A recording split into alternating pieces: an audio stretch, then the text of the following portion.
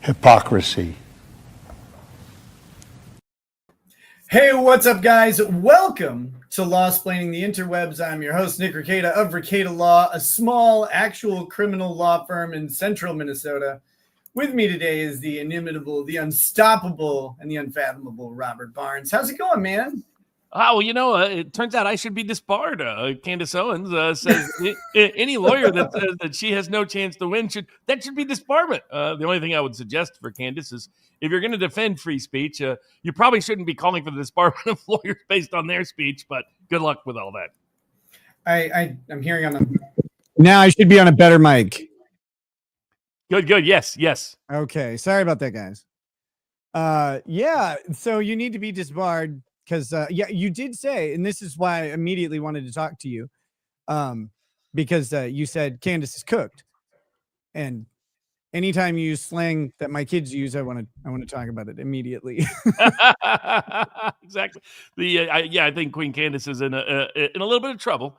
It's one thing to do the whole women, she's really a man, all that kind of thing. I just wouldn't add in, stuff like, she's Bridget Macron is really Emmanuel Macron's father, I mean, the incest kind of polishes it off. And then, so that's interesting. So we should kind of lay out the case in just a second. I wanted to get into this with you because I haven't read all of the complaint. I got like 55 pages in and I was like, okay, this is a bit much. It's very repetitive. And I get the general theme. And since Candace has said so much about them, it's just voluminous, right? Or voluminous, whatever it is. There's a lot to go through. And some of it's pretty funny. Like it's good jokes and good ribbing. But yeah, defamation is such a weird cause of action because of all of the limits on it and all of that stuff. But then you throw in, you've got defamation per se. We've got a head of state, and that's a weird thing as well, because it's like, that seems to complicate. Hold on. There's an echo I'm trying to fix. Well, there we go. That's as good as I can do. It seems the head of state thing has complications both from a constitutional perspective, because we're in a treaty with France. And then, so does that mean that the executive has some say in this cause of action? And then also you just have questions about, on the other side, you have questions about damages and what the damage can be. And if the U.S. courts have jurisdiction to replace out of nation damages, and if not, like what damages are they suffering in the United States, especially when they don't seem to have, they're not a Trump family, right? Like they don't have similar business interests. Macron is a relatively impoverished world leader. So it's like, it's all really interesting. And then, we have this on the back of free speech. And it seems like the Macrons, like whatever the propriety of their lawsuit legally, they really just want her to shut the fuck up. And they don't like having Brigitte's feelings hurt. And I get it, but also it's calls into question, like, should this suit even go forward? And so I thought you might have some insight on some of these questions. Yeah, no doubt. I mean, I think the biggest problem is the scope and scale of what they, I think it was about 125 false statements when I was done reviewing the 219-page complaint. They filed it in state court in Delaware. The county that it's in is more Democrat, one of the most Democratic counties in the country, a little more than 2-to-1 Democratic. So your jury pool is most likely going to be Democrats, right? In the ultimate jury. So she knows because she tried to sue Facebook in Delaware and they shut it down. The Delaware basically is very political and partisan in its courts. It's what Elon Musk has been screaming at people now for a while. Get out of Delaware, because he got burned by incorporating in Delaware. And for what I don't understand why Owens didn't change her incorporation. I mean, just move to Tennessee, move to another state that's favorable. I tried to tell Jones way back, I was like, move it to Texarkana. You move it up there, you got a whole different jury pool, a whole different judicial pool, et cetera. He got to experience what Austin, Texas justice looks like. Well, where she's in Delaware is even more partisan than Austin, Texas. And so that's that's the main reason why I thought she was cooked when I was reading the suit. I was like, but then you go into it and it's like, did you have to say this was in a book and they're saying it's not in the book, or say this photo doesn't exist and it does exist, or say this documentary didn't say something that it did? I mean, it was all kind of things that are like, and to misrepresent what the retraction letter sent. I mean, if you're going to be in a libel suit, just FYI to everybody out there, don't misrepresent what they say in the retraction letter. Just roast the retraction letter. Like that's like if I'm going to roast the a retraction demand or an apology demand, I put it up on screen. Like you guys can read it. It's always funny enough. It doesn't. The best lawyer in the world could write a retraction demand, and you can make fun of it because it's stupid. There's just no like. They're usually. Like a lot of times if you see them come in, the state might have a legal requirement to notify someone of your intent to file a defamation suit. A retraction letter is a good way to show that you're attempting to mitigate damages and you've given proper notice. So like, I get it, but it's also like you don't want to write one because they're just going to say F you. Well, and someone asked in the chat about why Delaware. It's because she chose to incorporate all her businesses in Delaware. Right. Delaware as a forum and jurisdiction makes perfect sense. Now, my question, though, isn't Candace's obvious move to remove to federal court and then to attempt a venue shift to Tennessee?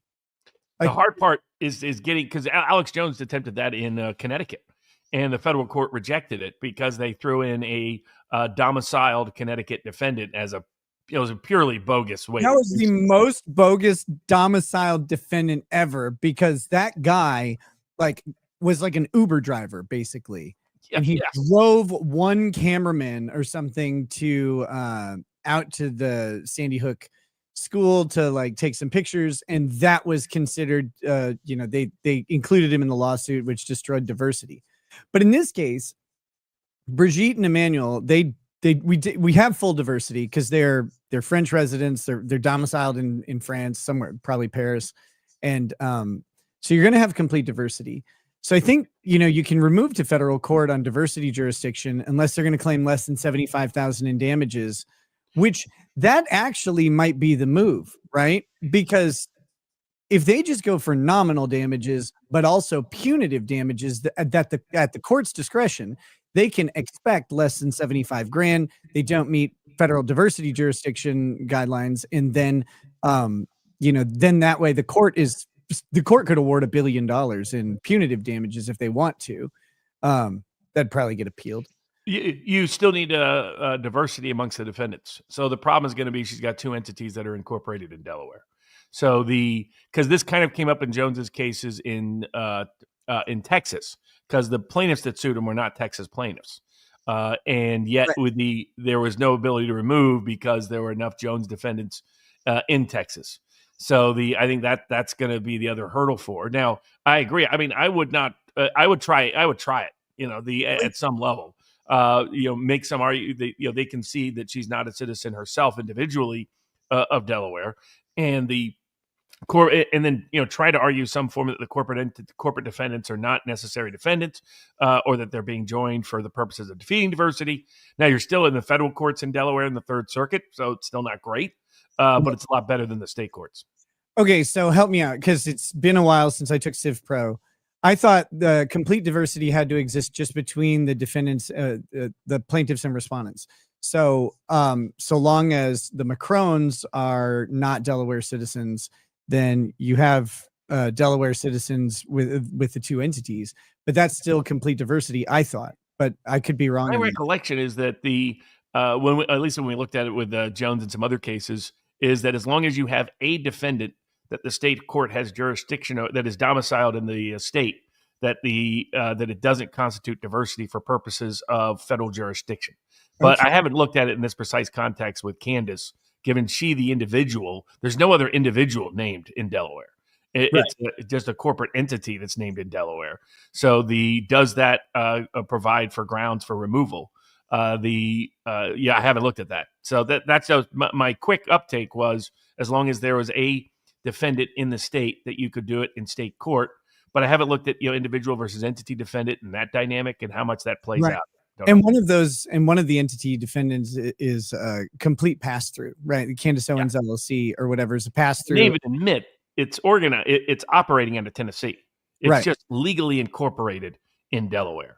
And so the other hurdle, you would get sort of a quick uptake on what the politics of it is because like in the Alex Jones case, that case should have been removed. He tried to remove it like 3 different times because he ultimately dropped the Connecticut defendant, and the federal court still wouldn't allow it to be removed.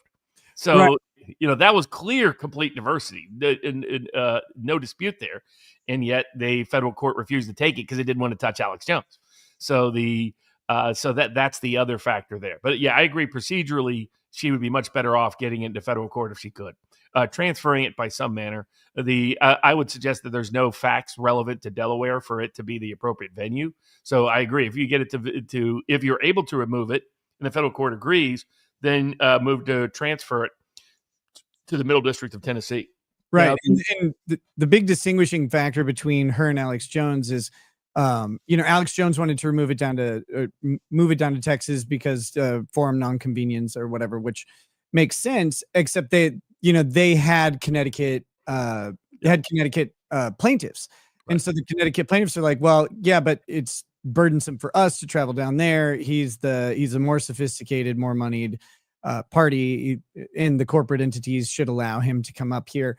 And so they make that argument. With Candace Owens, it's different because, again, the Macrons going from France to Delaware or going from France to Tennessee is about evenly burdensome, right? Like they can fly into Nashville just as easily as they can fly into whatever Delaware city has an airport. I don't even know, Wilmington, maybe. Yeah, it'd be Wilmington. Yeah, that's the only federal court in Delaware, and then you would have an argument for forum non-convenient, or the more convenient forum definitely being Nashville. It's the only place that has any facts connected to the suit, other than the incorporation papers. They're going to apply Delaware law. Like she's not getting away from Delaware law since she has those Delaware entities, no matter what happens. Correct. So even if it gets removed to federal court and moved down to Nashville, it'd be the same thing. There's going to be Delaware law, which is not a good state to have a defamation, to be a defamation defendant. There's no meaningful anti-SLAPP. Correct. The only anti-SLAPP that they have is like if you apply for a public permit and get turned down, and that's it. And so she will have to go through. She's in it for the long haul, and I think I think that's probably why she's taken such an aggressive posture, doubling down on her statements and stuff like that, is because she knows she's going to trial. The Macrons are not going to. I would be very surprised to see them have a settlement offer here. Yeah. Other than like a complete confession retraction, they would probably accept that. What concerned me about the suit and why I was going so strong on it was I wanted to make sure everybody who was connected to this, given that it's Dominion law firm managing it, it's the Macrons as the plaintiffs, that they are clear, and the suit hints at this.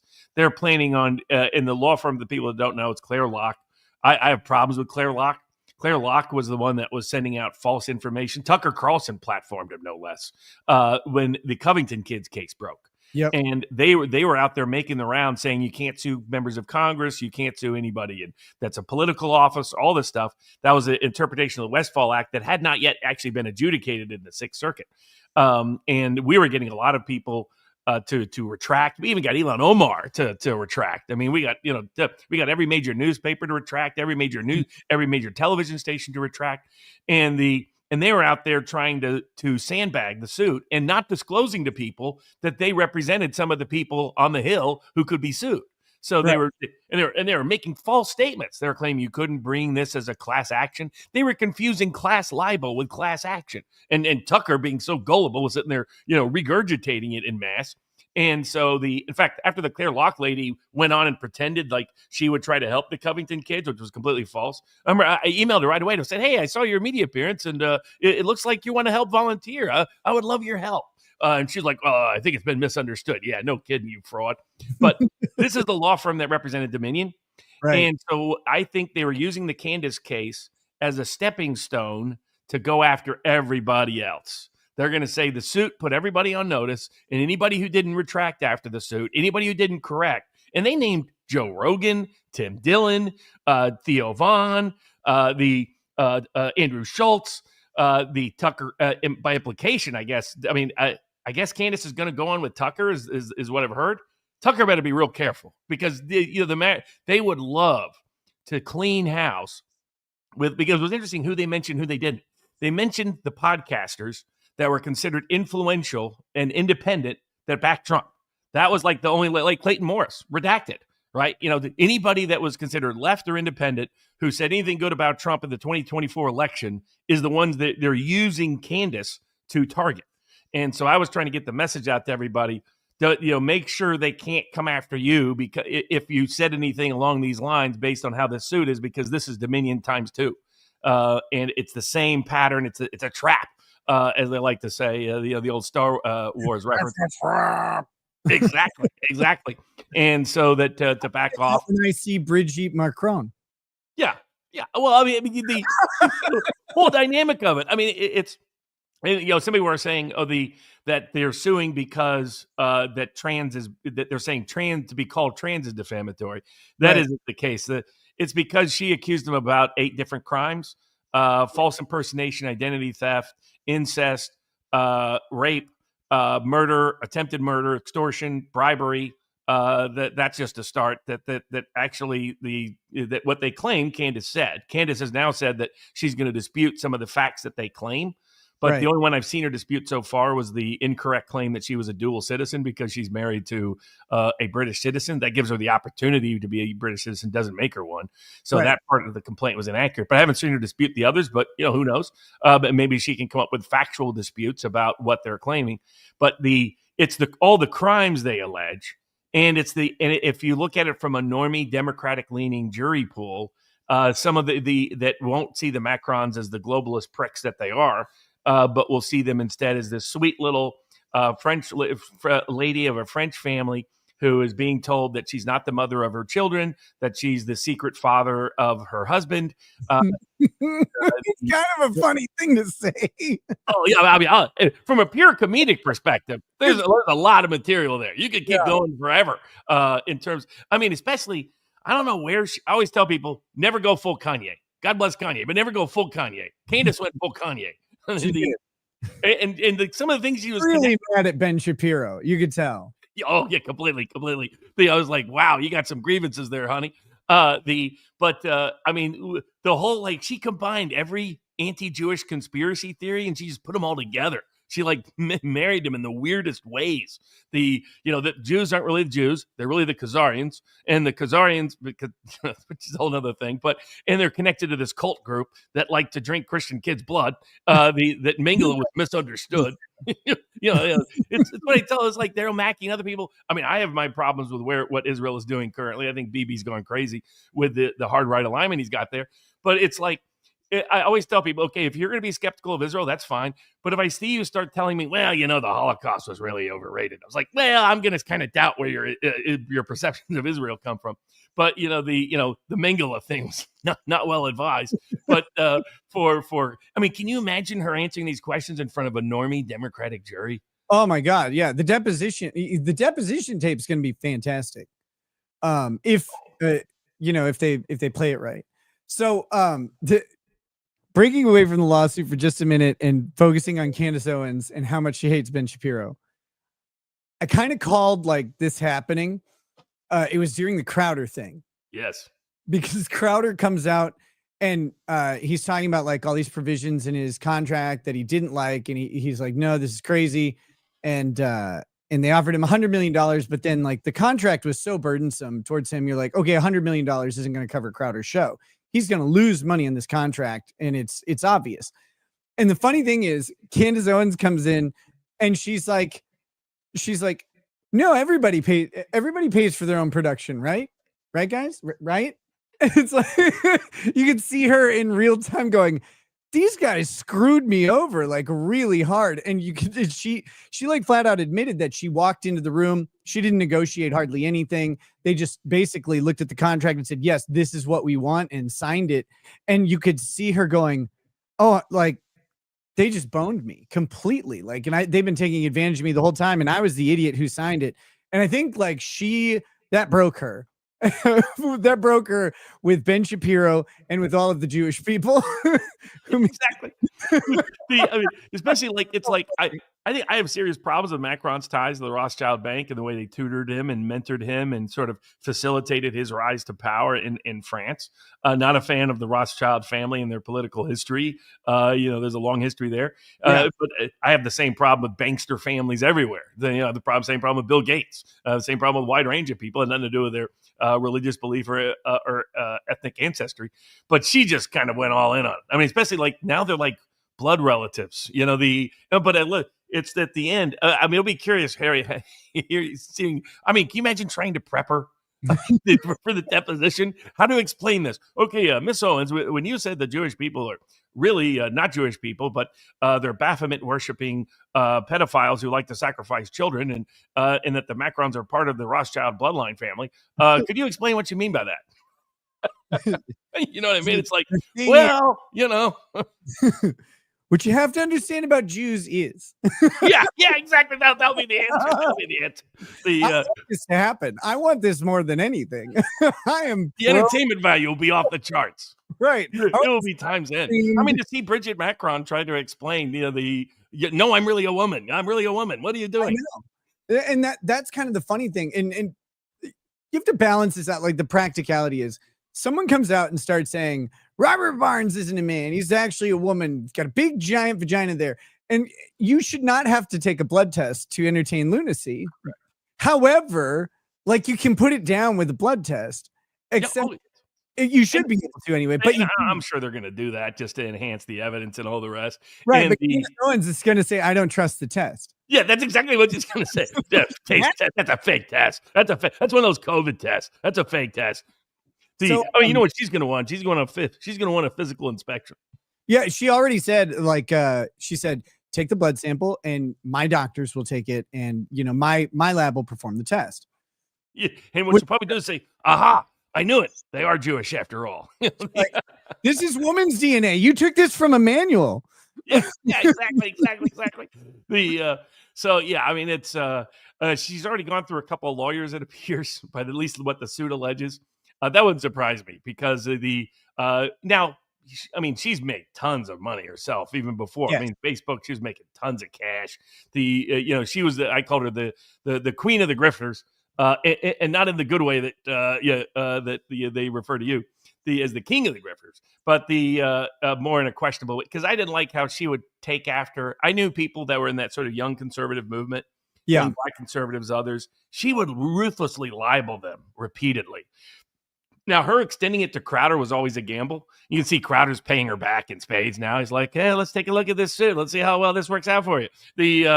And he reminded everybody how many times she had libeled him before. He didn't even go into. Now, I heard the quartering has got a bunch of stuff about how many of these conservative I thought at the time, the way we were some of the few people defending Crowder at the time. I mean, remember all that? I took so much. I still haven't taken as much heat as defending you in the court of public opinion. I mean, you would think of all the people I've defended the most controversial people all across the world. Somehow it's the little lawyer in Minnesota with a YouTube channel. They even created like fake Breaking Bad, Better Call Saul versions of me. But I gave him credit for that because that was actually funny. I was like, okay, that's funny. If you can make fun of me in a funny way, even if it's a complete hogwash, have at it. One of the guys who's like the biggest dickhole to me on the planet has the funniest name. And it kills me every time because I'm like, God, I want to like you so much. Like, why are you such a cockback? Just like we can laugh together. It's okay. I'm with you. I was lawyer. Man, did he proved to be real? I mean, that dude is. I mean, just looking at that guy is tough. I mean, it's really tough. It was tough to begin with. Who are you talking about? Potentially criminal. I call him the Jabba the Hutt lookalike. And so many of them. I mean, you got Mr. One Eye over there running around talking about different things. And some of them, I got sideways with Kurt all the way back because I made fun of. I said, I don't trust anybody that actually believes standing is a legitimate doctrine for screwing over people in the constitutional election challenge. Right, and he took it. Yeah, he took it personal. So he went on this huge bullshit. Like standing is the most bullshit argument. It's the easiest way for the federal courts to just ignore a case entirely. And there's no constitutional aspect to it. They're just like, we just decided that you don't have the right to sue. And if they can do that, if they can light switch you out of the justice system, then they've taken away any meaningful application of the Constitution. And Kurt's analysis of it, if I remember right, basically boils down to we've had standing forever, so it's good. Yeah. Well, he got so mad. He went on this 8-minute rant, attacking Barnes arrogant. Blah, blah, blah, blah. I thought it was so funny. I shared it with everybody. My brother couldn't quit laughing. And I guess he got embarrassed with it, took it down. And so I guess I can't share it because I'll probably copyright strike me. But I thought it was the most fun. I was like, this is great. This is classic. This is just perfect. By the way, guess who they just applied? The federal courts just applied standing doctrine to. Of course, I haven't seen the suit yet. The federal government. The federal government can't sue over sanctuary laws because the federal government doesn't have standing to enforce their federal laws. Yeah, because they're going after like San Francisco and this was in Chicago, I think. Right, but anywhere that's declared themselves a sanctuary city, Trump administration's like, you can't do that. You can't just ignore federal law. Like, and it's, but they run into ignoring the standing question. They run into what is it, Gonzalez v. Castle Rock issues, right? That you cannot. There's no duty to enforce even a presumed document that creates a duty, which was in Gonzalez v. Castle Rock was a restraining order, which said that in the event that the restraining order is violated, they shall use every means necessary to enforce the order and ensure the safety of the people it's supposed to protect. And the courts literally looked at the commanding language of the binding agreement of the order, and they said, shall doesn't mean shall today. Yeah. And so like, sanctuary cities, I think the standing argument, they don't even need to do that because they already have precedent that says that there's no duty of any law enforcement agency to actually enforce the law at any time. But I do, I respect Trump for going after sanctuary cities because I do think it's bullshit, but I think he'd be better off just by cutting their federal funding. Correct. Absolutely. Find other points of leverage. And I don't want the federal government to actually be able to compel local and state governments to do the federal government's business in law enforcement. Right. I think these local governments have gone further than that because I see them as aiding and abetting illegal immigration. Yeah, advertising that they're not going to enforce at all. And then the crazy part of that is, like, let's say you go to a sanctuary city as an unlawful immigrant, right? And then they arrest you. Like someone decides to do their job and they arrest you. You almost have a cause of action for like a promissory estoppel sort of claim against the government. Like, no, I came here relying on the notion that you would not be enforcing these laws. And it's kind of like the early weed dispensary businesses in states like Colorado when they first said, no, we're going to go against federal law and we're going to allow these dispensaries to operate cash businesses within the state as long as everything comes within the state. Even though that was, Wickard versus Filburn got rid of that a long time ago, but they said it anyway. And they're like, we're going to do this. And then, Obama comes out and says, yeah, we're not going to enforce in those states. And so then you have people creating businesses. Well, you can't just have the feds come in and start arresting people when they've relied on the government's promise that they're not going to be arrested. And so it creates this conundrum. And like, I agree with you. I don't want the federal government to force municipal and state governments to enforce federal law.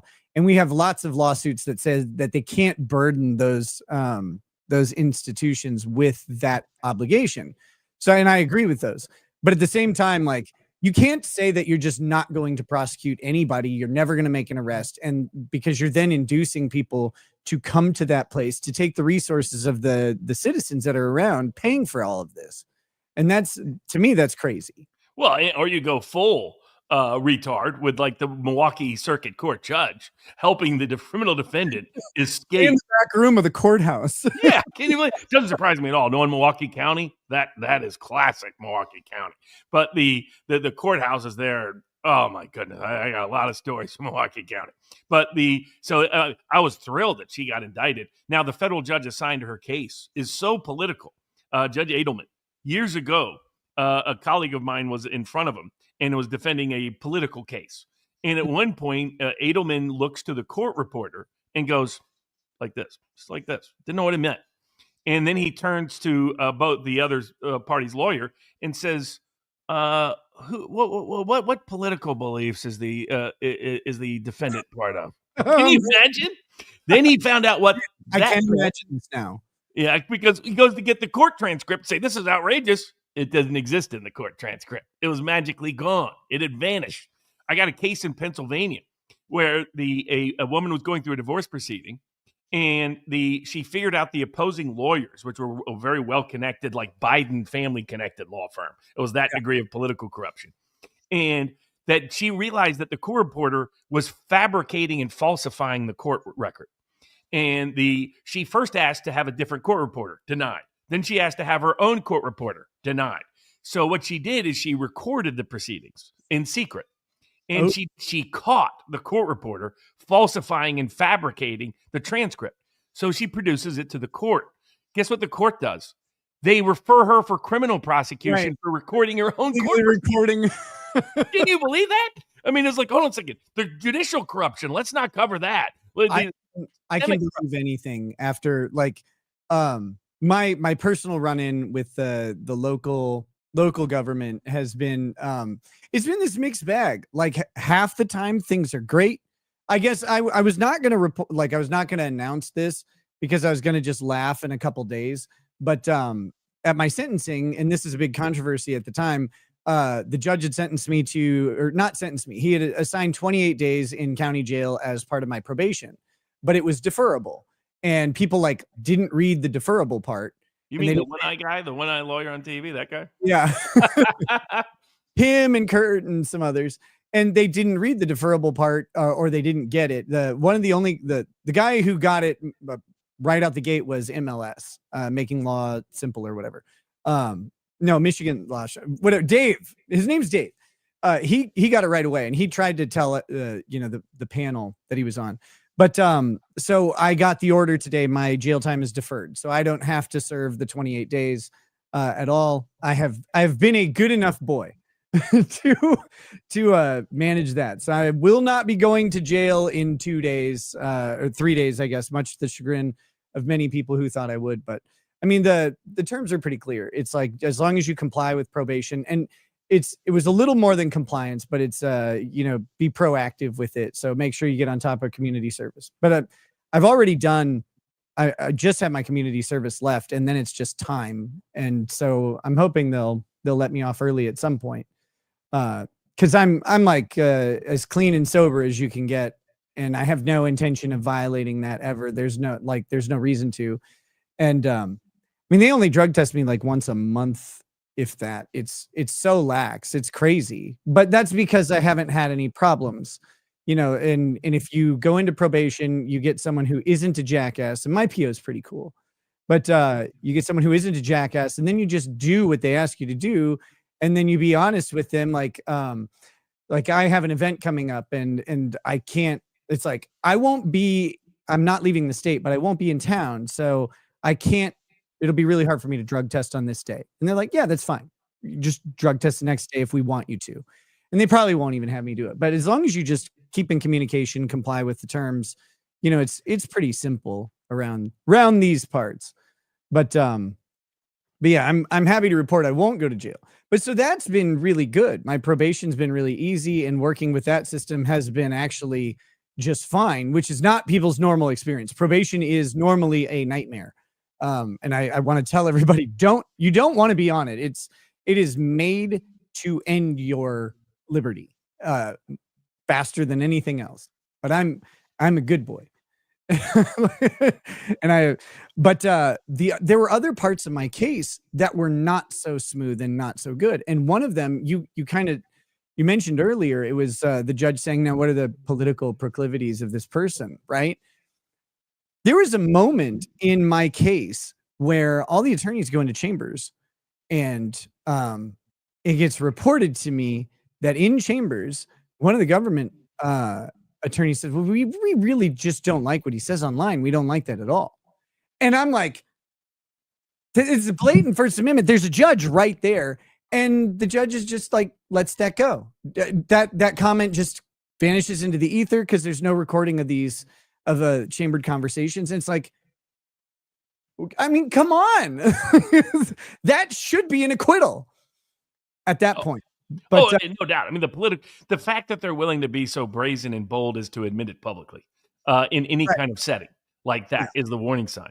But I mean, it wouldn't surprise me if Judge Edelman finds a way to let that case against that judge, excuse or pretext to dismiss it. He's smart enough, even though he's getting old. I was in front of another judge there in the federal courthouse. He kept referring to himself in the third person. Oh yeah, like Judge Learned Hand. Yeah, exactly. I mean, I was like, and he just got accustomed to it. And he was getting old. He was getting really old. It was a big civil rights case. We actually ended up getting the biggest settlement for a wrongful death civil rights case in the history of Milwaukee County. In that case, but that's just because most deaths in Milwaukee County are rightful deaths. Oh yeah, so everybody loved on the right David Clark. David Clark was a complete prick. He ran one of the worst Milwaukee. Say that again. Sheriff David Clark, right? Yeah, Sheriff David Clark. He was a nightmare in running the Milwaukee. Basically, he allowed every form of abuse you could possibly imagine. People were dying routinely. A pregnant woman lost her baby inside. I mean, it was one thing after another, after another, after another. So I just started suing him and suing him and suing him. In a bunch of these cases, end up getting good results in most of them, which was good. But I'm glad Clark has faded from the political scene because he was always a bum. He was all black conservative cowboy hat. I'm a tough guy. Da da da. No, he wasn't. He was a civil rights violator, serial violator, is who it was. Him and the other guy who is a nightmare, Joe Arpaio, right? And it was really interesting to see the progression of January 6th changed everything. I think really that was the big wake up call for so many people on the right, on the law and order community. It's like, you can be law and order, but you have to understand that so many people and so many cogs in this system are engineered to be opposed to the very law and order that you're liking. But like that Joe Arpaio guy, like I remember people like, oh yeah, this guy's great. He does all this stuff to prisoners. I'm like, none of this is good. No, I mean, to me, law and order is what's in the Bill of Rights of the Constitution. Right. That's the superseding law of the land. Correct. I mean, the people created some memes during the whole, Barnes Sims for this, Sims for that. It's like the only thing I've been sipping for is the Constitution for a quarter century. Same thing my ancestors were since we helped found this country. So that's what mattered. Law and order should be the Bill of Rights. You're not respecting law and order when you're depriving people of any of their constitutional liberties, no matter who they are. Right. And that's, the other thing that really changed everything was COVID. When it's like, okay, law and order, if you go like at the surface level, you're like, well, there's a law that says this about shutting They really down. mean authority. But they really, a lot of those law and order conservatives really mean authoritarian. Yeah. And they're like, but they're like, okay, well, the law says that they can shut down these businesses and they can do this. But then your internal sense of justice and the Constitution say they shouldn't have the power to do this. And you go, okay, well, now I'm in conflict. It's like, no. The conflict is really easy to resolve. The Constitution wins and should win every single time. And the fact that we've gone 250 years and let the Constitution lose so often is actually, that's the abysmal part of our system.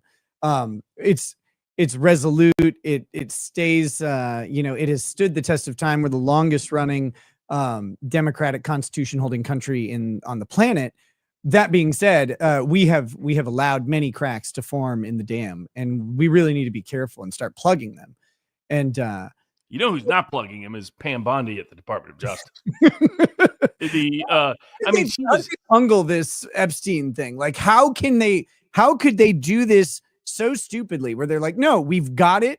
It's on my desk. It's going through review, and then like, I don't even know what you're talking about. I've never even heard of Epstein. Who's that guy?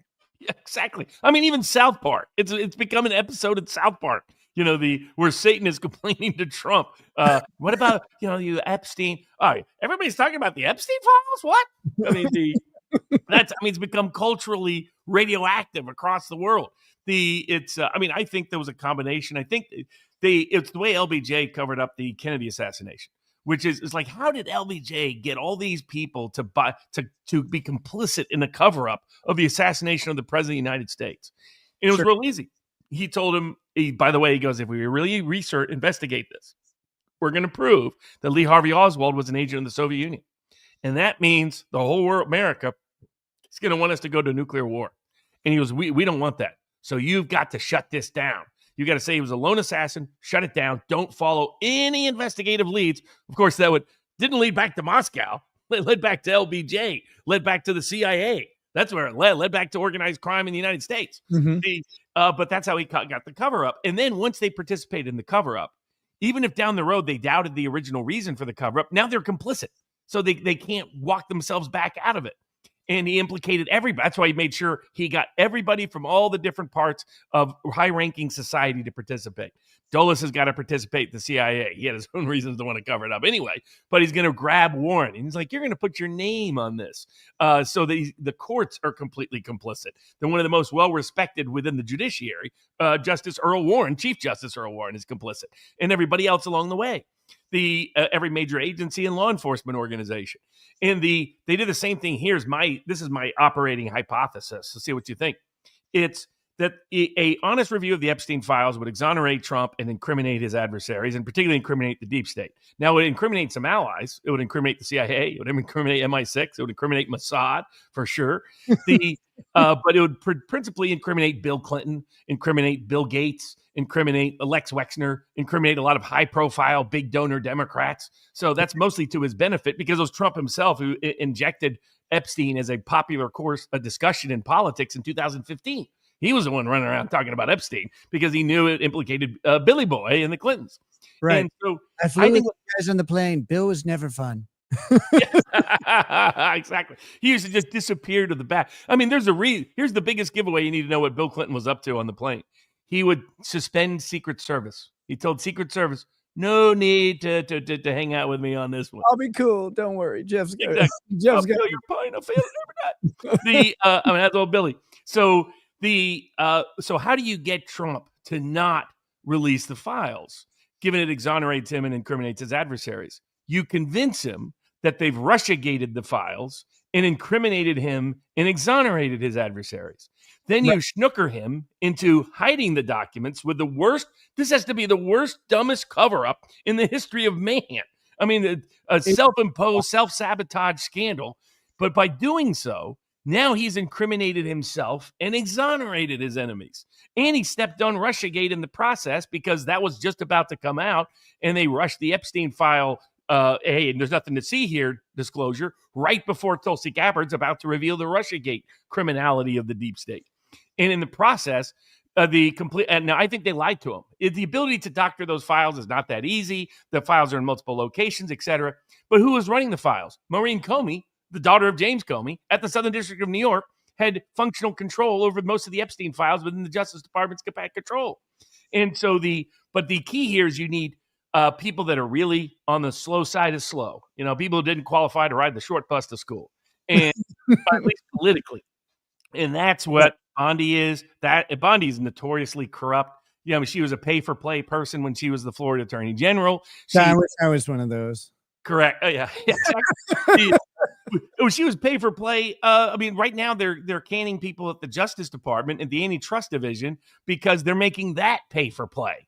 I mean, it's just getting terrible at what's taking place by Bondi. So she's kind of notoriously corrupt. So she would have her own. There's ways you remember the Nikola guy who ran that fraudulent hydrogen battery truck. Yes. Yeah, and Trump pardoned him. And then Tucker gave him sort of a very favorable. I know people that knew that industry and knew him, and they said there's no doubt he was completely criminal, top to bottom, left to right. I have no doubts that the media did bad things. I have no doubt the Sovereign District of New York did bad things. So I don't doubt that part of his story, but I doubt the other part. But guess who his lawyer was? It was amazing, as I think it never came up in the Tucker interview. He said he paid $80 million to his lawyers. His lawyer is Pam Bondi's brother. That's why he gets the pardon deal. The Pam Bondi was able to hush up and cover up all the mortgage fraud schemes that came out after the great financial crisis and the subprime mortgage loan blowing up. Remember, they were doing the RoboPen, before Biden's AutoPen. This was the real RoboPen scandal.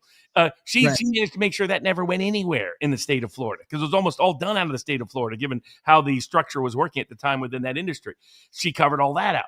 And so real quick, the RoboPens in relation to the 2008 mortgage and housing collapse was that these companies they'd bundle up mortgages, and what they would do is they take high value, reliable mortgages, good credit scores, proper loan to value, and they bundle them in with these really, really shitty mortgages that that what the federal government did was they basically they used Fannie Mae and Freddie Mac to guarantee bigger and bigger loans with worse and worse requirements, more lax requirements, because they wanted to create, like, mortgages create money in an economy. And so they wanted to create money without printing it through the Fed. So what they did is they used Fannie Mae and Freddie Mac to allow mortgage standards to just reduce and reduce and reduce. And then they used racial equality and some of those things as arguments to justify it.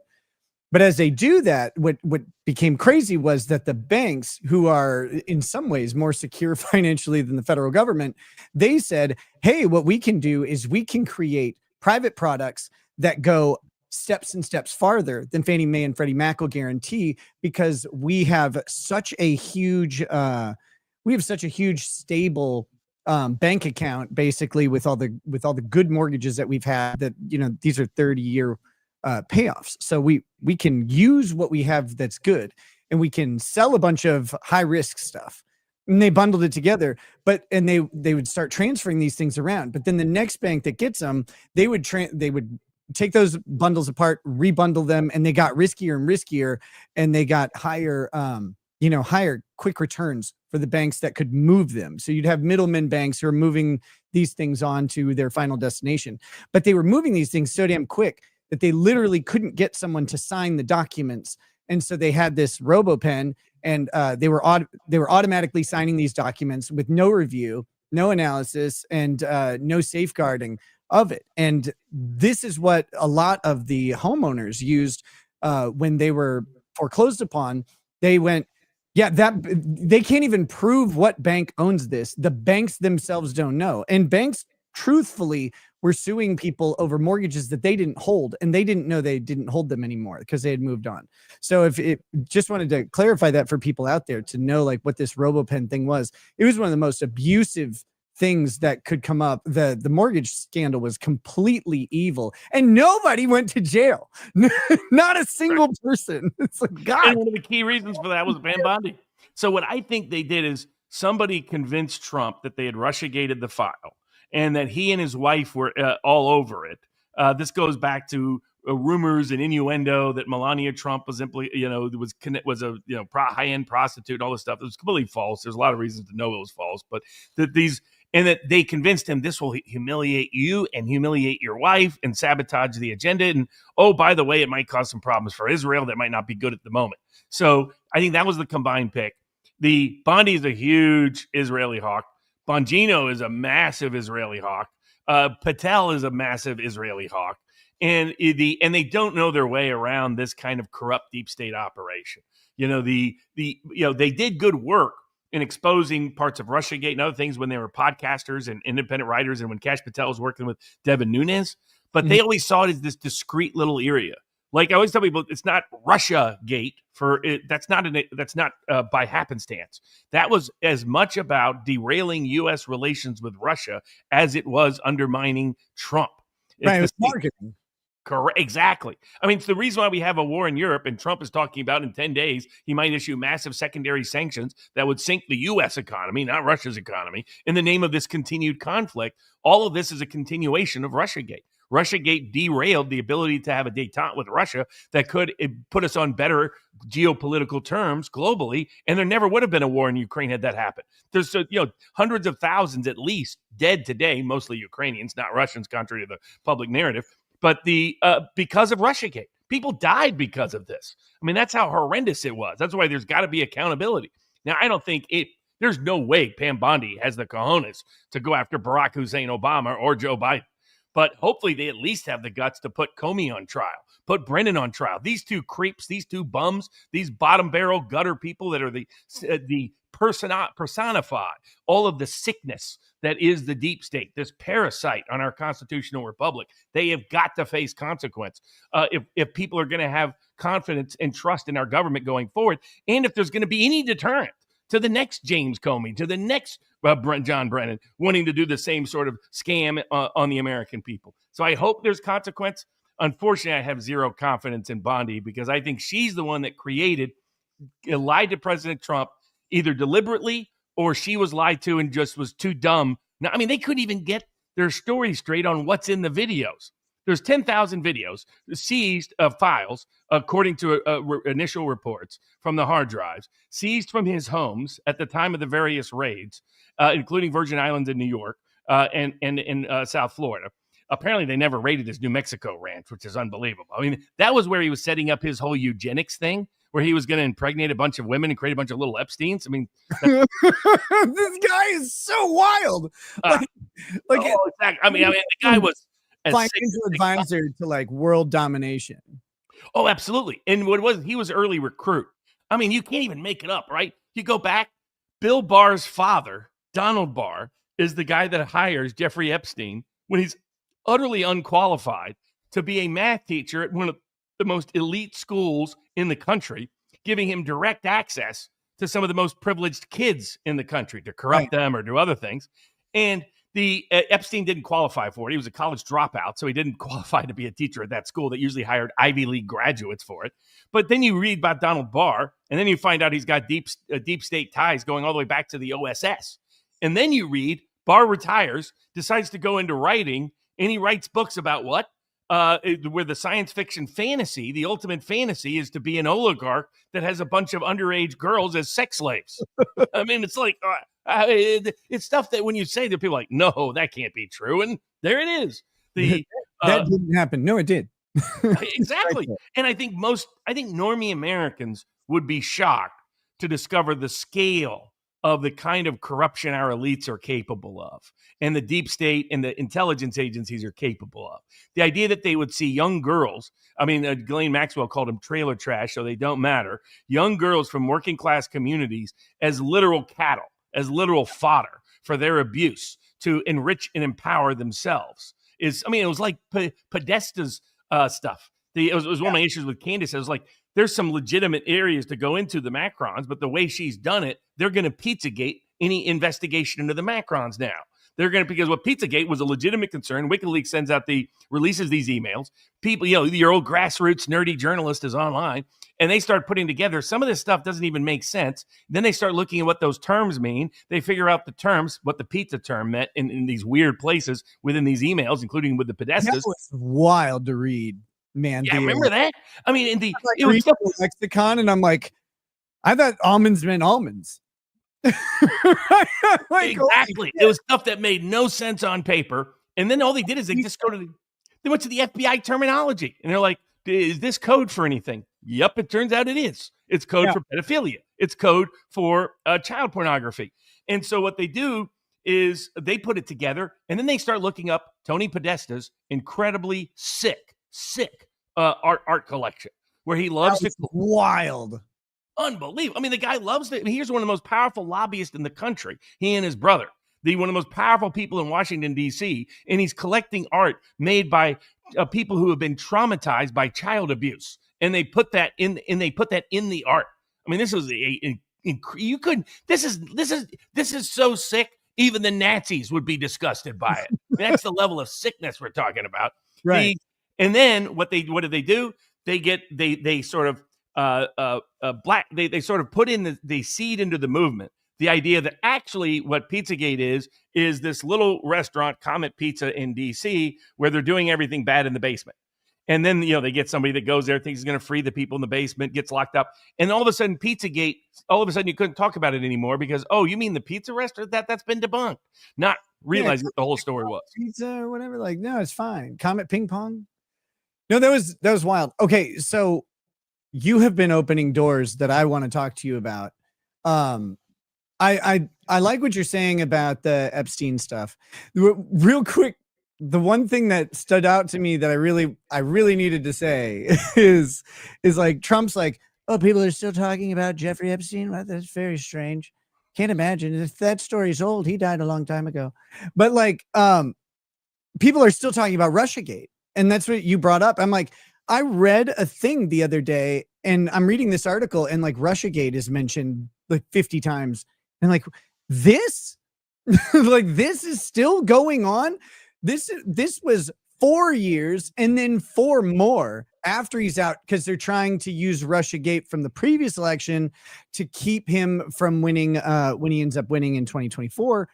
And like this thing is this has been the biggest payoff for really like when it first came out, and you're like, I can't remember what the price tag was on the thing. It was like $10 million. Christopher, what was his name? Christopher Steele, XMI6. Yeah, so Christopher Steele, and it was like a $10 million line item for him to produce this report. And that thing has paid in spades for the people who made it. It's nuts. It is doing work still today. And so that got me. My thing with Ghislaine, I wanted to ask you about is and this kind of plays into everything, is one of the things I think with the sort of conspiracy aspect or the cover-up aspect is you have to convince people. And so what you were saying is you have to give these people a reason. And that's always the hardest thing in a conspiracy. It's like, well, it's ridiculous to get all these people to agree on this thing and to keep everybody quiet. It's like, well, unless the stakes are high, right? So you talked about the stakes. This Russiagate thing is basically the stakes here. And it's kind of funny because that's mirroring what you were saying with the JFK cover up. But then you also have to have another thing. You have to have a plausible alternative, because you got to give something to the public. Pam Bondi says, I have a document. And then she says that document, it really doesn't even say anything. I mean, it's like the ingredient list on Cheerios. Just don't read it. It's like, you don't want to know how much sugar's in there anyway. And so now they've got this problem. And so that Ghislaine is there as the solution. And I'm guessing someone on that fucking list is like, okay, we need to get Ghislaine Maxwell out of prison. And this is the ticket to do it. And then it gives them the ability to retrieve the names on the client list, the ones she can remember. There's some fuzzy ones that she doesn't remember. They're very unrecognizable people, right? Like Bill Gates. Who could recognize that guy in a crowd? Like where everybody else is partying and in like a suit, and this guy's walking around in a sweater. He's like, where are the underage girls in the farmland? Like, can you fucking imagine Bill Gates at a billionaire party? It'd be so embarrassing. But like, so, she has fuzzy memory on the people that she needs to have fuzzy memory on. And now they have this way to implicate the people they want to implicate. She's a tool. And then she gets the big payoff favor for kind of keeping her cool throughout this whole thing and not just spilling the beans and saving herself at the beginning. She refused to rat on a dude that was fucking dead. Like, that's crazy. Like, that's crazy loyalty. Yeah, and I mean, I'm curious what she's up to. So I think she probably believed up until the Second Circuit denied her appeal that she would win ultimately on the appeal. And I legally, I think she's correct, by the way. I mean, they cut a deal with Epstein that said we hereby inoculate everybody, immunize everybody else. That was the Florida immunity agreement is what you're talking about, right? And then Second District of New York is like, actually, we don't recognize the immunity agreement of a different federal district. And it's like, holy shit, that's the all writs clause and not even deep into it. That's the easiest thing in the world. You have to recognize that. And I remember thinking that at the time. I'm like, they can't ignore an immunity agreement from another federal district just because it's in another state. And they did. They're like, well, nope, that's for crimes down in Florida. It's like, that's not what the agreement says. Right. That's what it is. No doubt. And I get they later set aside the Florida plea deal because of victims weren't properly notified. But the negotiation that went into that that's not on the defendant. That's on the government. Right. And so I don't like the idea the government can just walk back any plea deal it wants, whenever it wants. Like it's one of those, Trump 20 days, 10 days, 15 days, 30 days, 40 days, that everything. That's not constitutionally consistent. Now, I don't think the Supreme Court's going to take her case unless maybe, there's all the rumors that Roberts is on the Epstein list, right? There was a different John Roberts that was on the plane, is my understanding. But I'll tell you this, if the Supreme Court takes her case, then maybe those allegations of conspiracy theories have some truth to them. Maybe Kavanaugh's on the Epstein list too. That guy sounded like a party. I like beer. I like beer and farts. I mean, they tried to entrap everybody. Sometimes they were successful, sometimes they weren't. But they were part of a much bigger money laundering operation. That was his day-to-day. That was his day job. His day job was not day trading. His day job wasn't honeypots. His day job was money laundering for everybody, fraudsters, schemers. Massive amount. Like I saw an article the other day, and of course they're the articles are paying lip service to what's really going on because they're like, we've uncovered 1.5 billion in wire transfers. I'm like, nope. And here's why. I don't care how confident and how powerful these guys are. No one is wire transferring to have sex with a 15-year-old. No one is doing that. Right. Like, you're not putting that down. You're not doing a federal transaction that's going to generate a CTR and or an SAR at the very minimum on your pedophilic act. Like, not these guys. I mean, some people are dumb enough to do that, but not these guys. Like, these guys have way too much to lose, and you will get tagged on that if you don't pull the right strings. So like, they're like, it's all about it's all related to the movement of women. I'm like, no, it's all about the movement of women was the pretext for the movement of money. And like that to me is clear as day that this is and they're talking about it's $1.5 billion. I'm like, they did not spend $1.5 billion flying girls around the world. Like, that guy's probably got so many American Express American Airlines miles built up that he could just fly them around for free anyway.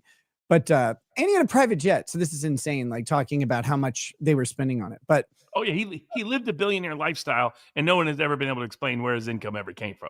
And it's quite clear he was a money launderer for like random fraudsters, Ponzi schemers, foreign governments, our own intelligence agencies, anybody and everybody. That's what he was. He was I call him a grace-based fix-it man. That's what he was good at. Part of that was honeypots. Part of that was feeding his own personal perversions. Part of that was feeding a ridiculous lifestyle. That was the bonus points for being good at the criminal behavior he was good at. My understanding of Ghislaine Maxwell is Epstein was originally recruited into the world that Robert Maxwell was really, really good at. I mean, that guy's life story is like wild. He had like 9 different pseudonyms. You guess how he settled? He was originally Abraham Hawk. Then it changed to Jon Hawk when anti-Semitism started to surge in the part of Czechoslovakia. By the way, guess where his town is now? It's inside Ukraine. It's like everything weirdly comes back to Ukraine. It's like this, nexus, this devilish, this satanic nexus of all evil in the world. But guess how he came up with the last name Maxwell? Well, what do you think inspired that how he came to be named Matt? Is it a cassette tape? The coffee, the little coffee thing. Maxwell House or whatever? It's Maxwell House. He was like, oh, that looks good. That looks popular. I'll just call myself Maxwell. It's like the Manchurian Candidate, the first one. Remember, you can't remember how many commies they're supposed to be in the State Department. And so he asked her, can you just give me a number so I can have at least the same number? And they're sitting there having lunch, and she points to the Heinz 57 bottle. And so I was like, there's 57 known communists in the State Department. That's what it was about. So it's that kind of background. But so Epstein was part of that world with Maxwell. The rumor is that the reason why she got stuck with him almost is because he was laundering a lot of the money Maxwell had been stealing from the pension funds. And so when Maxwell dies... Those things are ripe for theft. Yeah, he fell off a boat. I mean, it's amazing. All these people fall off a boat, hang themselves in ways nobody knew you could hang yourself. I mean, that was the other thing. Kash Patel saying, I've been to that prison. Suicides happen all the time. That's a complete lie. I think there hadn't been a successful one in 18 years. I'm familiar with that facility. I've had people locked up in that facility. And in fact, and I've done civil rights cases on what we call wrongful suicides. People that if they'd done their job, the person wouldn't have been able to commit suicide. Right. And so that particular jail cell was designed to make it impossible to kill yourself. So that was a ridiculous excuse. And then Bongino, and then throwing in the pretending that the 2 attempts to murder President Trump had nothing to do with anybody except the 2 guys. I mean, especially that weird Butler case. Like that's normal. Like, people just try and assassinate presidents all the time on their own with no outside motivation or assistance.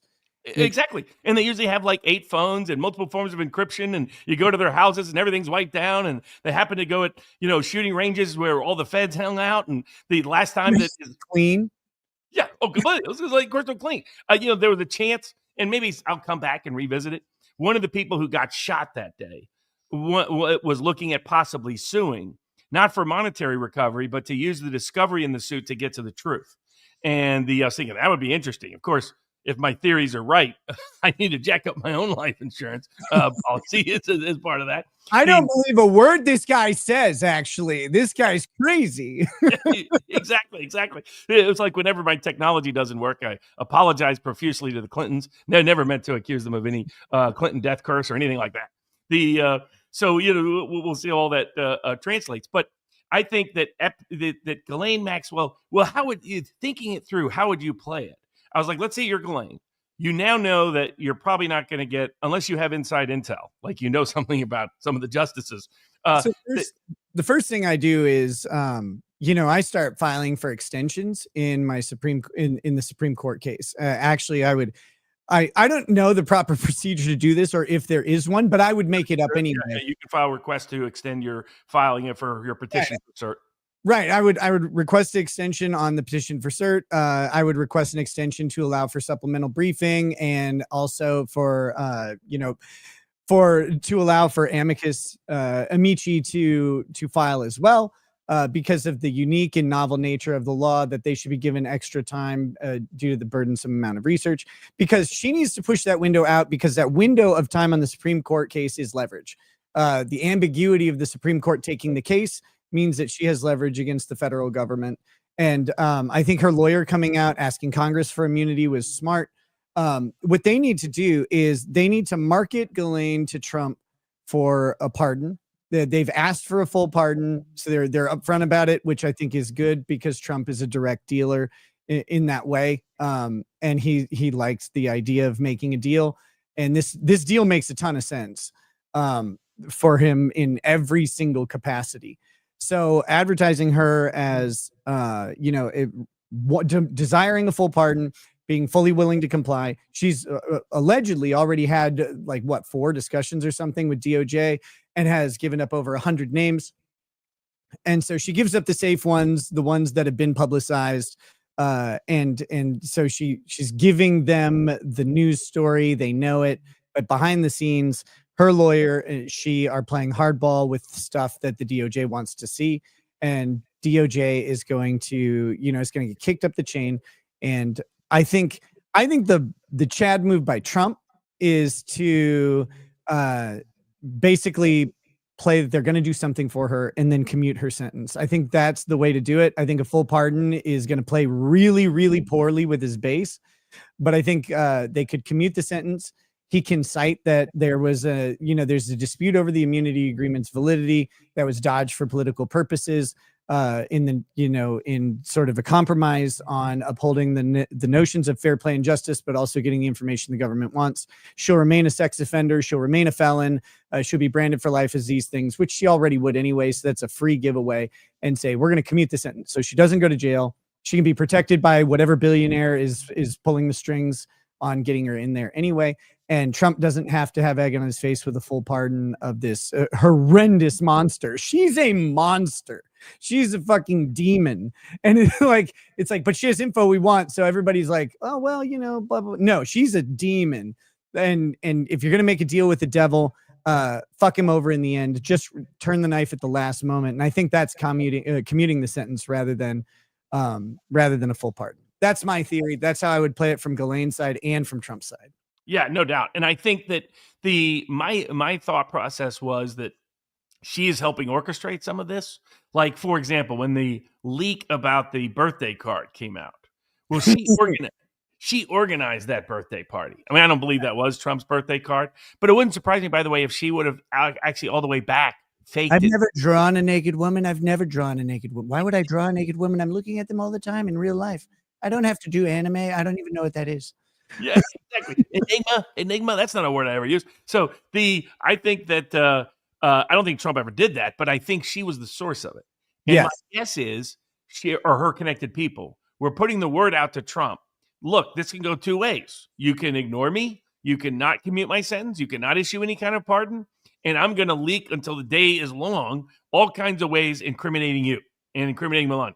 Or you can come down, say hello, say hi, and I'll sing to whatever lyric songbook you want me to sing to. If you want, seeing that you're innocent and Bill Clinton is guilty, I'll do that. If you want me to say they're all innocent, fine. Whoever it is, you want whatever songbook you want me to sing, I'll be happy to sing.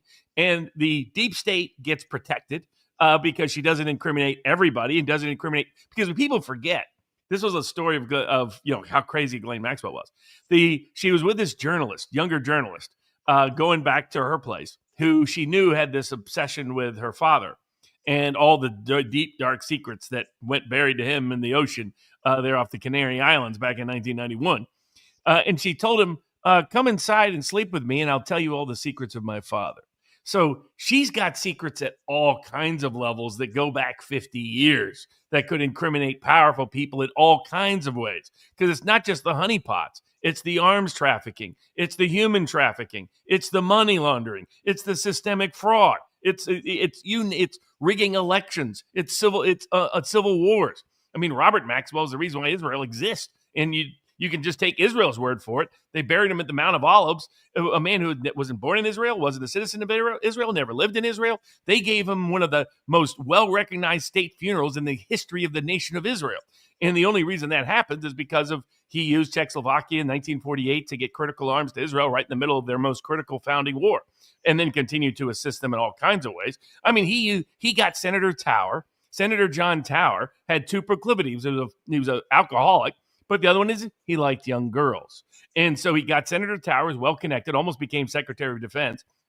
He used his connections to get Israeli software, spy software, put into our nuclear facilities. I mean, that's how effective Maxwell was. But she may know all of those secrets too. So she's got a lot to leverage, and she waited for the right time to leverage him and leveraged him well. And I think that basically saying, look, you can leave me here. If I mysteriously die, everybody's going to think you killed me. If you don't do it, if you leave me here, I'm going to continue to leak like a sieve that you're the source of all this, that you're the problem, that you're the bad actor, etc. Or you can have all these problems mostly go away by giving me the commutation, and I'll say that you are actually the guy that would never do anything like this, and that the other people that I got caught up into this horrendous lifestyle that I was a victim to, that will be the Ghislaine pitch. And maybe I'll give you a few heads that you want. Now, maybe they're low-key ones. Maybe they're, the ones that you can... Dead ones.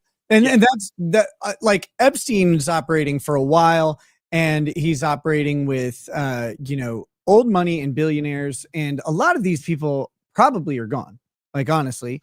And so there's a lot of safe to give up people that you can't go after. And I think that's one of the things, and I think, if I'm Ghislaine's lawyer or Ghislaine either, I think their expectation is that settlement on commutation, right? Like they're gonna swing for the fences on full immunity and a full pardon for her, because that's negotiation 101. Is you offer a position above where you expect the outcome to be. You just hope you get, like, you want the better position, but the reality is she knows she's not going to get it. And so I think that's where they end up. And you see, she's playing this well because she demanded the immunity from Congress. Congress denied it. Yep. And what does that do? That allows her to not answer any of Congress's questions. Congress can look like they're doing an inquiry when they're not really doing an inquiry, because if they were serious about an inquiry, they would have not immunized her. They don't want to do that. And that allows her to continue to coordinate with, it's not a coincidence. The person they sent down is Todd Blanche. Blanche is Trump's longtime personal counsel over the last half decade. And so he's someone who can maneuver through this minefield in a way to limit Trump's ongoing damage and get something out of the Epstein files that could, if she wanted to, everybody knows Bill Clinton's corruption. She could just throw Bill Clinton under the bus. Say, I'll give you Billy Boy. He's old anyway. The Democratic Party is done with the Clintons anyhow. That's why they're willing to release the Epstein files. They know Clinton is the big Democrat in there, and they want to get past the Clintons. They want to dump the Clintons. They want to divorce the Clintons. They want to get rid of that legacy to move on. There's a lot of people that have personal vendettas against the Clintons that got that got pushed down or pushed aside over the last 30 years because of the Clintons, and it's payback time. And so they would have no problem at all putting that knife in the back. And so that's my guess as to how it's being played. And this, Ghislaine Maxwell is very, very, very good. Very, very, very skilled. So she basically played the long game. I'll do a little bit of time. I think I'll get an appellate win. And if not, once it's clear I'm not, I'll play the cards I have available to me. and that this walked right into her lap. Yeah, and the smart thing was going to trial, maintaining innocence throughout the trial, because she also gets to, like you said, Congress is there. They're going to ask her to come in. If she had made a plea agreement or made admissions, she'd have to go to Congress, and she would forfeit her Fifth Amendment right, basically.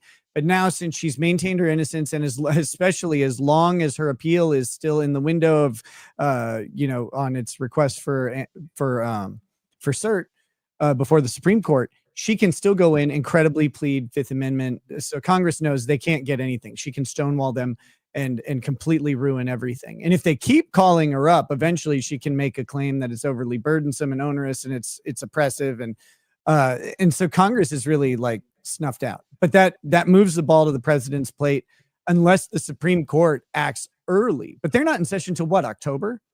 Yeah, I mean, they do. Now, I think she just filed her cert petition. So Sure. the government can buy time too, because they can ask for time to respond. So the Supreme Court's unlikely to have a conference addressing her until like November. Now, Congress, Thomas Massey, probably the reason why Trump hates Massey. Massey keeps blowing up these scandals, exposing him over and over and over again. A huge Thomas Massey fan. He's done more work for small farmers than anybody out there. In Congress. Stood up for Amos Miller, and when only he and Robert Kennedy were the only people that were willing to do so at the time, before we won before the Commonwealth Court of Pennsylvania.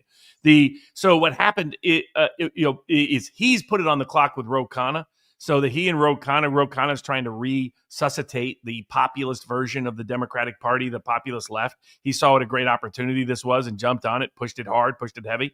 And so that's probably going to have to come to a vote in September. But they could probably drag all that out until like November or so. And so I think that's where that's the clock.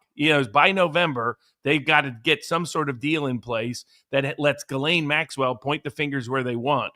And then they can lock it all up and ship her off. And give her commutation. She goes back to France. End of that story.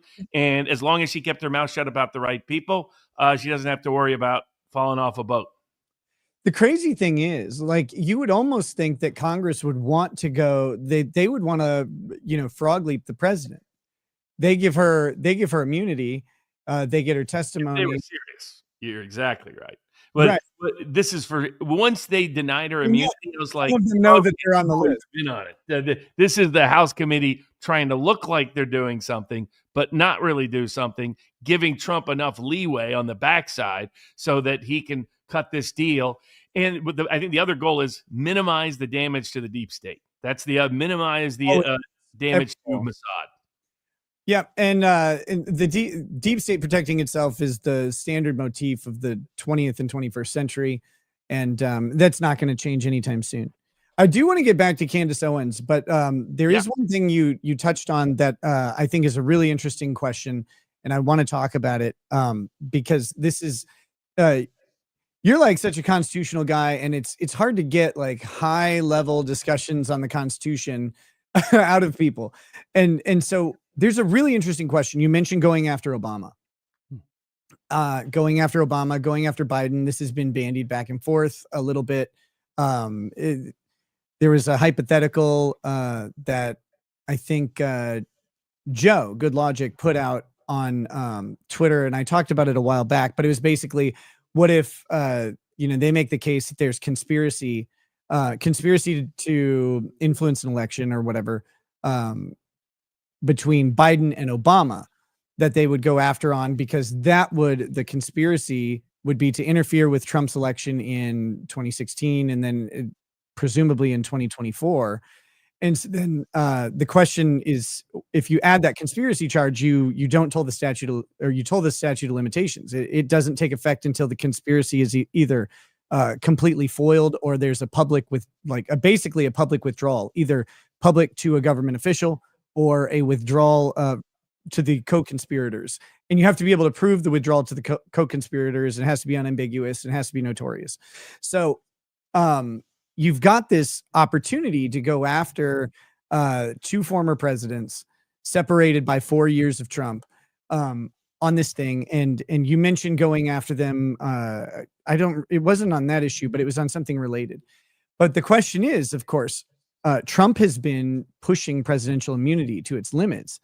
And so where do you think presidential immunity falls in on any prosecution attempts of Obama or Biden by the Trump administration? And I don't think Trump is being hypocritical here. And one of the things I posited was that Trump went so hard on the presidential immunity agreement to give him a credible way to go after them. Once immunity was settled with the Supreme Court, he now knows the outer bounds, and they know where they can attack on the charges, right? You have to find something that is not within the umbra of presidential duties. And so if you can find non-official acts or make a good argument for non-official acts, you can justify a prosecution. Even if you don't ultimately win a conviction, a public prosecution of Biden and Obama is one, it's a massive news story. It's a rallying point, and it looks like Trump is going after real corruption that they can show. And they can show that corruption specifically with Obama interfering with the Trump campaign by monitoring his offices, allegedly due to one Trump campaign aide meeting on a train in Europe with one guy from Russia, like at some point, and having a conversation. They're like, aha, now you've got this justification for wiretapping of the Trump campaign, which is crazy. Like, that was such a naked grab for the information into your opponent's political campaign. But so what do you think about this idea that Trump has been eager to define the limits of presidential immunity, not just for his own purposes, but to justify he's like, look, I pushed for presidential immunity. They said this is the limit. So here we're going to go. Now we're going to follow the law. We're going to go after these guys. We know these acts weren't official. They're self-serving. They're kind of gross. And so he's going to go after them that way. What do you think about this issue? So my view had always been that you need to impeach a president before you can indict a president. That's how I interpreted the impeachment clause. Me too. Political reasons. So what I have been encouraging them to do, and also allows the House to make an issue out of this leading up to 2026, it takes the burden off of Trump in terms of initiating prosecution. Have the House of Representatives bring an impeachment against both Barack Obama and Joe Biden. Make their Democrats. Sorry, not to interrupt, but the Democrats played right into the hands by running Trump's second impeachment after he leaves office, which is a huge mistake. Huge mistake. Agreed. I thought, because my view was you couldn't impeach him outside of unique circumstances, when he's no longer serving office. But that ship has sailed. They've set the precedent that says otherwise. And the only precedent that matters in impeachment is what has been previously done by the House of Representatives in that context. And Raskin, Harvard Law Raskin comes out, and the only good argument he makes is the one that ends up being the justification for post-presidential impeachment, which is that there is a two-prong factor to impeachment.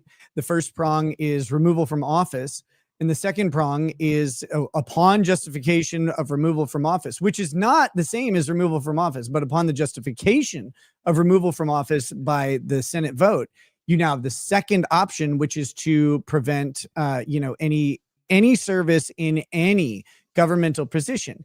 And just because former presidents don't typically take on another political position in the United States, it doesn't mean they can't. I mean, Obama could run for Congress in theory if he wanted to, but he's not going to do that. But if you have that second prong, now you can justify a post-departure impeachment. And they set the stage, and they did it very stupidly because John Roberts refused to oversee Trump's second impeachment because he was out of office, which implies that the Supreme Court does not believe that a not sitting president is entitled to have the same protections of impeachment that a sitting president would, which further goes into play under Nixon versus United States. No, not that Nixon. That the non-sitting president would not be entitled to the full Senate hearing their impeachment, which means that only the Senate Judiciary Committee would hear the impeachment. It would still go to a full vote, but the Senate Judiciary Committee would basically lead the way with their vote on this, which makes it very, very dangerous for someone like Obama and Biden. I think it's hilarious that Trump's second impeachment, which was so ill-advised, that I can't even imagine the page serving the second impeachment just days before he leaves office had to be like, this is a bad fucking idea. Because that guy's probably in law school at the time. Yeah. Well, I mean, that's what I'm recommending on that route. I had a broader interpretation of presidential immunity than the Supreme Court. And again, the Democrats have dug themselves in here because they would have eviscerated it entirely, the liberals on the Supreme Court. And now they're wanting to hide behind it. And, and the other problem is, how many times did Obama run around saying no one is above the law? No one is above the law. Okay, Barack, let's see how that goes if the shoe's on the other foot.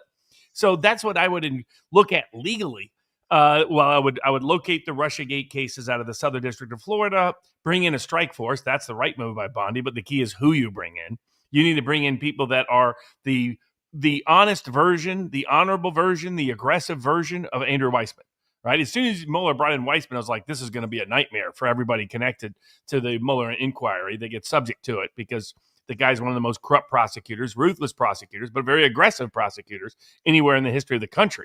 That's a guy that belongs in prison, is Andrew Weissman. But is bring it down to Southern District of Florida. So bring in smart, guys that know how to take apart these kind of cases.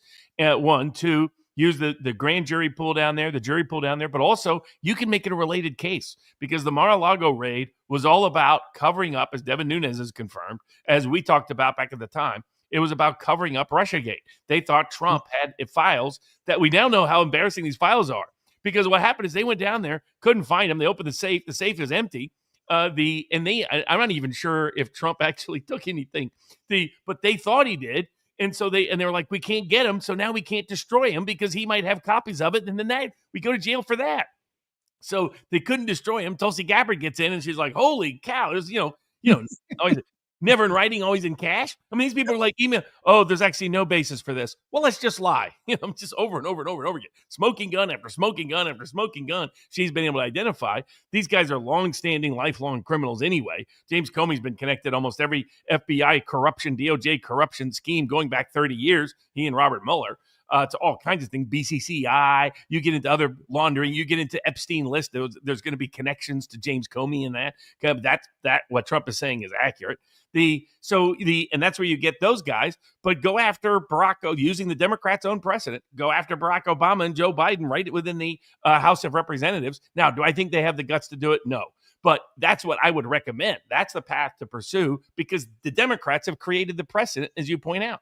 And then you have a legitimate basis to indict them later on. Now, if the Senate acquits them, okay, so be it.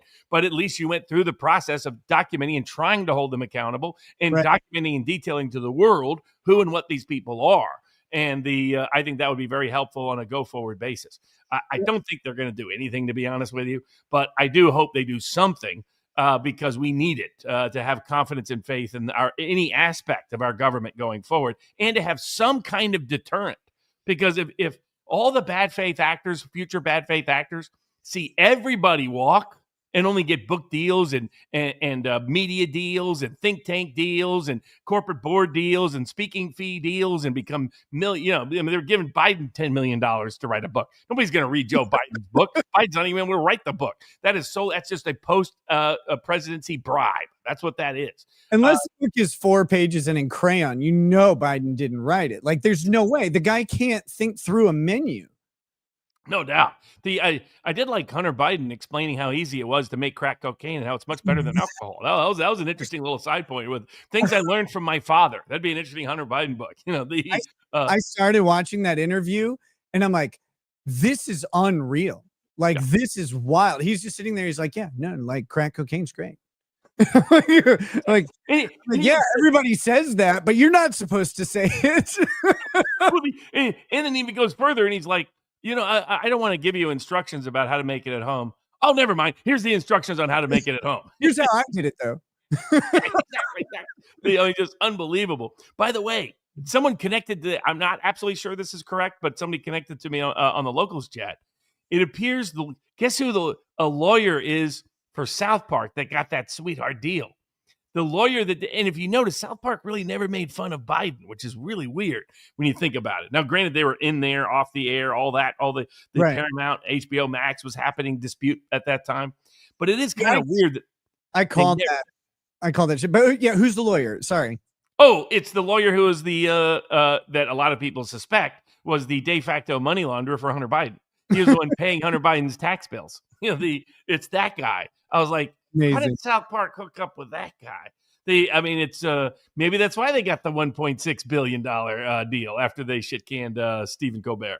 Dude, so and that deal was like, first of all, that has to be like an illegal deal when you get down to it. It's unfair self-dealing, right? It completely. So what? If people are not familiar, Trey Parker and Matt Stone created an entity, and as far as I can tell, this is the only instance of this existing anywhere, because they had one of the first distribution deals for online content in media with Viacom. Viacom eventually becomes Paramount Plus, and Paramount Plus is about to be acquired by this company. So Paramount Plus goes into a deal with Trey Parker and Matt Stone, and they create a new entity that is 50-50 owned. Trey Parker and Matt Stone own 50%. Paramount owns 50%. And this company's entire purpose is to govern the distribution of proceeds from streaming exclusively. The deal gives Trey Parker and Matt Stone full creative control. It does not give Paramount Plus any veto power over what they choose. However, each of the parties gets 50%. So Trey Parker and Matt Stone get 50% of all streaming proceeds, and Paramount Plus gets 50% of all streaming proceeds. So now this company that's about to acquire Paramount Plus makes a deal with Trey Parker and Matt Stone, and it was after they made their big threat, and they basically they accused the parent company credibly of going and blowing up their negotiations with other streaming companies. And so now the parent company inflates the value of South Park from a $700 million property to $1.6 billion property. But the beauty of it is they basically went from paying a $700 million property, they pay $800 million for it, because they get $800 million back as soon as they acquire Paramount Plus. They get half off. It's a half off deal because they're paying themselves. And so on paper, any other company that wants to come in has to pay $1.6 billion. They're paying twice as much as this parent company will effectively be paying. This looks like the most illegal thing I can think of in a corporate merger involved with a self-dealing contract. It's crazy, and they just got it. they got it, and it's fine. This is okay. The only risk that they have is that the FCC won't approve the merger of the two companies. But it looks like it's probably a done deal anyway. Yeah, last I heard, FCC approved it late last week. Yeah, so it's done. It's an amazing deal. Trey Parker and Matt Stone get the $800 million that actually they get, and they're incentivized to self-deal as well, because they get, instead it's an $800 million or $700 million property or whatever, they would get $350 million. Well, now they get $800 million because they get half of the 1.6. And so they effectively have no meaningful opportunity for competition from any other streaming service, because a similarly situated streaming service would have to pay $1.6 billion for something that isn't worth it. It's nuts. Now, is there, I thought there was some South Park litigation. Is that now wrapped up? It was, they threatened litigation. I don't think they actually had it. And so they wrote a couple letters, and the letters going back and forth were really funny, because Trey Parker and Matt Stone are just like screaming profanity at Paramount, which is awesome. Like, I fully support that. But they did it. But it's almost impossible to look at this and go, well, that, and not say, well, that was collusive. Like, it was clearly collusive, and it looks like self-dealing, and it looks like I guess it'd be an antitrust violation, right? Like that. Well, you know who it is, who owns Skydance that just bought Paramount? No, who's the guy? Larry Ellison's son. Oh, come on. Yeah. So if anybody knows how to do collusion and monopoly and get away with it, it would be Larry Ellison. What are you talking about? Oracle, the massive company that has a stranglehold on like every piece of business software that's ever been created. And clearly he's done some sort of deal with the devil, because like the in Malibu, where I lived for a long time, almost everything's burned down. This one house that I lived in is still there. It was built by this Mormon guy who designed it. He designed it so it had like this foam would come out during fire that would encase the home. Clearly worked. Cool. Everything on both sides is gone, but that house is there. But the only other properties that managed to not get touched at all somehow is every property Larry Ellison owned, because he owned multiple. He had Nobu, he had all these other things. Somehow none of his properties got burned down. Everything else burned to the ground, but somehow not Larry Ellison stuff. So he did some sort of deal to make sure that happened. His story, Larry Ellison's story, is really interesting. Malcolm Gladwell wrote about it in his David and Goliath book, I think is what it was, which is all about seemingly unexpected outcomes being completely predictable. And just the fun, he went to the University of Michigan, and which had there were 4 mainframe computers at the time that he went to school, and he and a group of friends figured out how to hack into their user accounts. And the way that back then, to use the mainframe computer, every student got like an hour a week of credit, basically. And what they did was to assign that value in the code, each student was assigned, 3,600 seconds, and they would tick down to 0. And once their account hit 0 seconds left, they were cut off from mainframe access until they got refreshed. And it was either a week or a month. They figured out how to hack their own accounts, and then he set his value to -1. And so then his value just never reached 0 because it counted down forever. And so he was coding. He stopped going to class. He was just coding and programming using a mainframe computer, which no one, this would have cost thousands and thousands of dollars for anyone else to do. And he utilized that. And it's like, this guy was learning how to be better than everybody well in advance of anybody even having the opportunity. It was just a wild story of how that worked out. And Bill Gates had a really similar story too. It's like how these guys got the advantages. Like, it wasn't just elbow grease. There were a lot of connections that were made and a lot of fortunate timing. No, and Gates was a master at monopoly. That's what he did better than anything. I remember it was. I represented people in the tech space in the early '90s. I remember when I first went out to San Francisco. I was a college kid working for this software developer. He's like, "Hey, you got to go out there, talk to these people, see what you pitch." And so I'm sitting there and I'm meeting with all these people, and they keep saying VC. And I'm like, what does the Viet Cong have to do with any of this? That was my reference point, not venture capital, right? We're in the jungle right now. What are you guys talking about? Yeah, exactly. And so you get through. Oh, a little side point. It's like you're not going to win a land war with Russia.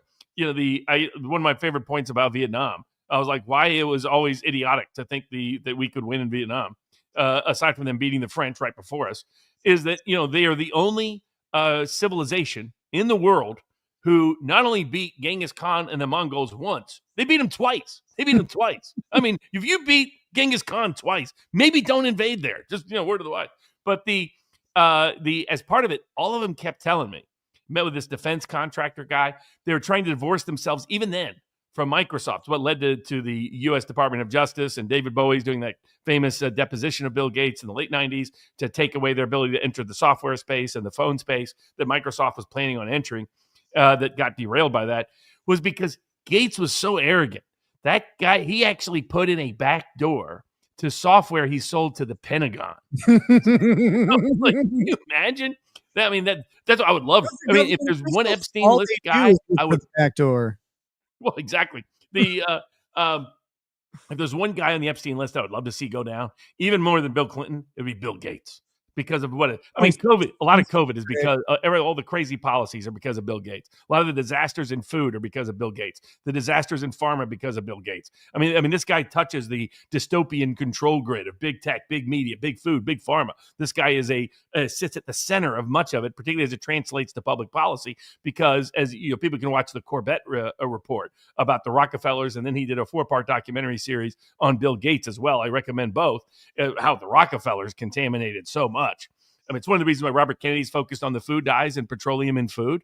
This goes back to, if you believe in real health, real food, you recognize how bad the Rockefellers were in so many spaces. I mean, the Nazis are in part a product of Rockefeller eugenics that they were preaching and pushing across Europe and the U.S. And not to mention Standard Oil, that actually did a lot of deals, not only to help build up the Japanese fascist army, but also the Nazi army.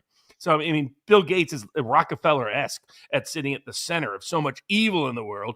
And the fact that you have this easy, I mean, even his wife divorced him because he was in the Epstein client list. So if anybody should help, I would love, if all I get out of all of this is an indictment of Brennan, Comey, and Bill Gates, I'll be satisfied. I would like a little George Soros thrown in, a little Barack Obama thrown in too. But hey, I'll that's enough for me to get some real justice. That would be beautiful to witness.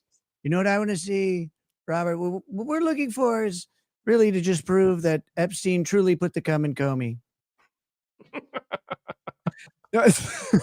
Exactly. I couldn't resist. No, yeah, it'll be interesting to see how it all goes. I mean, it's definitely an interesting time to be alive. I was telling somebody that Trump drives me crazy sometimes, getting conflict with Iran, continuing to escalate on Ukraine. Occasionally saying, "Hey, let's create sanctuary industries for my buddies in the big ag industry for illegals." These different directions that are a diversion from the MAGA base and what he got voted to do. But on the flip side, how much more boring is politics going to be when Donald Trump is no longer around?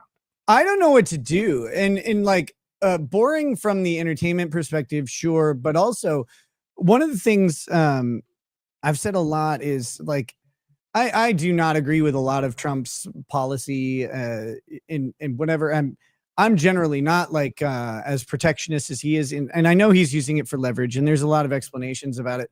But that being said, I cast my vote, and then I don't really care who wins. What I want to see is a president, a legislature, and a judiciary that have enough conflict to start resolving these questions that we've had for 250 years.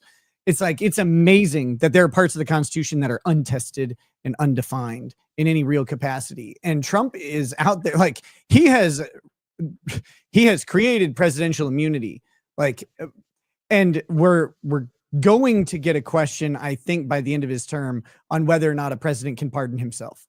Although I think Joe Biden pocket pardoned himself. And I think that will come up.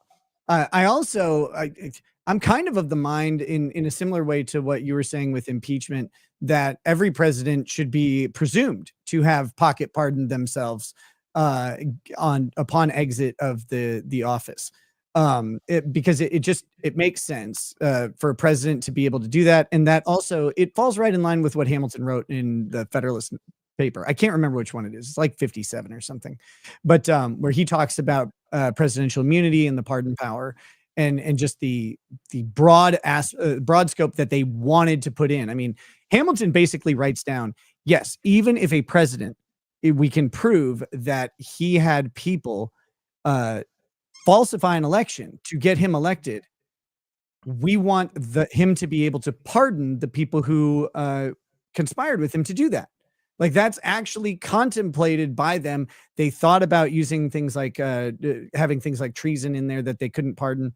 And they, or I think it's just treason that, no, they only can't pardon impeachment. But at first they were contemplating treason and impeachment. And they specifically said, no, pardons for treason need to be allowed as well. It's that broad. And even when the treason applies to the president himself, because impeachment exists. And because there is a political remedy and he is a political animal. And so I love that Trump is testing these powers. I think the Supreme Court actually messed up on the immunity for the president. I think it should actually extend to all acts, not just all official acts. And well, you know what they were doing? They were giving all the power to themselves. Right. They were shifting it from the executive branch to themselves, because whenever we want to label it differently, magically you don't have immunity. Yeah, they're taking control of the impeachment power of Congress and also the lawmaking power of Congress. Because if you say, well, in one way, if you say the president is immune from certain acts, then Congress can't make a law that would take away that immunity. And then if you similarly define the limits of where Congress can go, do that. And you also define the executive's role in prosecuting itself, which is really weird and I think should be legally impossible. But I love that he is, he's a shit stirrer in that way. And we get definitions out of it, no matter what you think about his policies. And I think that's one of the big things he did and was ultimately successful with, even if it didn't work with his, in the previous term, when he put the ban on the Muslim country immigration, the temporary ban. And he says, like, no, I'm the authority on foreign relations. This is a foreign relations and national security issue. And he defines presidential power. And the Supreme Court ultimately agrees with him, even though federal judges kind of stopped his ability to do it. Okay, I want to get back to Candace Owens in a minute. But first, I've got some chats that are here, and I want to catch up on them because I was going to read them a while back, but I've been loving the conversation. So Aaron Allum says, my two favorite guys. I'll catch you on the replay tomorrow. Can't wait to see you two break this one down. Interning for Barnes means I need my sleep. Allegan News, Nick Leighton Gay, and on the wrong mic. That's true. He also says, does SCOTUS have original jurisdiction if it's the head of state? So this is getting an argument of that. Right. My knowledge, this wouldn't apply to that circumstance, but it is an interesting. I hadn't even thought about it until somebody pointed it out, and I was like, yeah, traditionally, actually, there is an argument for original jurisdiction by the Supreme Court. But do you think they want to handle Macron versus Candace Owens? Well, the crazy thing is, so maybe you can come up with an analog that is more apt, but I haven't found anyone who can find an instance of I even asked the AI, is there an instance of a foreign head of state suing an individual U.S. citizen? Right. And there isn't. The closest that happens is there are two countries. I think they were both Arabic countries, and they sued entities in the United States. But all of the jurisprudence we have around foreign relations in a private lawsuit is really the Lockerbie bombing, because there are a group of, the U.S. families of the U.S. citizens who died in the Lockerbie bombing got together. They filed a class action lawsuit against Libya, and the president came in and shut it down. He's like, nope. And they did create like a fund and stuff like that to provide some level of compensation, but it's way less than they would have gotten through courts. Like, obviously less than they would have gotten. The Libyan government was implicated in that bombing very heavily, and they would have won probably 10 times the amount. But U.S. president steps in, says this is a matter of foreign relations. The judiciary has no authority here. I'm actually the sole organ, and we're going to handle this diplomatically, and shuts it down. Well, can a president do that to a foreign head of state who's brought the suit against a U.S. citizen? I don't know. I don't know if they can. And then there are questions of like the publicity of the case. Candace Owens has this weird opportunity to depose the French head of state. And because they're alleging damages, she gets to have discovery on the finances of a Western world power leader. Unreal to think about the amount of access there. Plus communications. I mean, any communications and their damages claim has to involve, I don't know if I didn't read this far in the suit, so maybe you can tell me. But their damages claim, I would assume, has to involve her reputation amongst their peers, which would be other world leaders. Like, Emmanuel Macron walks into G20, like, your wife's a dude, right? Like so if that's it, then they also get to request communications of a foreign head of state with other foreign heads of state. And that's crazy town. But the Macrons walked into that. Like they presumably would know that was the risk of bringing suit in the United States, that discovery's on the table. And so the obvious move would be for them to petition to seal it. But it's like, no, you don't get to come to this thing and then petition to seal to protect your privacy. You went after her in a U.S. court. They could have hauled her into France. Her show broadcasts globally. They could try and make some jurisdictional connection between her and France. Or they could have even tried to sue her in the UK. Dual citizen. They could have. In France, they have unusual laws. So their libel laws are designed after the Napoleon era to only really reach official press publications in France. If it's not that, you could also, the statute of limitations is 3 months. Whoa! And there's no republication rule. So that's why the writer that she's relying on, he can write books, he can go around and do all of this because he made his first statement way back when. Now if he maintains plausibly the same statements, then factually, then it falls under the rule of first publication, and so his statute of limitations is permanently lapsed. That's amazing. Exactly. So basically, you can only bring criminal charges if it's a private person that has libeled you, not an official press publication. Then your only real remedy in France is criminal, and they cap the fines. And like, I think this misled Candace into thinking that, oh, look, I mean, these two guys, they only sued for like $8,000 and 13,000. That doesn't really mean a lot. That's because that's the criminal cap, because that's the only applicable thing. And there were a bunch of people that thought, and maybe Candace thought this, they got off on appeal. Now the appeal's gone to a higher court, so we don't know what's going to. But it's because it's a criminal case. Subjective belief is a complete defense, Right. unlike here in the States where you can just show reckless disregard regardless of it. Well, if I'm not mistaken, though, I'm going to push back on you on this one a little bit, because I saw you mention this, and I agree. But you can't just say, "Well, I believe the lie," and be absolved. But And not in the U.S. You can Right. in France. Yeah, in the U.S. you can't do that because they can say, like, no reasonable person would continue to believe the lie when presented with this evidence. Right. However, if I'm not mistaken, publications and journalists get a sort of a special analysis on reckless disregard, and that special analysis is, did they use the same verification standards that they would in publishing anything else? And now, which if that is the standard, if I'm right on that, and Candace credibly argues that she's a citizen journalist, which I think is pretty easy. If that's the case, then the Macrons have a self-defeating problem in the complaint, in that they have made her out to be a conspiracy theorist who's hyperbolic, who does not properly vet her sources, and she uses one source. They say it in the complaint that she only uses Poussard. And if she only uses Poussard, and that is the same level of scrutiny that she applies with all these other cases and all this other hyperbole that she does, then reckless disregard is near impossible to prove. And that's kind of, I would say, one of the pitfalls of citizen journalism analysis in defamation laws is like, well, if you just never research anything, then you never have to research anything, and you can always just hide behind hyperbole, conspiracy theory, and belief. What do you think about that? Like, because if I'm Candace Owens' lawyer, that's where I'm going right now. Like, I'm going to research that, and that's my tack on this, because the Macron's statement that she only used Poussard as her source, and if she uses one source for everything, then she's off the hook. There's an argument for that being the standard, but in the Jones cases, that they've gone the other direction.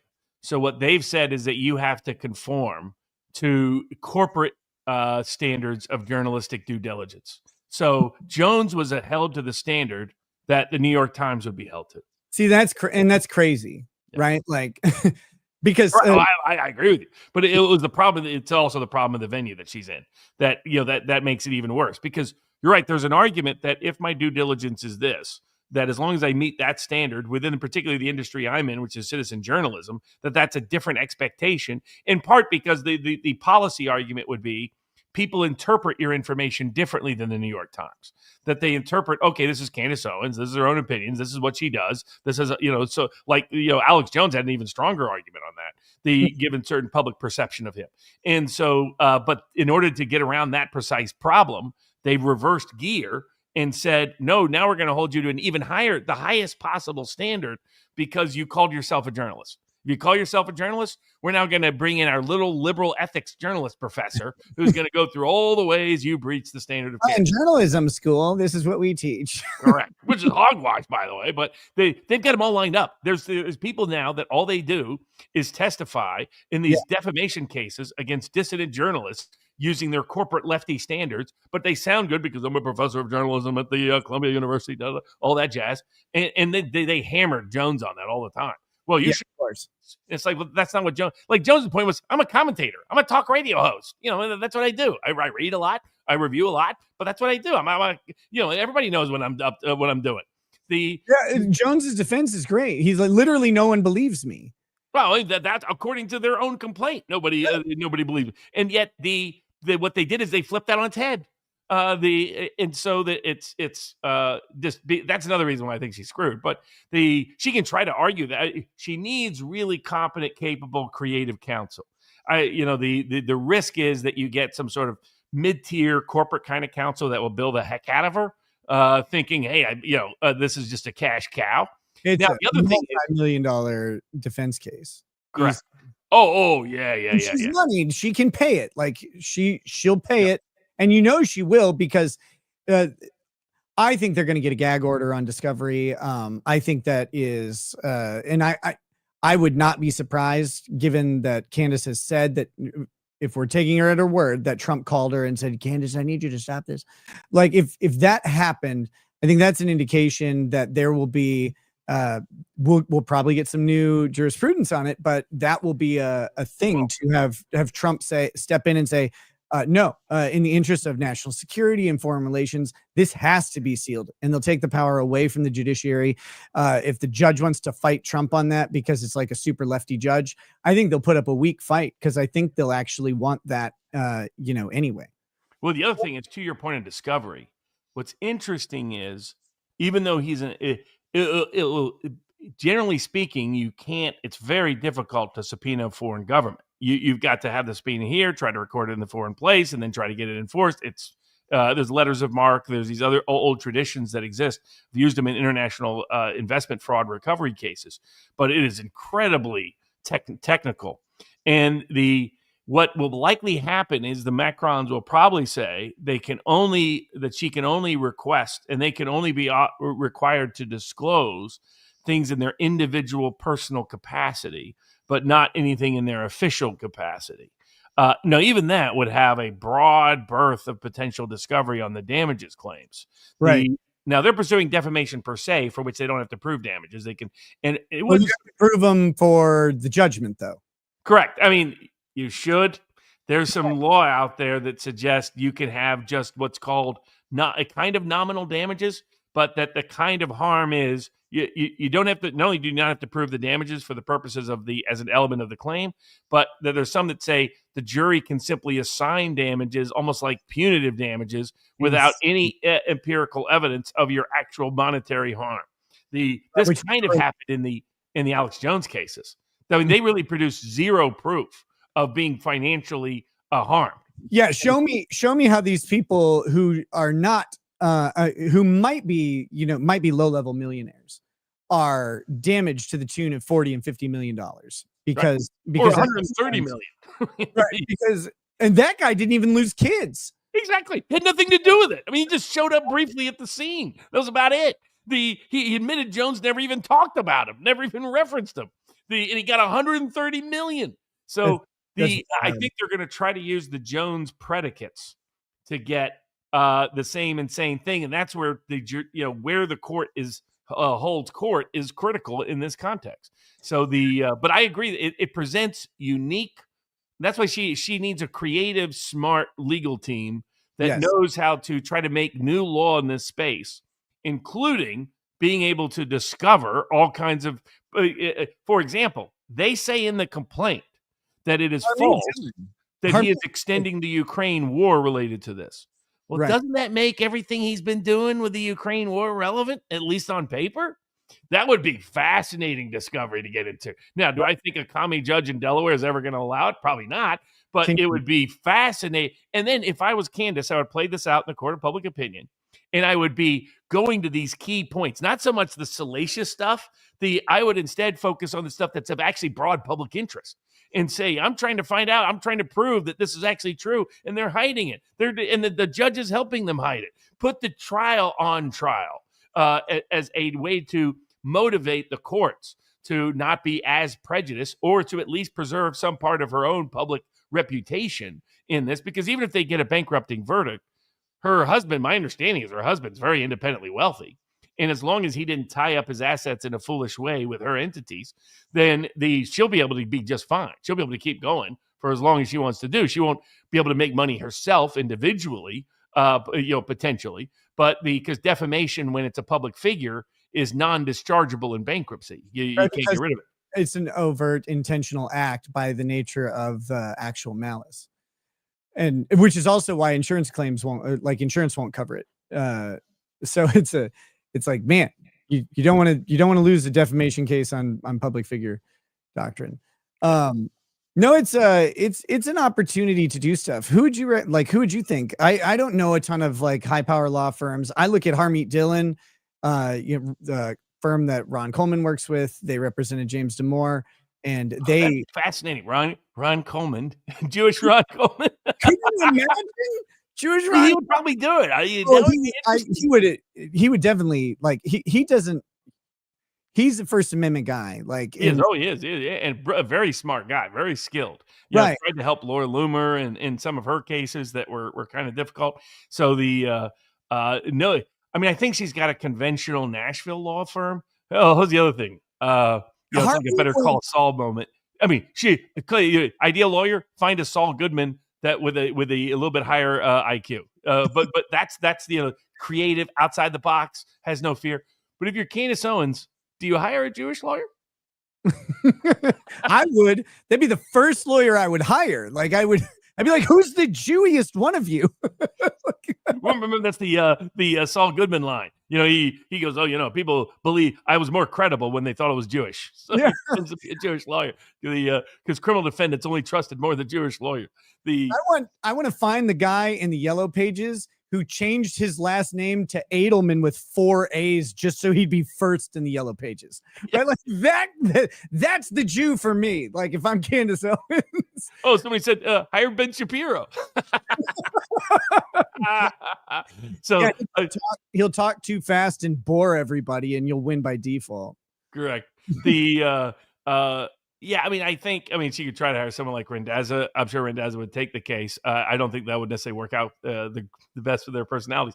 But there are lawyers out there that are sort of creative, sharp, fearless. That I would look for a lawyer who's been successful or effective in the COVID space. Somebody like that. I mean, she obviously can't hire me, and I wouldn't take the case, to be honest with you. But because the public statements I've already made on it. But there's plenty of really good, skilled, creative lawyers who would like the First Amendment aspect, who would like the foreign recovery aspect, would like the perspective of going at figuring like the Ukraine war that Macron has made. That, like, if I had been the Macrons, that's why I thought this was a setup to go after a bunch of other people. I would have only had Bridget file the suit. I don't know why, but I think the reason they have Emmanuel in there is they have to combine his reputation, because her reputation is largely irrelevant.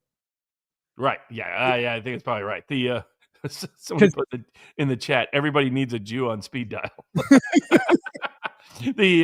But that would be, I mean, there's definitely fascinating aspects of this. And, Candace Owens against the president of France and the would-be the president of the globalist order. I get the appeal on that from a Candace perspective of court of public opinion. I mean, you got all the notoriety you could ever want. You got all the attention you could ever want. You get an opportunity to prove some of your theories, but you get an opportunity to make all kinds of new law in the process. And it would be, but my guess is that the courts will go to great lengths to drastically limit the scope of discovery as to the Macrons, drastically expand it as to Candace. And it will be as one side. It would be hard to be as one-sided as the Alex Jones cases. I mean, those were show trials on steroids, but I think it will look like that, is my guess. The thing with the Alex Jones case is that, and this is another place where, like, I don't disagree with you, but a mild pushback is Alex Jones is standing on the bodies of a bunch of children, right? Like, at the end of the day. Oh, yeah. In terms of damages, that was always the aspect that was the most risk for him. And it's completely false, for the record. Everybody's out there watching that. All of that was false. It was Piers Morgan who did that. But you're right. The public perception was that's what he did. I'm not saying that Alex Jones is putting himself on to be very clear. I like Alex Jones. Great guy. I don't like everything he said about Sandy Hook, but I also know that he was getting fed intel from a guy who was reliable to him in the past. Like, I get it. I get it. And, and the entertainment aspect of his show. And I really I would not want to be one of those families, but if I'm one of those families, the last thing on my mind is what Alex Jones said, on his radio show, even if people are calling me and saying I'm a liar, etc. Like, I hate to say it, but turn off your phone. I just don't think they were entitled to that. But everybody put Alex Jones on top of those children. And so when they look at him, he's surrounded by the bodies of slain children. And there's, like, the public perception of that is so vastly different than a Ponzi little French head of state coming in here with his man wife and saying like, we are so offended, right? Like it's a little bit different. And you hope the judiciary goes, you know what? This is an American citizen. You're a head of state. Ignore her.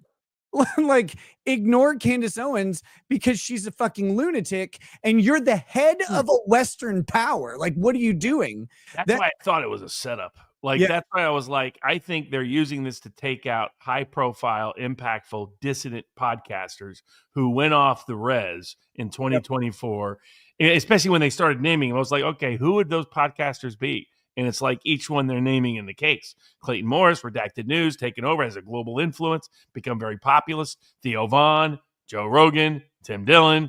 I was like, oh, they're trying to go through. This looked like a coordinated hit job. And is it coincidental in terms of get Candace? She is the foil to get everybody else.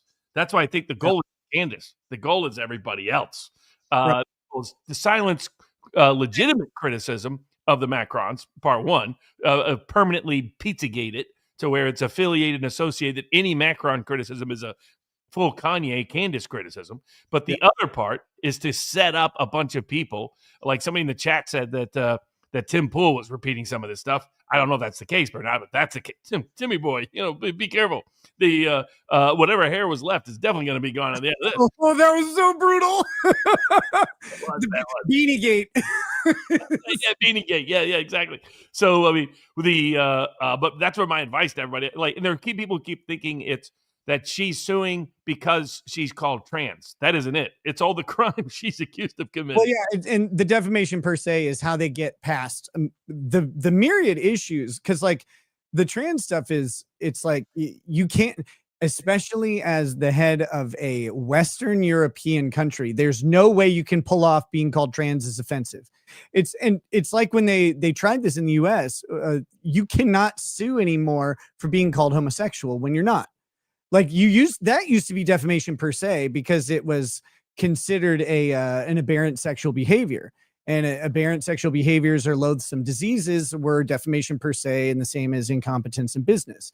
But they no longer allow that. There was actually, if I remember right, there was a Supreme Court case where they basically said you can't sue for this anymore in the United States. This cannot be a basis for defamation because we recognize that homosexuality is a sexual orientation, and sexual orientation is not a loathsome disease or some bad status. It's now commonly accepted, and that comes with the fact that you can't use that as a basis anymore. But it's wild, man. I think, first of all, I have to say this: Theo Vaughn is probably the funniest person in the United States. And he's like naturally funny. I know. I mean, it like things are not even sure he intended to be funny. His random statements are just there. It's like, oh my God, who thinks? J.D. Vance is always cracking up every time he's on there because like Vance, somebody you can't do this, you can't do this, and Theo Vaughn is like, man, you can't even do cocaine. Yeah. I know. He's got the vice presidential candidate. And he's like, I can't even do cocaine in my own house. And J.D. Vance is like, can we talk about this later? Like, holy shit. Yeah, exactly. Correct. Those classic. He's just a natural. So I didn't want any of those guys to get caught up in this because it was like Dominion way back. Because I was in the middle of a lot of those election challenges for President Trump. We laid out. I mean, we consistently said I didn't think it was a constitutionally conforming election. The election was stolen in the old-fashioned way. They just stuffed the ballot box with ballots that were not constitutionally qualified ballots, either because the person who cast them wasn't constitutionally qualified to vote, which means the state legislature for the presidency, as the Constitution dictates, sets the rules, and they violated those rules, or the manner and method in which they cast that ballot, like it wasn't properly signed or other aspect wasn't properly requested if it was a mail-in ballot, or it wasn't canvassed and counted in a manner such as doing a signature match check as part of that process in a constitutionally qualified manner, and that more of those constitutionally dubious ballots existed than the margin of victory in the key states that determined the Electoral College majority. That being said, I had emphasized to people early on, Dominion is a red herring. That we had dug in and realized that Dominion didn't explain the disparities that took place, that the anomalies that took place. You know, why does one nursing home have 95% turnout and the other one down the street have 60% turnout? It's because one person's willing to fill out all the ballots for everybody and the other nursing home they're not, because they outsource the fraud quite brilliantly. And you can see part of that in 2,000 Mules and other components. But so Dominion, I thought, was a red herring to distract people, to send people on this rabbit trail. And then people started making clearly statements that would be perceived and likely proven as completely false before a court. Right. And I was like, this is a trap. They're getting Sidney Powell to do it. They're getting Rudy Giuliani to do it. And I was like, they're getting Mike Lindell to do it. And I was like, they're going to not only damage and discredit the legitimate election challenges, but they're going to use these to set you up to take you out, not only of the court of public opinion and damage and disparage you permanently, like they were trying to do with Alex Jones, but also in the purpose and point of the lawfare, but also to literally drain your bank account permanently. And it's clear Macron is the same. Its suit looks to me, because all the points you point out as to why no one has ever done this before apply here. It's Candace Owens. Who cares how many views there are? But that meant Candace isn't the target. Everyone else is the target, and Candace is the key to unlocking that target. And what they're likely going to do is, if they get the right judge and they get things going, they're going to start adding defendants, pretending they're all part of the same ongoing conspiracy. And they already seeded that by naming them in the original complaint. And they'll be dissident right podcasters, Exactly. which of course preserves the establishment podcasters like Daily Wire, which Daily Wire is trash. I just hate those guys so much. Well, I mean, weren't we proven right about almost all of that? Not only that, Stephen Krause ended up doing very well, that I don't know if the Quartering said he's got a bunch of stuff of women conservative influencers who are eager to sabotage Crowder for money. I just saw a brief headline of the Quartering talking about it. So I was like, I'll see if he's followed up on that. That sounded very interesting to me. I never believe a Jeremy headline. Not once in my life have I believed a Quartering headline. It's like, I got to watch the 15-minute video where he doesn't say anything first. Yeah. I love him. He's got it down. But his headlines, I'm like, that's not it at all. What are you talking about, buddy? Even worse on the headlines is Tim Pool. My God, the clickbait on those things is just off the charts. Civil war about to break out. So, proof. It's like, yeah, I'm still recovering from the 8th Civil War that the United States went through. Yes, exactly. So and obviously I love the Quartering, like Tim Pool, etc. Yeah, they're great. Just their headline game is on point. It's great. Oh, completely, no doubt about that. So we'll see how. But hopefully, people steer clear of the more problematic aspects and don't go full Kanye like Candace Owens did. It's really good advice. I got to hop off here in a minute or two. Oh, okay. Then I'll let me see. These are I think kind of directly related to what we're talking about. So let me hit these real quick. This Principled Uncertainty says the Epstein files have destroyed Trump's legacy. It pains me to say it, but he has lied so often that I can no longer justify it. He has fatally damaged the cause of right-wing populism. Thanks, big man. What do you think about that? I kind of disagree. Part of his constituency that's true of. Yes. It's not fatal if he fixes it in the next 6 months. It's damaging, but not fatal. It could become fatal if he doesn't fix it. Do you think? And this is a legacy question, right? Do you think Trump actually cares to fix it, or is Trump going to sacrifice all that on the altar of lame duck presidency, where except we'll call it a liberated presidency, where he's going to go and he's going to do what he thinks he needs to do. And he'll burn the reputation on the altar of populism to accomplish his goals before he leaves office. What do you think about that? The counter is J.D. Vance. So right. Vance has his own aspirations, and I don't think Trump would want to completely burn those. Plus his legacy, he still greatly values his legacy long term. He has a touch of the narcissism. Oh yeah, I mean, you have to be. I mean, imagine. I figured out that's like almost every successful actor or actress that I knew when I was out in L.A.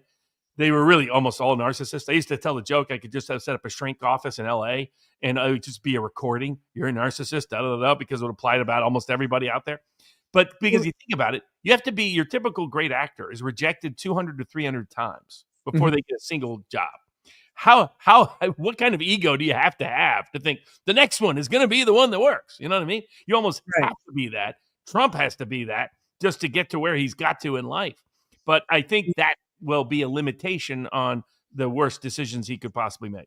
And I think also just going with that, like the level of attention that you receive, you almost have to be addicted to the attention. Like you have to be broken enough to always endure the attention. And the best way to do that is to always get sort of the satisfaction or dopamine release from it, like, so to me that makes perfect sense. And pretty much any high profile thing, it's like you're going to be scrutinized and criticized, and you have to filter out all the bad and just be like, no, I'm good. Principled Uncertainty also says the Russiagate scandal is legit, but the timing of this is terrible. It's the dead cat tactic. Throw it into the room and everybody stops asking about Epstein and goes, hey, look, a dead cat. Yeah. And the irony is, I think the reverse was true. They knew Russiagate was coming, so they rushed this bogus Epstein report to sabotage Trump and sabotage the Russiagate report. I also think if that was the goal, it was just completely ineffective. Oh, yeah. Well, Tulsi Gabbard's been committed to this for forever. So she's been working on it for 6 straight months. So there's Gabbard wasn't timing this disclosure to deal with Epstein. The Epstein disclosure was meant to step on the Russiagate report. He also says, same Principled Uncertainty says, Trump admitted he fell out with Epstein after he stole Victoria Gilfrey from Mar-a-Lago. What? She was a child victim, as confirmed in court, and now sadly dead. I know. This is just a personal He was advising him on this. Just say you discovered he was a creep and you ran him out of town. Don't say, oh, it's so annoying that one of the main girls he abused all the time, that he was working at and I wanted her to work for me. It doesn't sound good, Trump. There's nothing about that. Really good at massage. That's really what it was. Very hands-on. There's nothing you can say. Don't just stop. Right. God bless him. Let's see. Tara Rayner says Discovery be like, hey, Brigitte, drop them. Allegan News that tonight Tim Pool was stepping in it. I tried to warn him it's a trap. He said it was an easy win for Owens. It's not. He may need Barnes called to set him straight. Look, I don't think it's as open and shut for the Macrons as it. I think there's a lot of really complicated and novel questions that's the main thing that makes their case complicated. But I don't. It's certainly not an easy case for Owens. No. I mean, I've said she's got 0% chance. Be in part because of the venue. But also because of the scope of the statement she's made. And I've known Owens' history and I've seen some other things. I'm like, this is not going to, I mean, trying to prepare her for a deposition would just, oh my goodness, I can't even imagine. But that's what a lot of weed. That's just do whatever you want. But that's where it's like the other reason why I was highlighting this is I wanted people not to repeat the statements in ways that could make them easily suable. And because I thought they are the ultimate targets. Candace is small change. Theo Vaughn helped elect the president. Joe Rogan helped elect the president. Andrew Schultz helped elect the president. Tim Dillon helped elect the president. And popular, like right now, if you're obsessed with the Epstein files, why? Why does the normie know Jeffrey Epstein? Because of these podcasters. Right. And popularity and their breakthrough into the court of public opinion. They matter more than ABC, CBS, NBC, CNN, and MSNBC put together. And that's why you have Macron, leader of the globalists, trying to take them out, but use Candace as the ticket to do so. Allegan News, and then I've got one that's specifically, or I got two, I think, that are specifically for you. It says, I don't know if she's made much money on her new show, has no ad reads. I think her husband is bankrolling her post Daily Wire. Look, Candace Owens is making a fortune. Whether it's enough of a fortune is up for debate. Whether it's as much as her Daily Wire contract, I actually would wager she's out earning on a net level her Daily Wire contract, because that Daily Wire contract, as we saw with Crowder, was predatory. And Candace Owens like, no, this is all standard. It's like, no, it's not. This was a predatory contract from the start. It was designed to insulate Daily Wire and to pay Crowder almost nothing after he paid out his own costs, and to also give them opportunities to chop 20% of his income at a time anytime the things that really boosted his numbers would happen, which is any sort of monetary suspension. So I think here's the thing. If you have, she has 4.5 million YouTube subscribers. If she's getting 2 million views on a video, those videos are making $20,000 to $50,000 a piece. And that's at 2 million views. If she's going to be clearing like on this stuff, she's going to be clearing 11 million views on some of these things as this trial comes closer, or this issue heats up. She's going to be making $50,000 to $100,000 per video. She is making, like, she'll make a fortune. And the thing is, the dangerous thing for her is that the defamation law of Delaware may may allow unjust enrichment as damages, which would mean that the case would bankrupt her because she would have to turn over any profits with any show where she mentioned the Macrons, like even in passing, because it would be impossible to determine how much of that show's attention and therefore ad revenue was generated just because of the Macrons. And so they're going to just take all of the money from all those shows that she made in the past and is likely already spent or reinvested. And that's going to have to go to them if Delaware allows that. And I bet they do. Oh, yeah. Well, if they don't, the judges will allow it in this one. Right. Occam's Machete says, hypothetical for Barnes, if a man takes a picture of a semi-nude woman with her full consent and shows someone else, does he have full copyright to it? Yeah, copyright, yes. Yeah. So you have copyright because it's your photo. Now, whether it invades privacy or violates other laws is a separate matter. But if it's your photo, it's your photo. You own the copyright. Right. And that's if it's a copyright issue. Correct. Very, very specific claim there. Griffey says, totally random. Didn't Barnes used to appear on Stefan Molyneux and talk about homeschooling program he was part of? If so, what was it? No. I mean, I know Stefan. Stefan got so burned by getting involved in politics, he stepped back from it entirely. Because of all the defamation libels, took down his YouTube channel, sort of just blockaded him off the internet altogether. Even though most he wanted to talk about was, psychology and other things. So I've been on different shows with him, but I don't remember any. I've been an advocate for homeschooling because I don't think the state should have a monopoly on your child's moral upbringing and mind power. Right. And we've seen how horrendous that is in the modern world. But I don't recall discussing any homeschooling program with Stefan. I used to listen to his show a lot. It was interesting. And then I didn't stop for any particular reason. There were a couple, but I don't stop watching people just because I disagree with them, or even if I find something completely ludicrous. There were a couple of the shows he did. I just found, he had a weakness, in my opinion, due to his experience with his mother. And it was just a flaw in his reasoning. It was like a thorn that would get in the way of reasoning. It would always come back to mothers. And I thought that was funny, but I liked what he would say on a bunch of stuff. I didn't really get in, I know he got kind of, he got into politics, and then they really went after him on some, what they would consider white supremacist talk. And which wasn't really accurate. I mean, he has, certain views about IQ that I don't happen to share. But if you knew Stefan, there's not a racist bone in his body. Very, very sweet, nice individual guy. You're right about it was like almost every answer would in that part would be, it's probably because your mother's a whore. When he was a little bit of that. We would take calls, and then he's like, well, have you thought about your mother's influence? One guy was like, my father beat me every day. He's like, and your mother allowed it and gave him sex. And I'm like, oh my God, come on, man. Right. But and I get it. If you have a dislikable parent, then it's a little bit easy to get down route. But I loved his breakdowns of legal cases. It was actually very good for a non-lawyer. He would break down, say, okay, you do those little old school PowerPoint kind of presentations. Really excellent stuff. And I understand why he exited the political arena, given all the crap he had to deal with.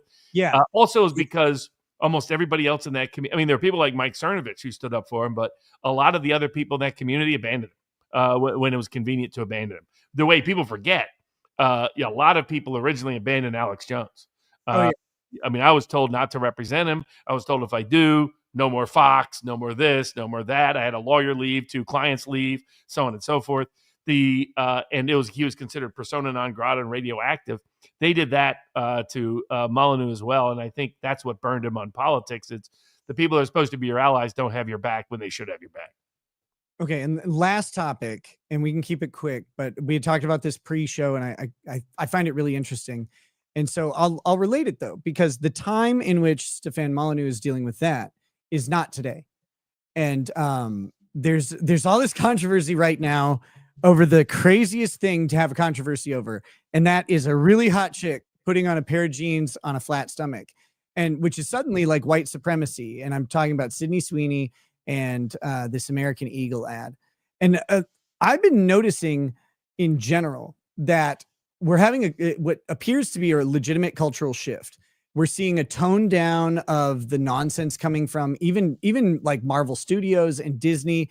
They're not focusing on the same sort of DEI type issues that they've been focusing on for the past several years. The whole women power movement is like gone. The hashtag believe all women and equal pay, all this stuff has vanished in its ability to have any influence in society. And most importantly, for me, because this is all I care about in the world, is that I've noticed that the attractiveness of women is coming back into vogue, which is wild because for the past, I don't know, decade, we have been told over and over that like everything is beautiful. And now I'm like noticing style trends that accentuate, fitness and a lack of obesity. And I think that's the biggest problem with the Sydney Sweeney ad is because they're calling it white supremacist. And the only thing I can think of is that her body shape is sort of a traditional quote unquote white woman body shape, as opposed to the Kardashian build, which is quote unquote ethnic. I don't know what proper terms to use, but what do you think? Are we experiencing a cultural shift in the zeitgeist? Well, I mean, what we were discussing right before we went live, I was, watching. I like to watch. I mean, I grew up in movie theaters. I mean, from the time I was a kid. So, my cultural icons and language and lexicon is almost entirely film. So it's, remember this from this film, I relate it to that. When I'm thinking about a legal strategy, I relate it to a certain, I tend to relate to film, and I communicate to people, well, remember this film, remember this, so on and so forth. And some people, it drives crazy, but it's just when I have my Amish clients, they have no idea what the heck I'm talking about at all. The film, what's that? Yeah, exactly. They're like, what? Who's on top of the milk? Yeah, exactly. It was like even the movie The Witness, which was all about the Amish in Lancaster County, and they hadn't even heard of the film. So it's been out, almost 40 years. So for me, I wanted to see film come back, to see film degraded by these. And my theory was always a combination. It wasn't just preaching ideology. It was, if you're a bad screenwriter, bad actor, bad director, how do you get a job? You just fit woke. You become woke. So all of a sudden, because you can be woke and still be funny, but I mean, at some level, you could still make good drama. But these people couldn't. They couldn't even make good propaganda because they were bad at their underlying craft. Woke was their excuse for getting the jobs in the first place. And now, I always wondered, when will the public rejection and the mass money losses by Hollywood finally translate to something consequential? And I was going through watching these, you have those videos that have all the trailers of the upcoming movies back to back. There wasn't a single one that was woke. Not only that, 2/3 of them I was like, that's interesting. The new Running Man looks awesome. I haven't seen the preview. I'm going to watch that. Yeah, excellent. Cool. They totally recreated the whole thing. It looks like it looks fantastic. The same with the new Tron looks interesting. Jared Leto. I used to, my maid and housekeeper when I lived out in Malibu, was also the housekeeper for Jada Pinkett Smith and Will Smith, which I'd heard certain stories there long before they became public, let's put it that way. And she also worked for Jared Leto. Said he was a sweetheart, but also crazy. But I was like, that's the description of a good actor right there. Yeah. But the new Tron, that looks interesting. So I was looking at this, I was like, finally, we could have meaning. Like I went back and watched the 1978 Superman, because I was like, I'm going to catch up on all the Supermans before I watch the new one. And I forgot how idealistic that was, how sweet that was, how almost cherubic it was. Teamwork and Americana and hero and yeah, it totally makes sense that when Clark Kent puts on glasses, you forget he's Superman. All of these kind of things is like Lex Luthor with his bumbling idiot Ned Beatty, and whatever sweetheart girlfriend that's really kind of. So all of it was perfect. I was like, we need more films like that. We need more traditional, great cinema, because cinema is really our cultural language. Cinema is what you used to unify around, a common language. Everybody watched The Honeymooners. Everybody watched this or that. And it became part of our discourse. And this wokeism destroyed that discourse. It didn't just make bad TV and bad film that was teaching bad values and bad virtues. It took apart the community. It divided it and separated it and segregated it and took away part of what made America America and what made us as Americans having a common language of culture that we could at least have meaningful dialogue and discourse about.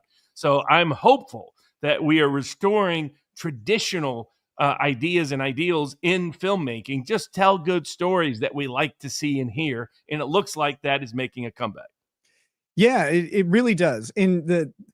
I think in my last year of law school, one of my classes was an independent study, and my professor, who, like, if I don't know why she allowed me to work with her, like we were so divergent on everything, but her project was trying to convince law schools to implement storytelling as a required course in law school. I came into law school with an English degree. And so storytelling is in like you. I didn't grow up in a movie theater, but I grew up in front of a television watching movies. My parents, let me watch pretty much anything short of pornography. Like if movies had nudity in it, it was always like they had to have seen it, and like it couldn't be like highly sexualized or whatever. But like violence and profanity, they didn't care. Like they just let me watch tons of movies. And so I grew up, I was born in 81 and was watching the movies of the day as early as like 87. And so that's been my whole language, my whole life, is this language of storytelling. And the crazy thing is seeing so many people who don't understand analogy. And I'm laughing because you're like, yeah, it sometimes drives people crazy when I communicate this way. And I'm like, this is how we should be communicating, especially in the legal world, because the reason that these movies are successful, especially ones that are culturally ubiquitous, is that they tell story in such a way that we should be emulating them at every possible turn. If they're standing the test of time, then they're ultimately, their core story is good. And that it's actually one of the reasons when my kids talk about the Bible with me, I'll say, like, I'll point out, I'll be like, look, Jonah looks like kind of the first satire ever written. And there's a reason that these stories stuck around forever, and that these literary techniques would be invented, 1,500 years later.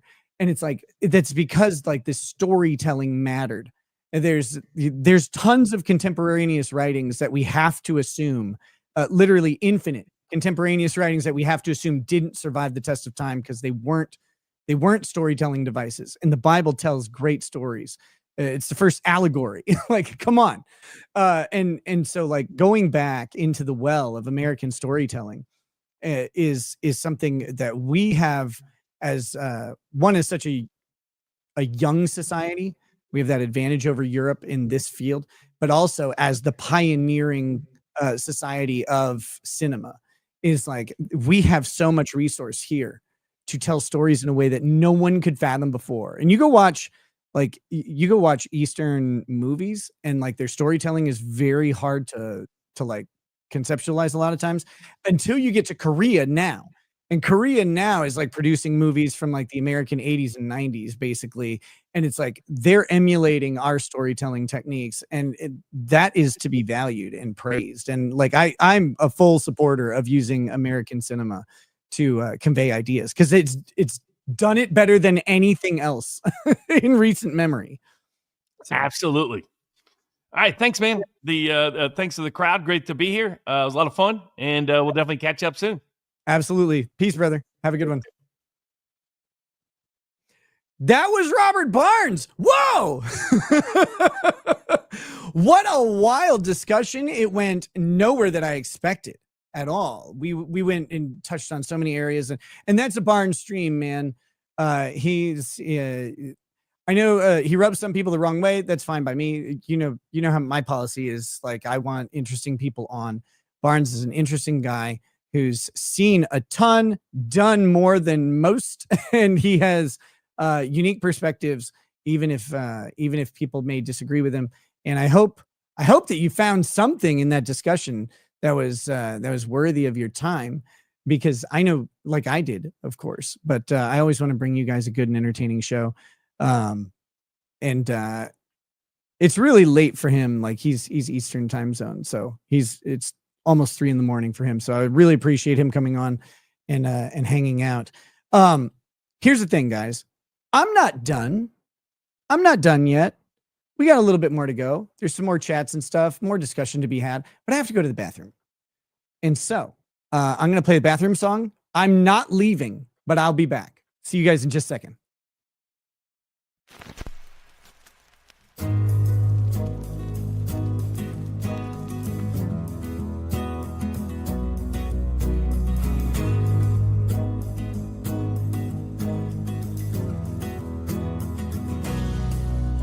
He drank a fair bit and then realized that his bladder can't handle the liquor inside, leaving us with his chair while he runs up the stairs, hoping the stream doesn't suddenly die. While we are waiting, we'll be laughing at you. The drinking along is what most of us do. The chat is united, getting excited for what you have for us when your being is through. When you have a small bladder and no sphincter control, freedom of the liquor doesn't mean freedom from soaking your drawers.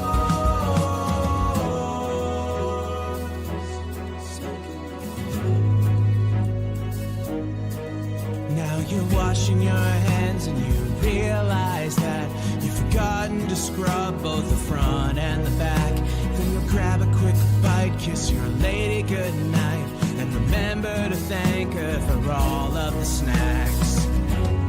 Whoa, water will cure your hangover. Oh, drink some when the stream is over. When you have a small bladder and no sphincter control,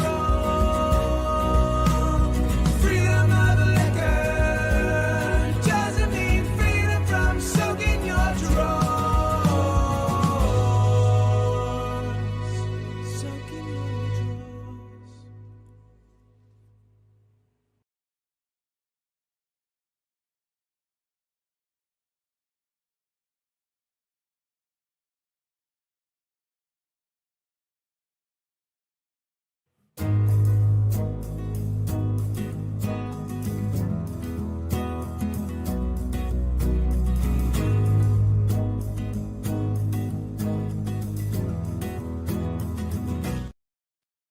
Hey, what's up, guys? I'm back. I'm back. How's it going? Sorry, my bladder was hurting. It's like, hey, empty me. Oh my goodness. Let me do the rest of these chats that have come in through the show. And then we should figure out something else to something to talk about. So if you want to just tag me in the chat with some suggestions, maybe I'll see something that I know anything about. I was here to talk Candace Owens, and we drifted off that subject, which is not a complaint from me. Like the Candace versus Macron thing is interesting, but the main thing I wanted Barnes to come on and talk about was the reasons that he thought that Candace Owens is really at risk in this lawsuit, and he did that expertly, and then we went into other places, but high energy. High energy. So we went kind of there and back again, all of that stuff. So so here what do we have here? We have Michael W says, but when does the local and state government cross the line to obstruction? And this is a question that I know there's another chat about, but this is a question about the sanctuary cities, Trump filing a lawsuit against sanctuary cities. And the balancing act that the Trump administration has to take with this is we have long-standing precedent from the Supreme Court that a state cannot be forced to implement federal law in a way that is burdensome to them.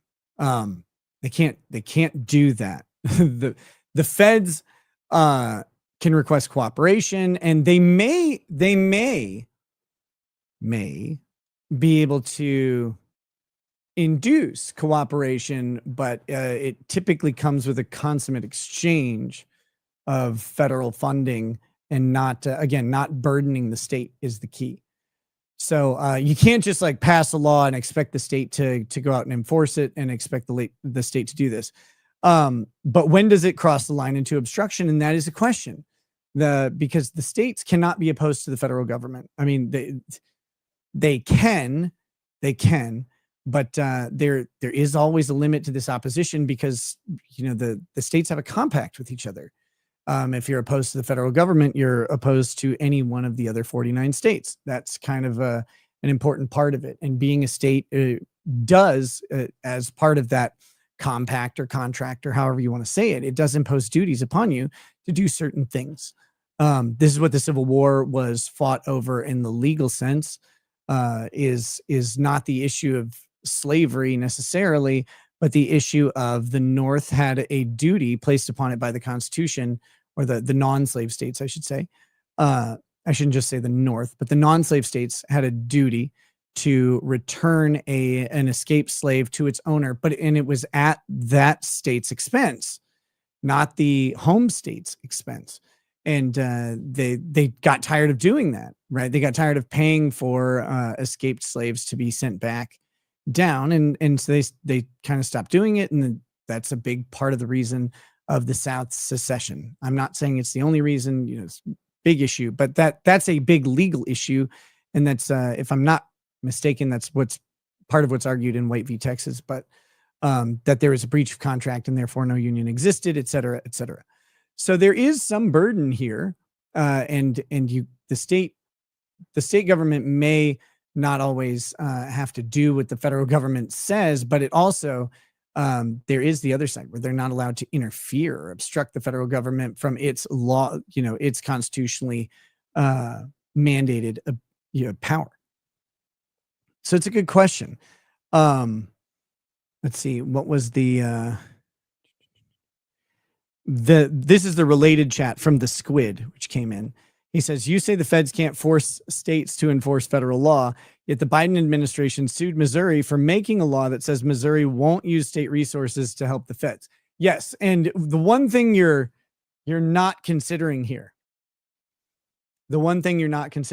the Squid, is that this involves guns and the Second Amendment. And so guns and the Second Amendment have an automatic get out clause in the Constitution, which is if guns of the Second Amendment are involved, the court wants to get out of the argument and they don't want to make a decision on it. And they don't want to, the rules can get the fuck out as well. There's nothing. The courts and the state governments or the federal governments, whoever's opposed to guns the hardest in the moment, they get to win just because fuck you. That's why. How dare you own a gun, you child murderer? Right? Like, but yes, it's a good point. And it's an instance of something we see a lot of, and that is that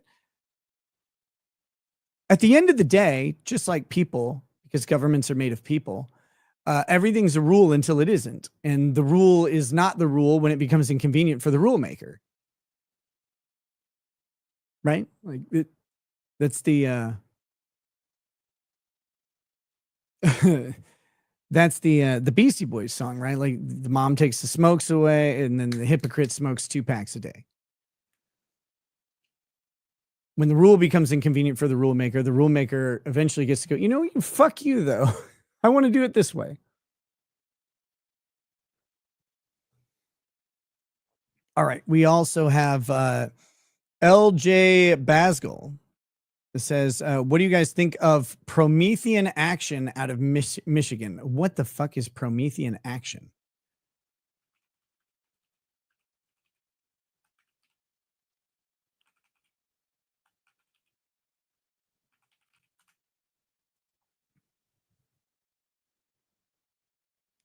Ground game, Trump's new Republican Party and ideas. Promethean action is a political movement dedicated to defying oligarchy and unleashing the fire of human creativity. I've never heard of it. I have no idea. I don't know what it is. So I don't think about Promethean action because I don't know anything about it. I'd have to look into it. Looking into political movements is not something that I tend to do a ton of.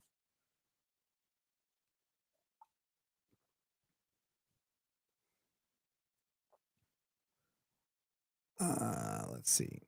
Jamesy O Jimbo says, love your show. Fabulous guest. Great work. Thank you. Grifty says, OMFG, Ricada Love, please ask Barnes my question. I did, my friend. My spirit to yours says, if Candace was found guilty of defamation, would YouTube ban her? That's a good question. What I would think is that Candace Owens is a big streamer who makes YouTube a lot of money, right? So, or a big creator. I shouldn't say streamer. I don't know if she streams. I think she does, but big content creator, makes YouTube a lot of money, lots of ad revenue, all that stuff. So good stuff. I think it's possible that they could ban her outright, like from the start, maybe. But I think Candace probably has a liaison to YouTube that can negotiate a deal where maybe she just would remove the content that is deemed defamatory that the Macrons could prove, or maybe the Macrons and she could negotiate on a list of content that needs to be removed, etc. And they would then, remove the offending videos, or have Candace remove the offending videos to allow her to keep going. Streamers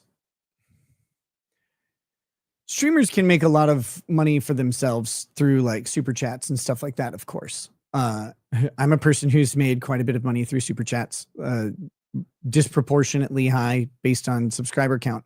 However, that's a drop in the bucket of like YouTube income in general, because the real money for both creators, but especially for the platform, is not taking 30% of super chats, because that's you guys paying, which is, again, super appreciated from me. I love it.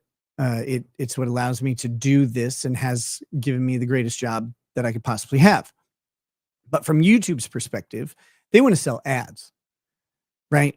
Because YouTube is selling ads by the 1,000 views, and they have tiered pricing for it. It could be anywhere from like $6 per 1,000 views. A lot of my videos are $13 to $20 per 1,000 views. And then when you get up into the people who make multiple millions of dollars, and you have big corporate interests, you could have 25, 30, 40. I don't even know how high. I would assume there's some, if you're getting an ad on a Mr. Beast video or something like that, like what would you pay? What would you pay? You're guaranteed 50 million eyes on your thing. It's like the Super Bowl. It's nuts. So, how much do you pay per 1,000 views? And, how big are the corporations doing it?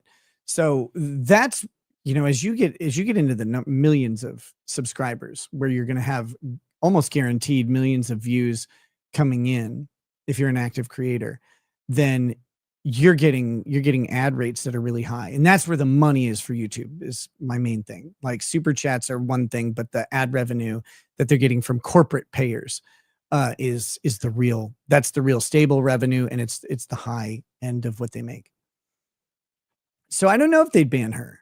It's hard to say. She might be too big to fail. Ben Frail, it took them a really long time to ultimately demonetize Crowder, right? Like it took them a really long time. So who knows? My spirit to yours says, if Candace, oh wait, we just read that one. Ben Frail says, verdict, that's a man. Brigitte, seems like it. More of a man than Emmanuel. Okay, so I did, someone asked earlier, and I didn't focus on it at the beginning of the show, although it's pinned in the top chats. Super tips is fixed. And so now we do have the voiceover super tips like this one. Good show tonight, guys. Just remember, I didn't kill my wife. The buckshot did. Ronnie O'Neill. CDZ 9000 says, please have Barnes on again. You guys make a great team. This following the Glare interview is peak content. I'm thinking we're back.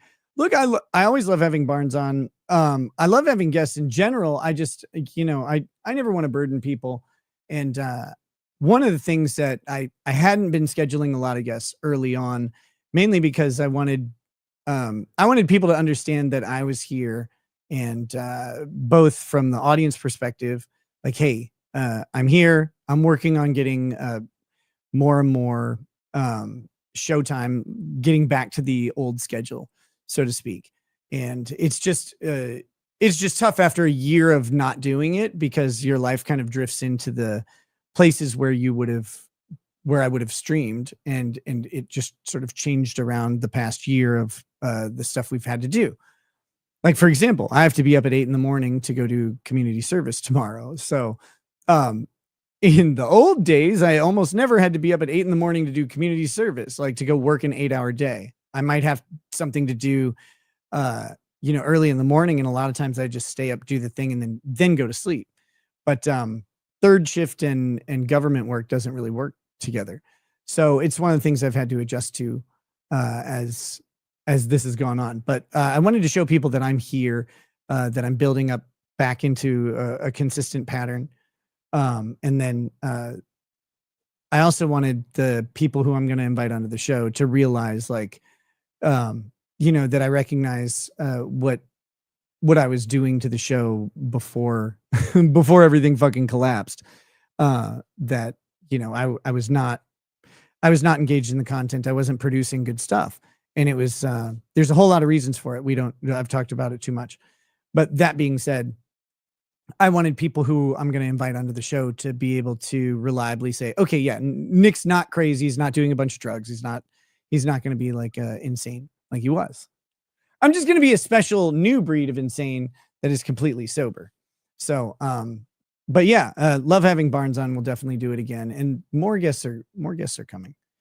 Mickey Bitsko says, Chattanooga hometown Barnes making me proud. Here we go. This is from Steve. Encroachment of Christmas marketing needs to be stopped. We need an American holiday. The Festival of Birds for Thanksgiving. 5 days, 5 different birds with ethnic cuisine. My Irish boss asked what is we? What we? My Irish boss asked what we? The fuck does that even mean?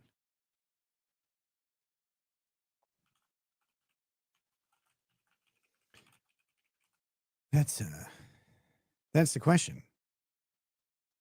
What have you got to your SAT or whatever? And it's like, you just have one essay question to answer. What we? Oh my gosh. So guys, I got really good news today. And I was going to not announce it. I mentioned it earlier, but for those of you who might have missed it, I wasn't going to talk about it today. But it already leaked out. So might as well just say it. As part of my sentencing, for my heinous criminal actions, not my sentencing. So I wasn't sentenced in the same, because I wasn't convicted because of the plea agreement, which, the judge does not accept your plea, your guilty plea, because I have what's called a stay of adjudication. And so the court doesn't adjudicate my issue. It puts it on the back burner and puts me on probation. And so as part of the terms of my probation are included 28 days of jail time that was deferrable. And at the time that this happened, a bunch of the commentators were like, oh my God. And they didn't read about the deferrable part of it. They just kind of, they like glossed it or missed it. And it was written a little bit confusing, but a bunch of people thought I would be going to jail on August 1st. Happy to report I got the order today that I am not going to jail. That 28 days is washed away. I have to spend 0 days in jail. So I just have my one overnight at the time of my arrest. So I will still be, doing shows and stuff. I will not be recording from jail, like on my per minute jail device or anything like that. So, but yeah, so I will be here, but there was a possibility if I had fucked up or like just, if I hadn't maintained good contact or whatever with my probation officer, I could have been in jail starting on the 1st for 28 days, which would have been a fucking nightmare. I don't know. Jail is such a crazy thing when you think about it, because it doesn't take much time at all where you're not allowed to leave somewhere and go do the things you need to do, where everything falls apart. And it's almost impossible to get, back out from under that. Like, it makes me think of like Lucas Gerhardt. right? He was the guy who he took a picture of his AR-15 and he sent it in a private Snapchat group to a couple friends. And then one of his friends was a non-bro and showed a fat girl this picture. You can't do that. But it was a picture of an AR-15. He says, going to take this up north to watch the snowflakes melt. And by snowflakes, I mean snow. And then he took his AR-15 to his college, which was allowed on the Upper Peninsula of Michigan. He took the AR-15 to the college and took it to the college armory where you could check in a gun because you could go hunting during the school year and stuff like that. He goes and he checks in the gun at the armory and then he gets arrested. And he was held for, I think, 86 days. It was either 82 days or 86 days that he was held for. And in jail. And then he got released for house arrest. And you think about it, this is before even being tried, or he wasn't convicted. This is just arrested. And you think about how disruptive would it be if for 86 days you were just in jail? Like, and mind you, he gets picked up as he's dropping off his gun. And so then you don't get to pay rent. You don't go to work. Like, you don't get to pay your other bills. And so then when you get out, you're left with a fucking disaster.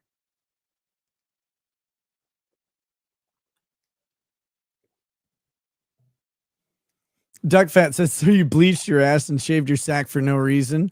Maybe next time. It's not for no reason, okay? Just because it's not for that reason doesn't mean it's not for no reason. There are other reasons.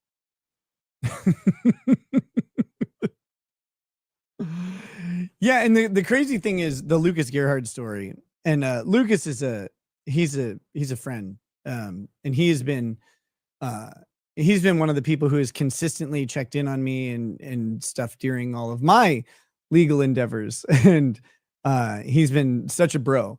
But you know, the girl who was she reported it as him implying that he was threatening her, threatening to shoot up the school, which is crazy because that was never part of it. And it was also sent to a private group. And she's like, I'm in fear for my safety. It's like, bitch, he didn't send it to you. This chick had been harassing him for years. She'd been harassing him for years and years and years, getting him canceled from everything because he was required that ultimately, this is why Lucas Gerhardt went to jail.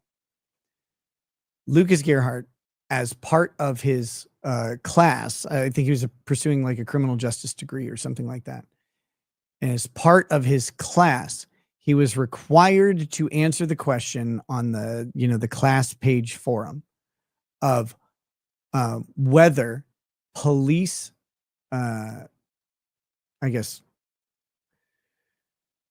police departments should lower their training standard or their admission standards, for lack of a better word, lower their admission standards for the physical testing to allow for women officers to, for women officers, just in general, should they lower the standards?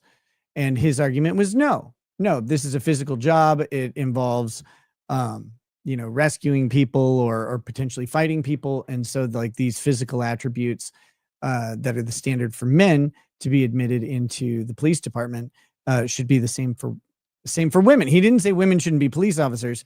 He literally says like, the standard should just be the same for both of them. And if women can pass the same test, then they can be police officers. Makes sense. That is why he was ultimately arrested, because that is what kicked off these little feministas who were ultra empowered at the time, right? This is 2018, 2019, something like that. And maybe 2020, but I think it was 2018. Damn it. Now I'm going to look it up.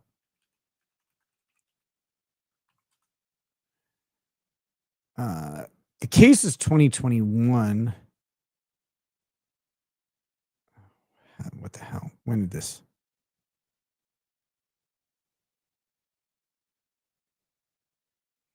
I feel like he was arrested in 2020 or 2019.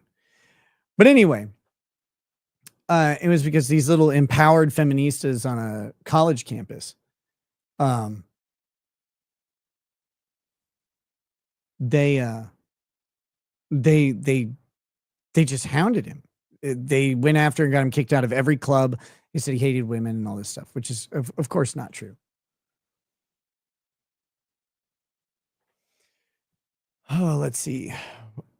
Bob says that's not my dad, Bob. It's a different Bob. He says, so do you get to use that night as time served in the future? If so, I see a kick in the nuts in the future. It's already technically it was, I got my time served as 2 days off of the jail that I was assigned. Right. So it was actually 30 days of jail with 2 days served.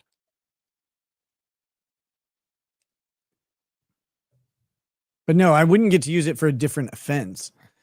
In theory, if I violated my probation, I guess, and they instituted my full sentence, which would be 21 months in prison, I think it would be 21 months minus 2 days.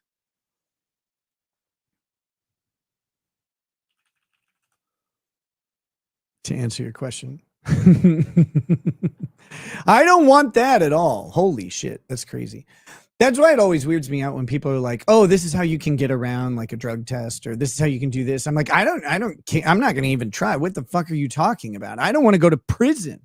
What if your method doesn't work? Like, what the hell? Like, do you know how I get around drug tests? I don't do drugs and I don't drink at all. Zero. There's nothing in my house. Everything is gone. Poor Lady Rackets can't even have like a bottle of wine in the house or anything like that. Can't do it. Too bad. So, that's how you deal with this stuff. Principled uncertainty again says, Nick, any chance you could do a deep dive on the UK's new Online Protection Act? It's insane. Maybe, not tonight, but maybe. What's in the barrel? Some cups and keepsakes, I think. I haven't opened it in a while. But yeah. Some gun advocacy groups are allegedly about to file a federal suit to claim that the repeal of the NFA tax makes the law as a whole unconstitutional. Thoughts? Well, yeah. That's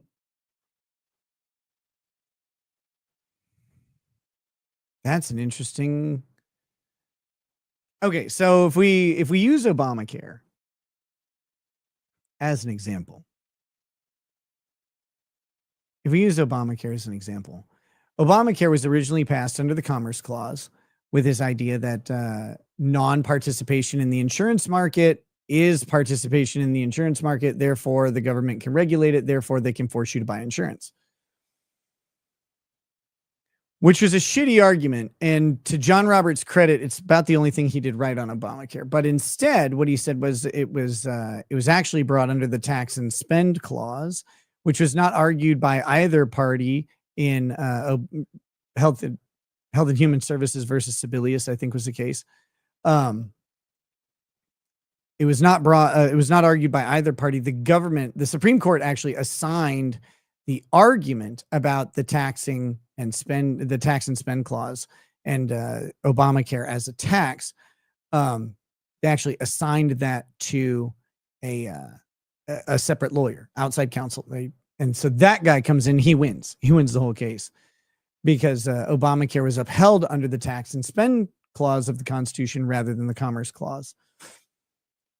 All laws must have a basis. All laws created by Congress must have a basis in the powers that are delegated to Congress under the Article 1. Typically Article 1, Section 8, and a couple in Section 9.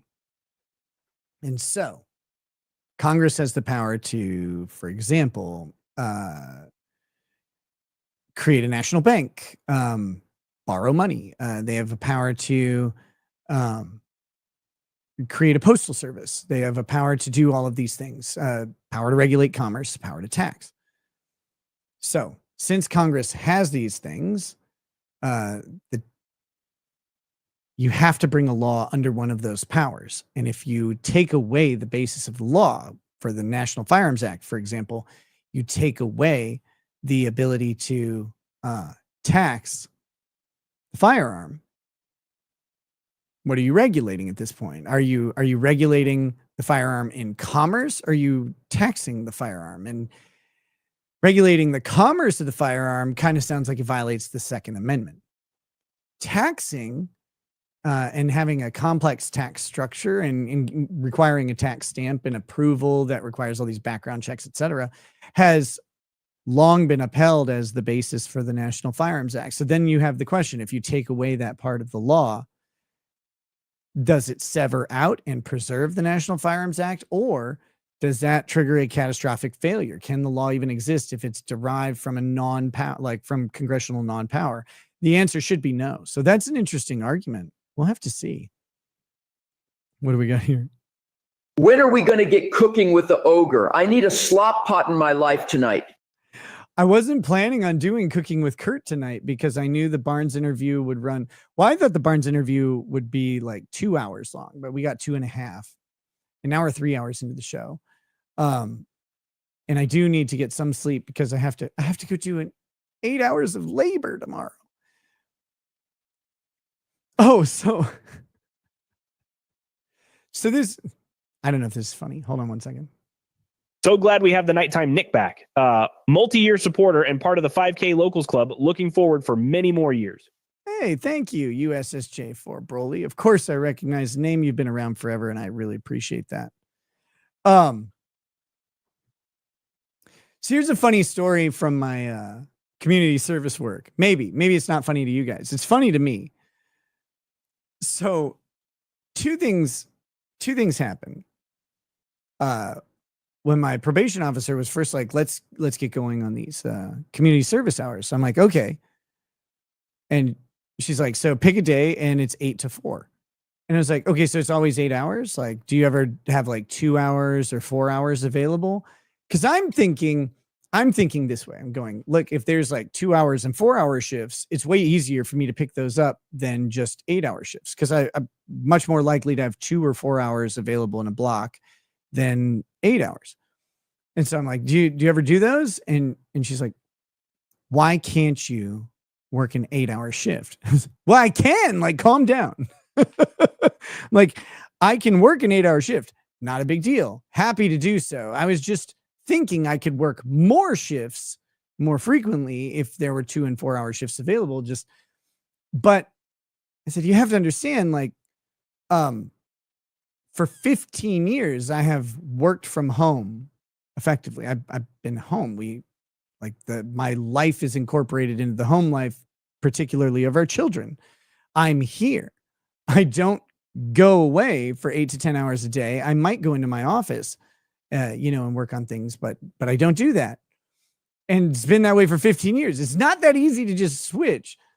So then it's like, you don't want to work 8 hours. I'm like, I'll work 8 hours. I'll work 80 hours right away. I don't care. Just straight through. But no, that was fun. And then when I got to the work site, the guy's like, well, what can you do? I'm like, I don't know, whatever.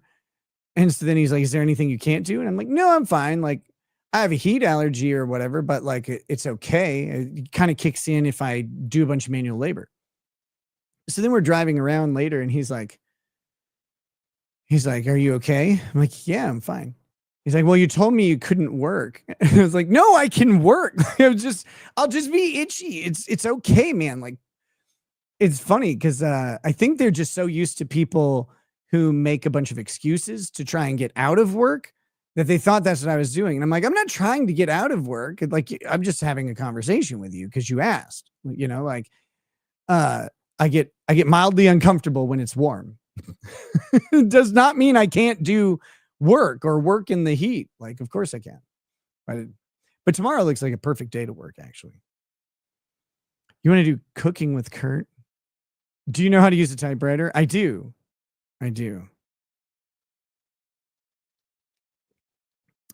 Joskin says, how about a rant about Pacer charging 30 cents a page? It should be free, but if they're going to charge, make it per document and not for the search result pages. Pacer charging 30 cents a page made sense when copies of physical paper were expensive. And so if you go down to your federal courthouse, and they might be one of the only places that had a photocopier, and then they're making copies of like these giant documents, and it costs a bunch of money and takes literal labor for someone to stand there and make the copies for you. Might be 200 pages or whatever. Takes a while. Like that kind of made sense to do a per page rate. But Pacer now, it's like, wait a minute. Why am I charged 30 cents a page? It's just a file. Like you're talking about 154 kilobytes versus 176 kilobytes, right? Like this is crazy. Why are you charging me 30 cents a page? Pacer should be free. Access to court records, should be, when you have access to them, it should be completely free. My cooking with Kurt content should count as community service. This is when you look at Nick on a FLIR camera, all one sees is a glowing red nose. That's correct. My county does not have alternative means of community service. You only go to the community service office and do whatever they have you doing that day. And it's whatever they need to do that day is what you do. There is no, there's no like, oh, you can volunteer here or do like a soup kitchen or nope, that doesn't exist, which is kind of wild when you think about it.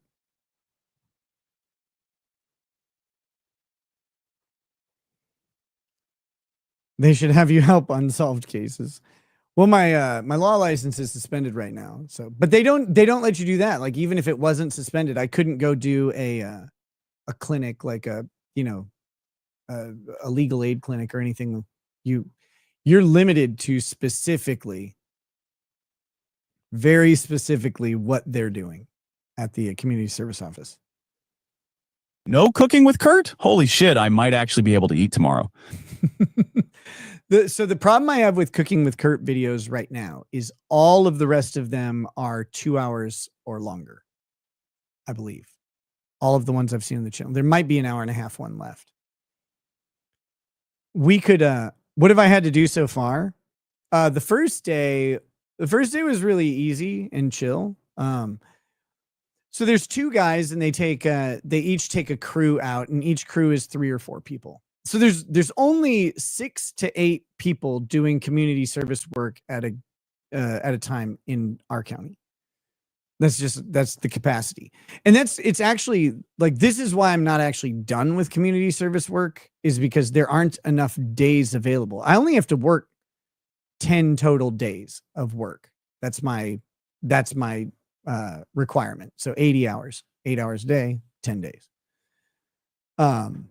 After next week, I'll be halfway done. But there just aren't enough days, because some of the people, like I have 80 hours, fine. Some of these people have like 2,000, 3,000, 4,000 hours, depending on their circumstances. And so those people, and then people who are actually in jail, who also have community service terms to do, they get bussed out and they get kind of priority on picking stuff. But it's wild, because it's like, I was kind of getting things ready, and I was like, I'm going to clear my schedule for 2 weeks and just bust out 80 hours. Like, who cares? It's an 8 to 4 job. It'll be fine. And then I find out, no, you can't actually do that because we have to have the availability, and we don't. Oh, okay. Oh no. Oh no. Oh God, going to come. Oh God, going to come. Oh God, going to come. Oh God, going to come. Oh God, going to come. Hope this made you and chat uncomfortable. Uncomfortable? Really? You drop a cum pun in the middle of your cum chat? How dare you?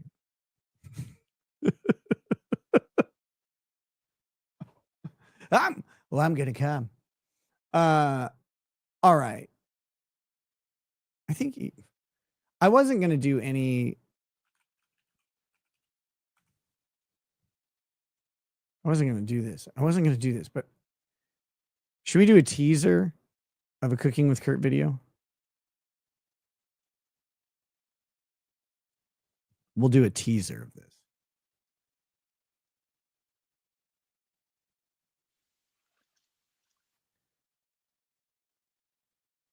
Wait, Ari Jacob. Is Ari in chat? There she is. Hey, Ari, how you doing? Guys, Ari's super cool. You should check out her Instagram page, especially if you want to be a content creator. It's a treasure trove of useful information. Okay, we're going to do a little bit of cooking with Kurt, but we're not going to do the whole thing. It's an hour and a half. That'll take me forever. So this is the preview. This is a preview. So this is your warning also. I know, look, cooking with Kurt isn't for everybody. And if it isn't for you, then maybe you should reassess your life choices, because it is for me. And I'm correct. It's my favorite show. Don't make fun of it. Don't make fun of me. It's my favorite show to watch. It's not my fault. It's not I was changed in jail, man. Oh. Little Miss Jacob says, Ari says, "Oh, Robert is my neighbor here in Vegas. When are you coming to visit?" I would love to go to Vegas. I went out there for Hackamania, but it was a really short trip. I only had time to work. I didn't leave the hotel.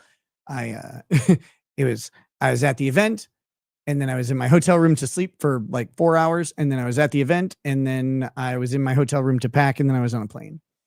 So, but I definitely want to come hang out at some point. And I don't know when the next time I'll get out there is, but I'm going to find some reason. Vegas is becoming one of my favorite places to be. Even sober, I will say, even sober, Vegas is a ton of fun. I'm a ton of fun. I'm a fun guy. I'm a ton of fun. Can't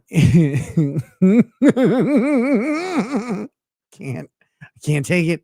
Can't take it. But even sober, Vegas is a lot of fun. I want to go back. What about Florida, asshole? I would like to go to Florida. My parents live in Florida. I want to go visit them. And I'm hoping to do that before the school year. I just don't know. I don't know when to do it. All right. So this is Cooking with Kurt. We already have hostage angle. Diamond says, "Saw you from a distance at Las Vegas. Why didn't you come say hi?" No, you did not. Were you with two other people? Came kind of late into the venue? Now I need to know this, Diamond. Because I think I did see you.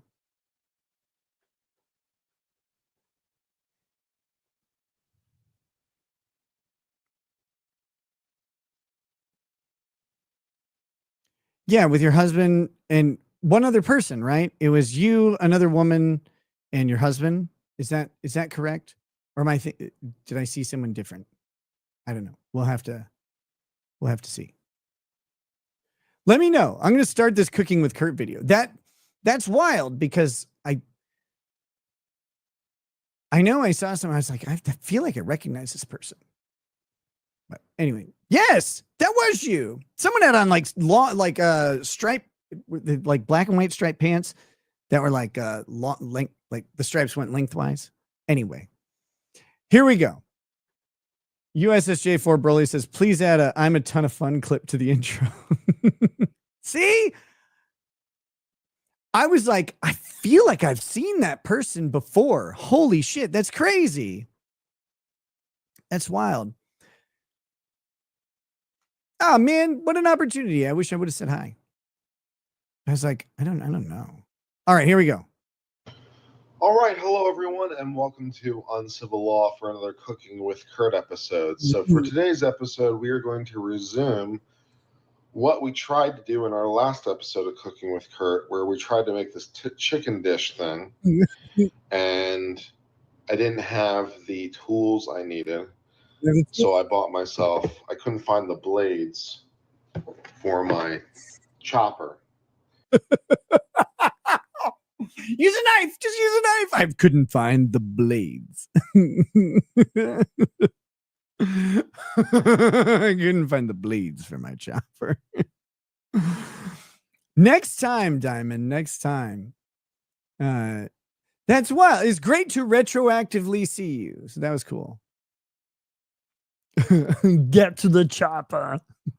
So I bought another chopper. He bought another chopper. He couldn't find the blades for the chopper. He's like, I just bought a whole nother one.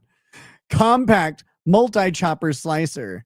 9 blades. Nine blades on his Mueller chopper. It's so fucking funny.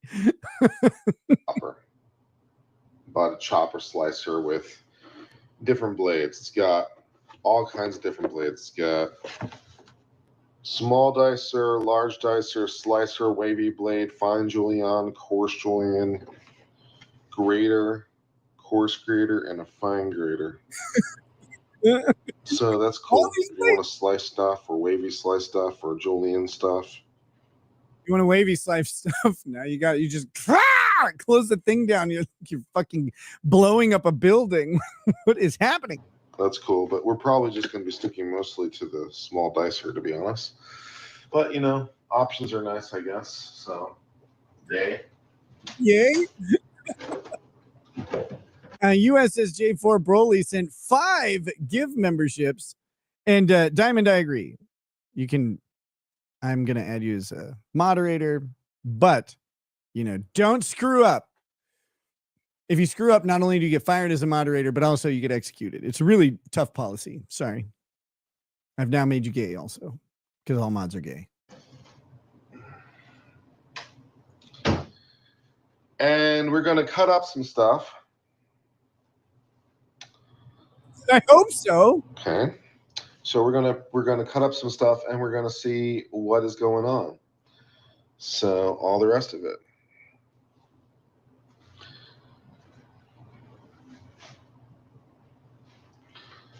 All right. It's a torture device for the captive, but it's just the psychological torture, right?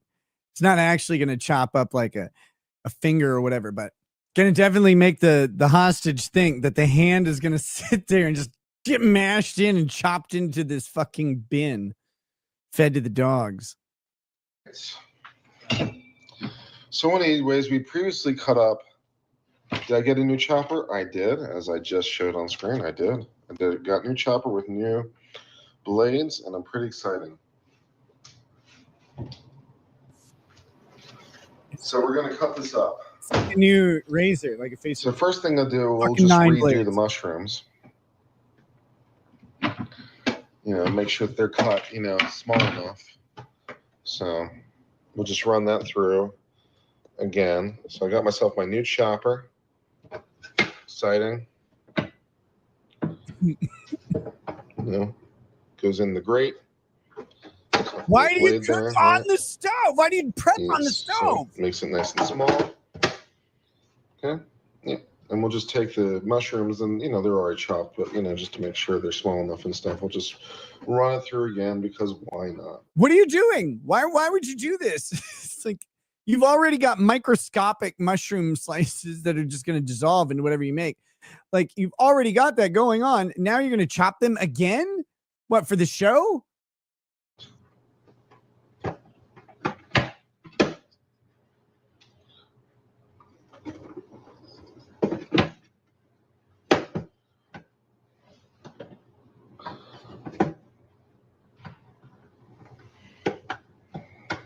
Arclight, it's an hour and a half. No, we will not be watching all 2 hours tonight. I don't have the probably about, I can go about maybe 20 more minutes.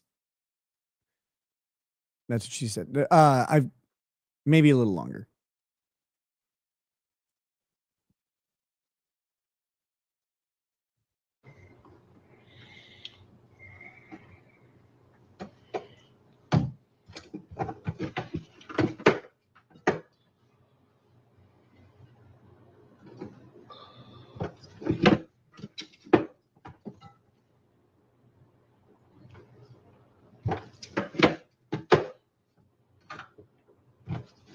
This is a lot easier, I'll tell you that.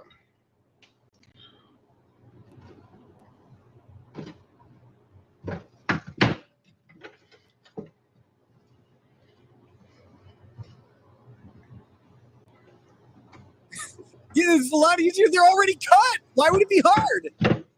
A lot easier than what? What did you do beforehand? How did you get these cut? It's not possible. You didn't have the blades. You didn't have the blades. You didn't have the blades.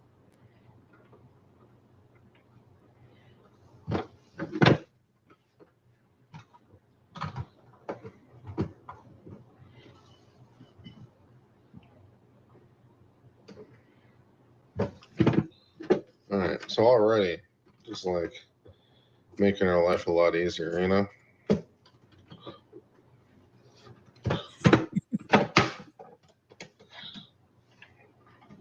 Yeah.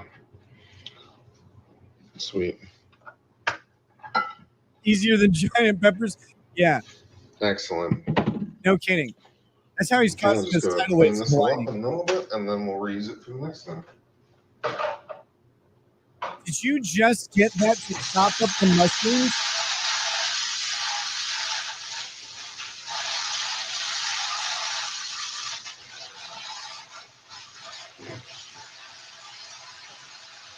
Mushrooms are the easiest thing to cut. Like they just give way.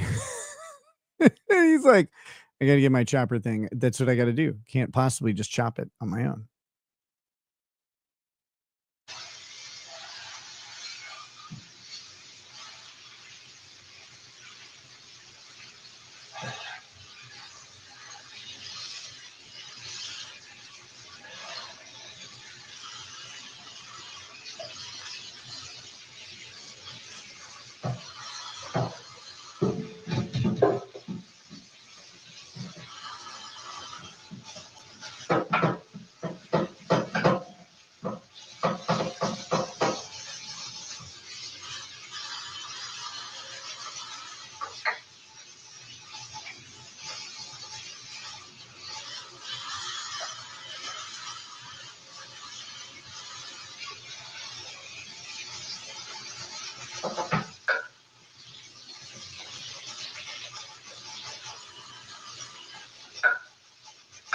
This is the thing with every fucking gadget in a kitchen. It's like, oh, I got this gadget to make the job easier. Cleaning them is always a nightmare. Even when you go down to those things that just chop an apple like into wedges. It's like you just put the apple down, it's a slicer, and it'll core it and it'll chop wedges. Like you just, it's done. But then, like, you got apple shit all over, like, you know, this apple juice and like apple refuse or whatever that'll fucking go brown and rot on the blades. Your Honor, when my client said his alcohol was missing, you claimed you didn't have it. My client witnessed you swallowing the bottle with your vagina, evidenced by the liquor flowing on the floor. My friend, you turned me on and then turned me on to the law. I always believed you had it in you to return gloriously to the microphone. I'm glad you found your camera too. I have to admit, I had grave concerns when I tasted the top shelf vodka when I licked your seat. Oh, am I in the wrong courtroom? I'll allow it. Nick, I can attest that you love black people, especially when you cut the rope holding me in that tree. Run free on the microphone like I do. Nick, can you ask your lawyer to pass me one of those solo cups? I would like to try some of that sweet top shelf vodka on the floor. Oh my God. That was brutal. JC the Music Man, thank you for that lovely super tip. I've confused feelings in various parts of me. I was right about that fucking judge, by the way. I was like, this is just liquor coming out of her vagina.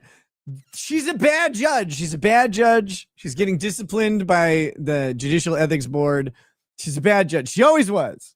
Never really liked anything she ever did. What was I talking about? Oh, yes, like the apple thing. Yeah, because you have to rinse the apple off it. It's a nightmare because it's a bunch of little crevices and stuff, which is the whole thing. Like a knife, like you have to move it around. But if you create something that means you don't have to move a knife around, it means you have to have a bunch of knives in fixed places in the predictable pattern that they would be moved around. Like that's how it goes. And so then you have to wash 14 knives or whatever. Like, so he's sitting there spraying out this fucking checkerboard grid pattern of blades with mushroom bits all over it. And it's like, if you just use a knife, you can just like, you just wipe it off. Like you want to use some soap, right? Or some other sanitizing thing, but like you could have a bleach rag or whatever. And you just wipe the knife off and you're done. Right into the knife block. It's done. All the time you save on cutting stuff, you spend on fucking rinsing these things out and washing them and trying to get your little scrubby brush in between all those little holes. It's so stupid. I hate them.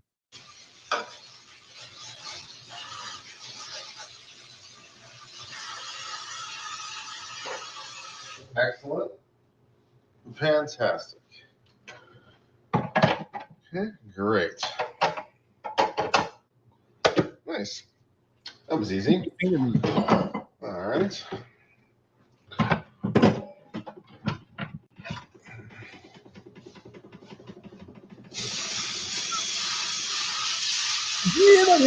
Rocky.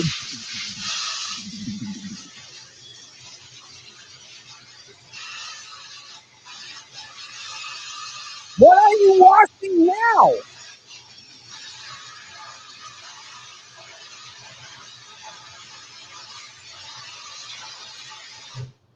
All right, cool. Excellent.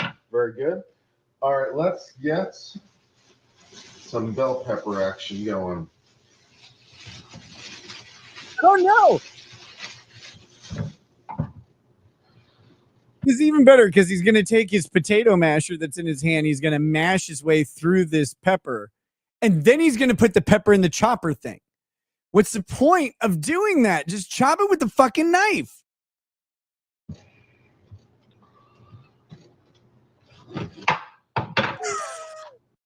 Did you see how dull that was? We got to go back.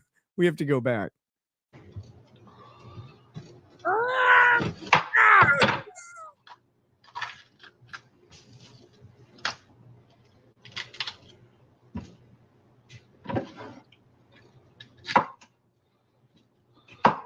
That smells like bell pepper. It smells nice and fresh. Wonder why. Smells nice. Take the plastic out the cutting board, you Smells brute. like fresh bell pepper to me. Excellent. Just did all this work. It basically, his peppers are almost. Bam! Ah!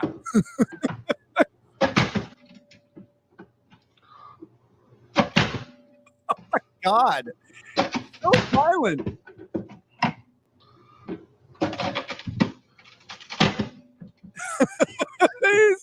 he's already struggling with the guy. This pepper is fighting back. Animalistic rage is going to win. Let's see. Hold on. What do we got? Get out there. Principled Uncertainty says, why do people say Kurt bathes his dates in a rancid mix of hair remover and bacon grease? Personally, I think it's untrue. He clearly does not own a bath. Aww. That's mean. Deep Service. Your audio is jacked when talking over the videos. I know. I fucking hate StreamYard. I hate it. You know this, it made me waste this 114 characters to say this. I want more next month. Reparations. And put this on the counter so it doesn't make that banging noise as much. It's not fun to listen to. You're going to make the banging noise. There you go. It's like a whole different machine. I'm wrong. It's not going to make the banging noise. It's like a whole different machine. He just pulled out. He's like, oh, this is so much easier. Why were you doing it the other way? All right, cool. One bell pepper down. Second bell pepper glory.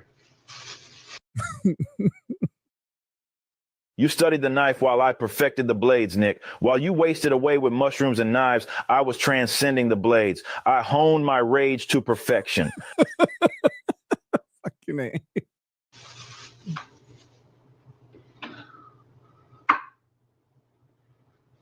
Look at him struggle through this pepper.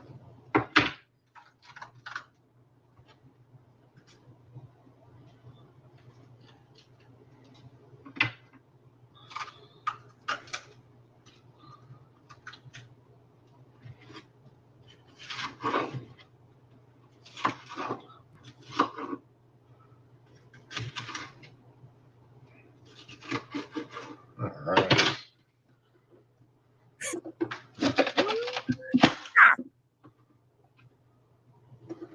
Glad he's been doing all that weightlifting. So can you imagine? Like Kurt goes to gym all the time, so he's got to be like super strong and stuff. So could you imagine being like a weakling like me? I couldn't operate that box chopper thing. No way. I would never get a pepper through the fucking grate.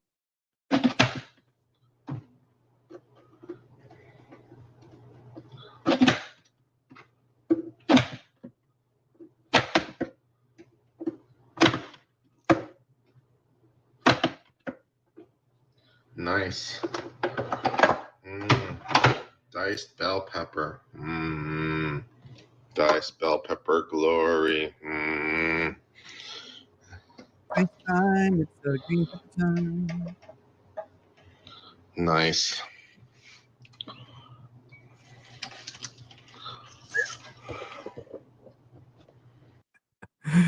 Aaron A., you ain't right for that. Despite all my rage, I'm still just a curtain. I'm gay. Despite all my rage, I'm still just a curtain. I'm gay. I love that song.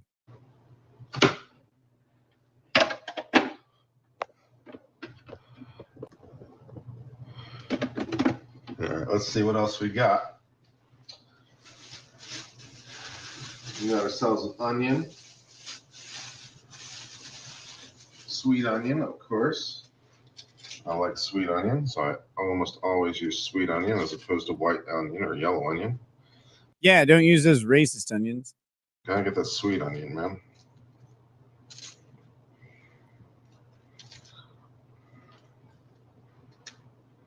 Plus, makes you cry less, which is also a nice bonus.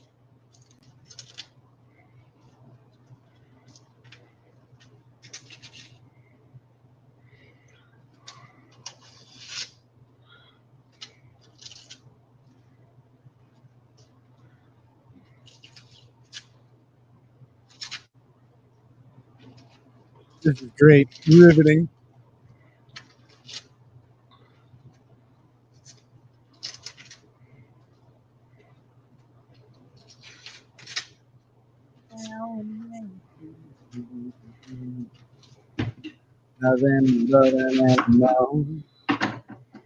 God, stop stuck in my head.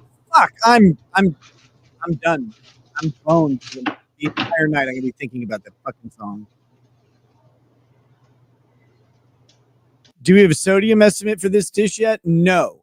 He hasn't put any ingredients in the dish yet. He has chopped up some mushrooms, bell pepper, and now he's going to chop up some onion, but we don't know what else is going in yet.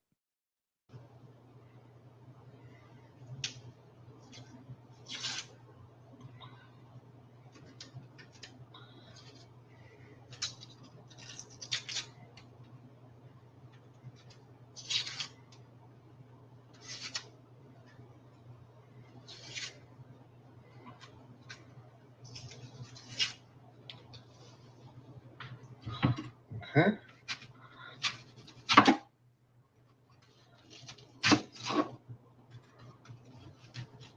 Jester says cooked professionally.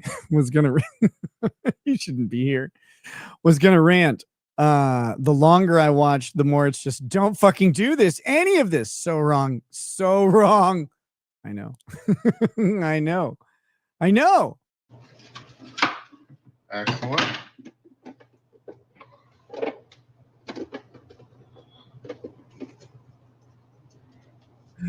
He's put big chunks of onion in this thing.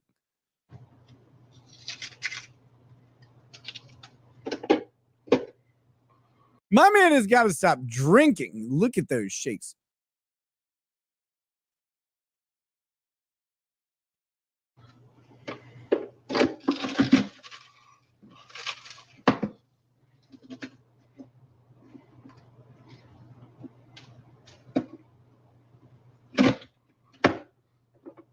What if you got your dick stuck in that thing? That'd be a disaster.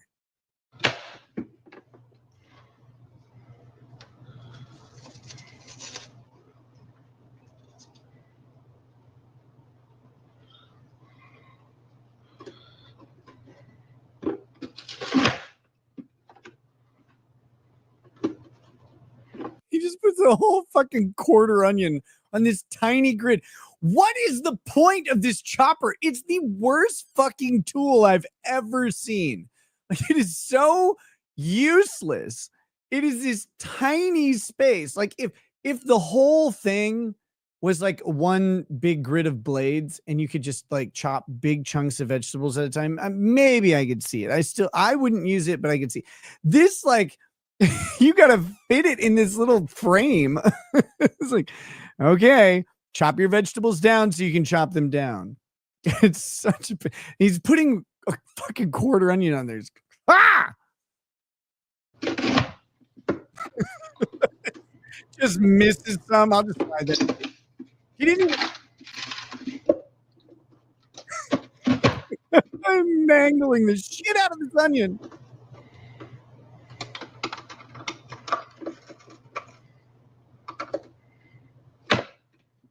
Cool. Diced onion glory. The chopper makes your life easier. No, What's not to love? You get these nice. It doesn't make your life easier at all. At all. It makes it objectively less easy. Look at how much work he put in to cutting that onion. It took way longer. I could dice an entire onion so much fucking faster than him shoving it into that machine over and over. Prof. David Betts, as esteemed academic, has done the rounds claiming Western Europe is on the verge of civil war. What say you? How can Western Europe be on the verge of civil war? It's a bunch of different sovereigns. I guess because of the European Union, but I don't see the European Union as its own sovereign entity. I feel like it's more of a compact of sovereign states, even than we have. I don't know. But I know nothing about Europe. I couldn't tell you. I don't know anything about European politics. Small pieces, which is what we want. Ice Dancers is my favorite voice.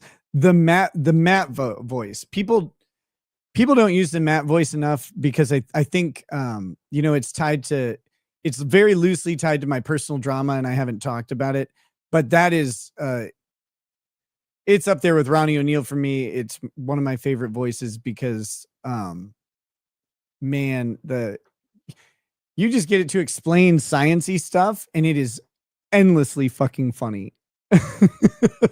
Excellent. Yeah, the chopper has made a mess of everything. He's got mushrooms all over the fucking stovetop.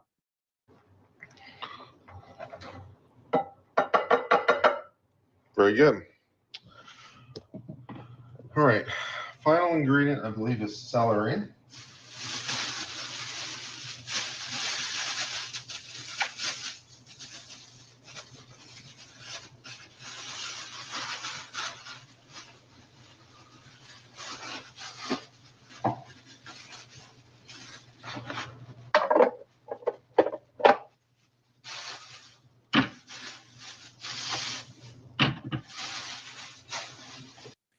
Charitard says, any advice for dealing with a debt collector lawsuit? Yes. Get an attorney who specializes in debt collection lawsuits in your jurisdiction, because every state has a very specific set of rules that a debt collector must follow. Document everything, take pictures of everything. Your phones are a wonderful tool for any lawsuit, but specifically, one with very, very strict guidelines. They forget to, if they forget to send out a form or a flyer or something that's required in the rules, the lawsuit's over, and you can sometimes you'll win and get the debts nullified. And if they if you tell them to stop calling you and they don't stop calling you, if the debt harassment is a very, very serious thing for creditors to have to, they have to worry about doing collections correctly. So get a skilled debt collection attorney. They're worth it.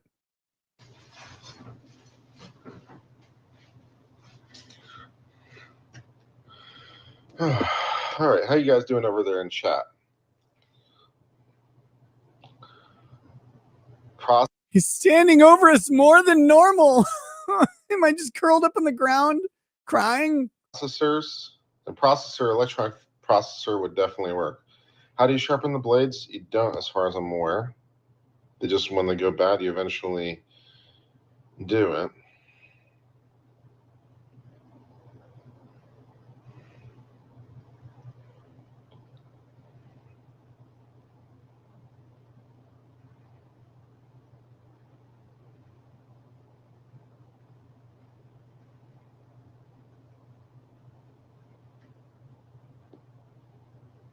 Okay. Refer the mushroom and what brand chopper? Mueller? Muellers. Mueller brand. Mueller brand makes the best stuff.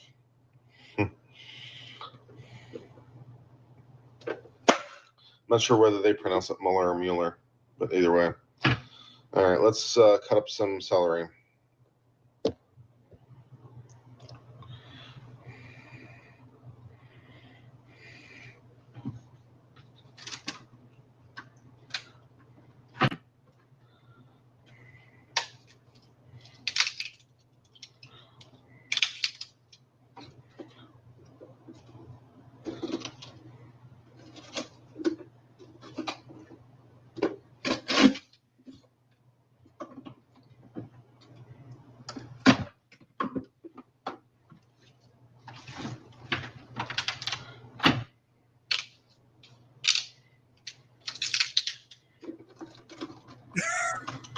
It does it every time. He just piles up celery. Smash.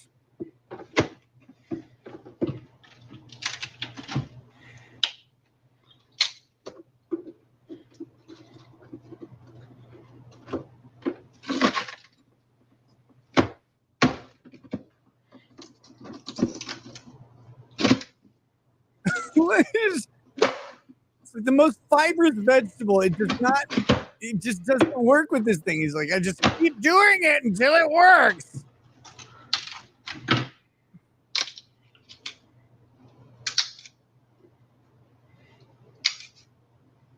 Someone asked if you washed the celery. Do you think you fucking washed the celery? No. He's just smashing. He's just mashing it into the grate. God, it's disgusting.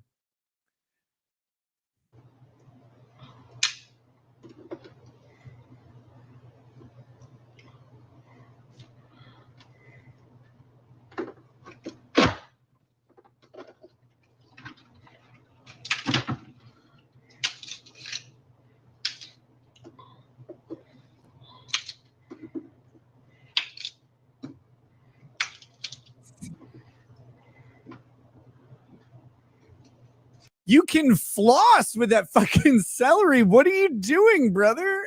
Oh my God. Pav, you're being held against your will and begging God that no part of you is going to get shoved in this thing. Facts.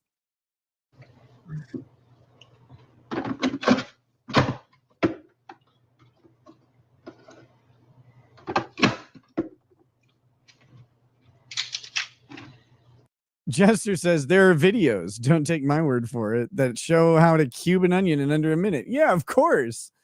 Pros can do it in 10 to 15 seconds. Smusher not needed. Yeah, it's not that hard. Like the only relief I'll give him is that his hands shake, so maybe. But my hands have shook since I was 15. Right now they're pretty stable. They're doing great.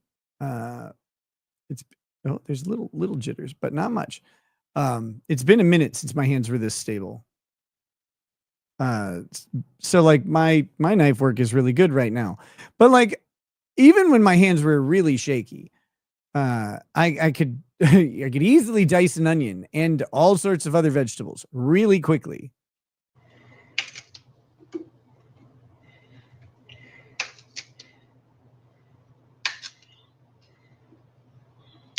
His knives are dull. So his content and analysis. And what is that?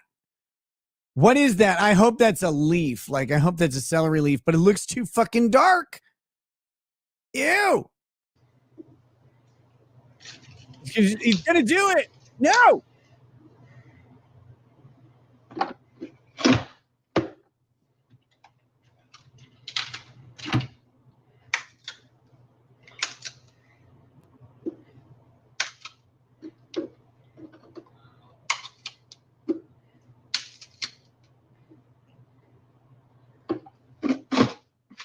Guys.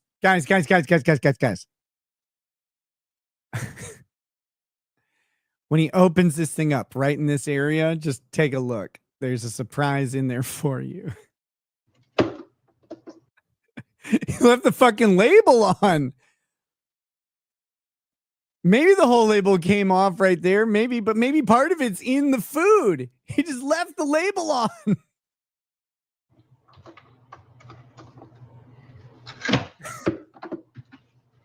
Where'd it go? Where did it go? It's gone now.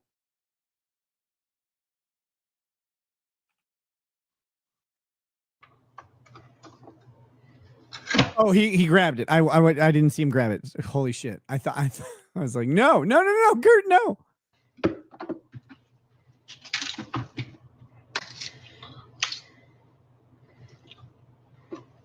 He's just ripping stalks off this celery plant. He's not washing anything. The bottom, like the stalks, is fucking just dirt. There's just dirt everywhere.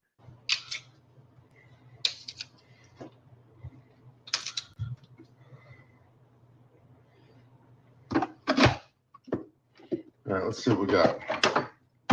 It's a lot of celery. You've got a fucking disaster. Shout out to the paralegal at the law firm hired by the co-om eater that has been forced to watch this show. Hope you have a few laughs at least. What up, paralegal? I'm not sure we need more than that, to be honest.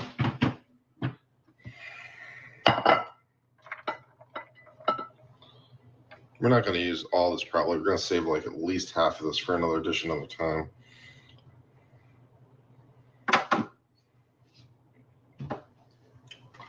Yeah, people told him, like, why are you buying the pre-chopped up Trinity? Like, you could just make your own in 10 seconds. He's like, no, I'll make it in 20 minutes. We can't use all this today anyway, even if we wanted to. What, you can't use it all today? Why not? You motherfucker, you put 2 pounds of grits into a dish and slow cooked it. You're telling me you can't chew through some celery, onion, and bell pepper? Vegetables are too much for him. He's like, oh, I couldn't possibly have all these vegetables. That'd be crazy. Here, 7 bouillon cubes. Go in. Well, I guess we could hypothetically, but still no.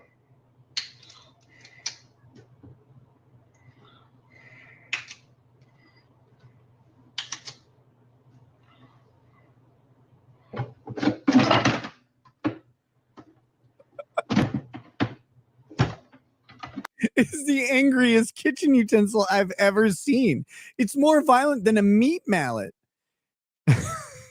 God damn it, Nick. Someone needs to ask Kurt if he is chopping celery or chopping up a body. If you turn it up, you can hear the food in his refrigerator screaming to be thrown in the trash. And then, yeah, Voluptuous Vinyl, stop doing this on the stove. Right. He put it on the counter. It worked way better. And then he goes right back to the stove. He's got a thing. He's got a thing up here about that stove. He has to be on the stove.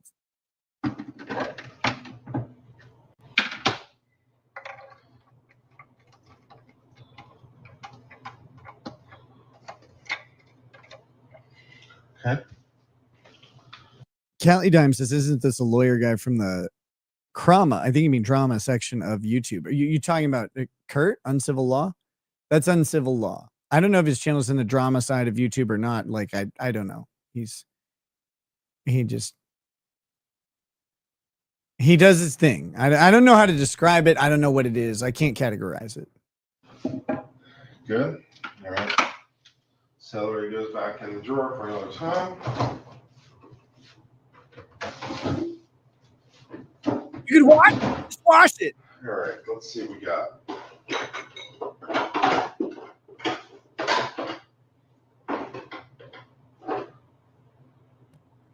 Death Trout says, come on, Kurt is nothing but drama. Like, I don't know. I just watch him cook. I just watch the man. The man's a chef. Pastor Flash, did he ever post a photo of the grits done? Searching through the like YouTube posts is really like, it's hard to go back 3 fucking years on this thing, or 2 years or whatever. And you might miss it. And he's taken down so many of his community posts that he made. Oh, Lord Jesus, do not make me partake of this meal. My heart and kidneys could not deserve such abuse.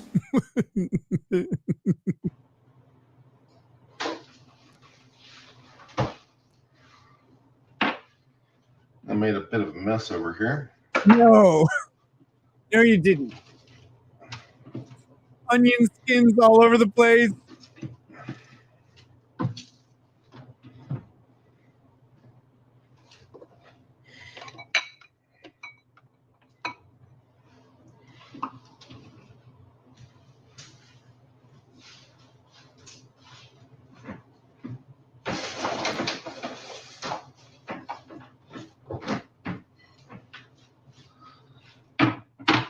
right. I'm going to take this and mix it up. Oh, gross! No! No matter what dirty thing is in Kurt's kitchen, his hands are grosser than any of it. Like, okay, on a serious note, even if his hands are clean, Kurt molts skin off his body at a constant rate. Like, you could see it everywhere. It's all over his clothing. It's all over him. It's all over everything.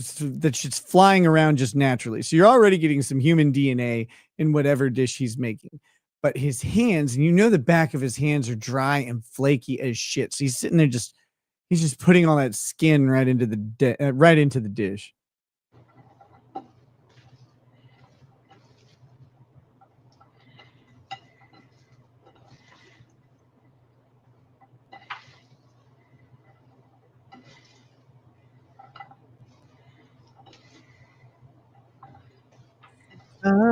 It's a glorious time.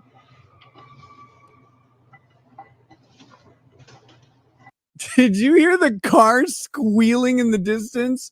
Or was it the scream of vegetable souls being lost? Hold on, let's go back. Let's listen really closely. It's really faint in the background.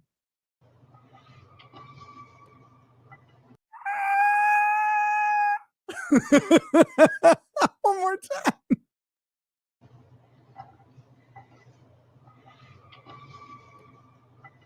It was one of the most haunting sounds I've ever heard.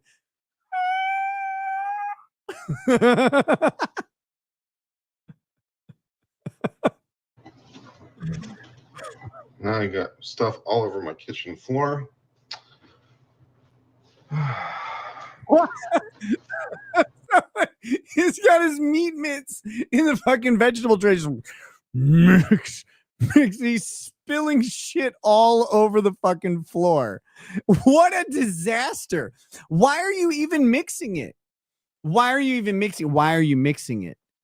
If you're cooking like anybody who cooks, that is going to go into a pot and then you're going to just mix it up in the pot. Like, what are you doing?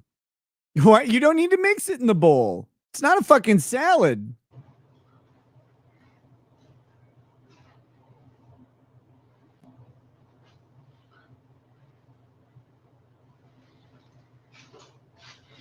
Cucumber, onion pieces everywhere. Foreshadowing. This is why women do most of the cooking. Okay, well. Oh, I thought he was saying that. This is why women do most of the cooking. No, but he's reading a chat. That's interesting. Thank you for that value-added chat. That was He is so mad about everything at all times. He is so fucking angry. His perception of people attacking his persona is far more relentless than people attacking his persona, but he believes that every comment, it's like it's negative first and it has to go through like the good egg, bad egg, Willy Wonka scale or whatever, like before he can approve it. He's just like, thank you for that valuable piece of information.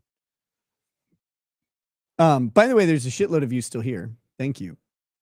Make sure you hit the like button if you like the show. Oh my goodness. I'm going to have to go to bed soon. I can't. You guys, you did this to me. You peer pressured me into this and now I can't leave. I can't.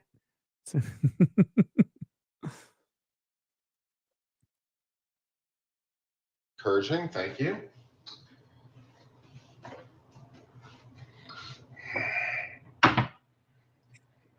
Kurt is a dust mite mecca. Holy shit. Aya says, what area of law do you practice?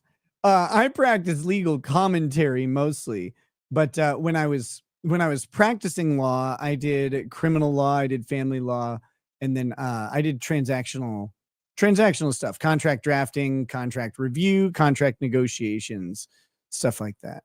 So I do pretty much anything I could. I live in a small town. You kind of take what walks in the door.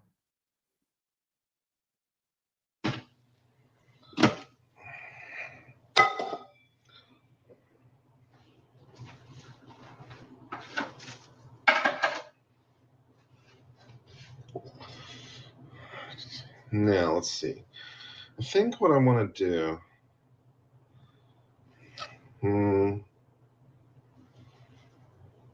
I think I want to saute at least some of it first. No, that's all right. He has no idea what he's even making. He's just like, I think what I want to do is maybe saute some of it first. No.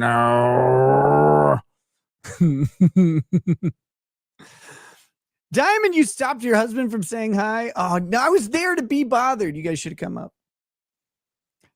Just come to the next event I go to. I'll let you know when I find out when it is. Jester says, hand mix is common for cooks. You wash your hands so much that swamp hands is an occupational hazard. Trust me, if you knew how open and optional food safety really is. Chills. My hands are clean when I cook. That's all I know. Throw it in there. Scott Fox says we should do a deep dive into Kurt's watchmaking and dating profile videos. Stop reading my mind and my notes on what I'm going to do in the future. He has like 5 videos about a watch that he got in the mail that you have to assemble yourself. And I don't know if it's a Karen Reed. I got a watch. I don't know if it's that one. I don't know, but he failed to make it the first time. He has a video of his own failure making a watch from a kit. God, that's funny. That's real. It's a thing that's out there, and I don't know why. Like, failed attempt making this watch, and then the next one's like, try again. Like, oh my God. This is like 8 hours of content.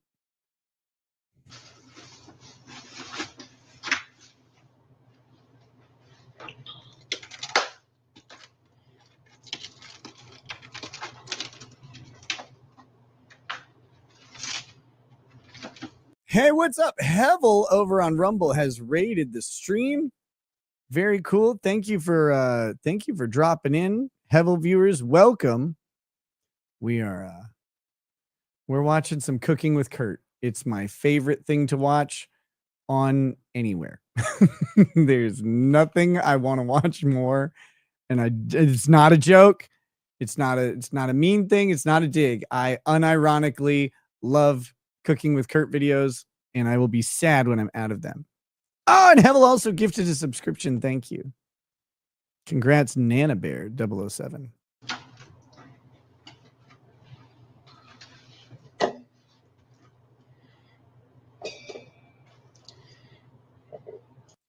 I want to saute this chicken. What I'm going to do is I'm going to put the cold, raw, unseasoned chicken in the bottom of the unoiled metal Instapot saute pan. Cold. What are you fucking doing?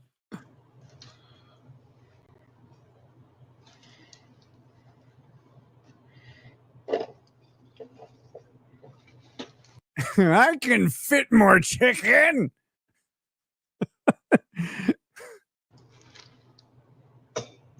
What? Huh?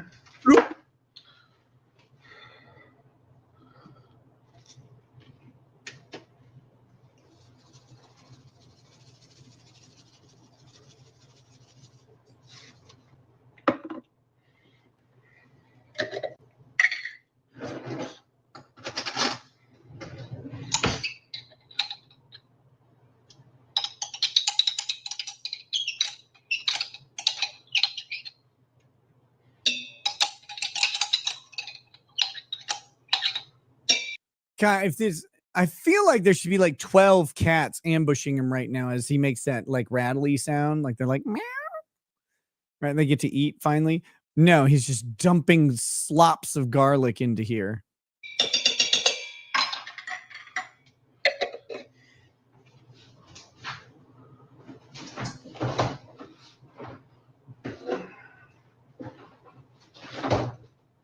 Chester says this is Kitchen Nightmares real world without Gordon's knowledge, charisma, or ability to say, "You're a waste of oxygen."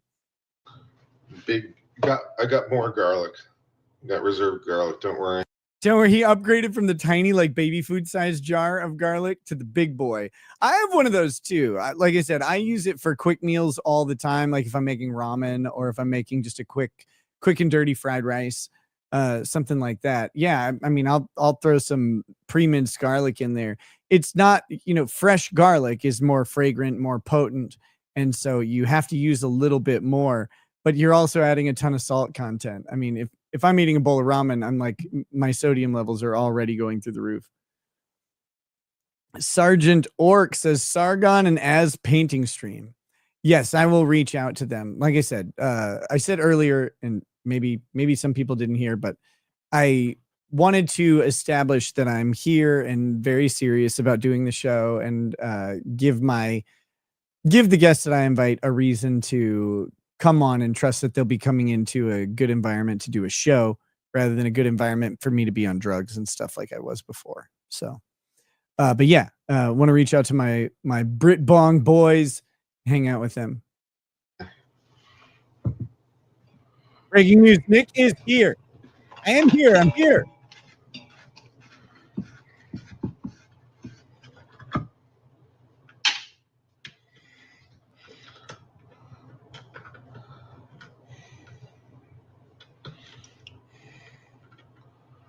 Yeah, he did not wash his hands while dealing with raw chicken. And so what he did was he took that raw chicken and he's now it's on the spoon. It's all over the garlic jars that he was holding. It's everywhere. It's everywhere. It's so perfect.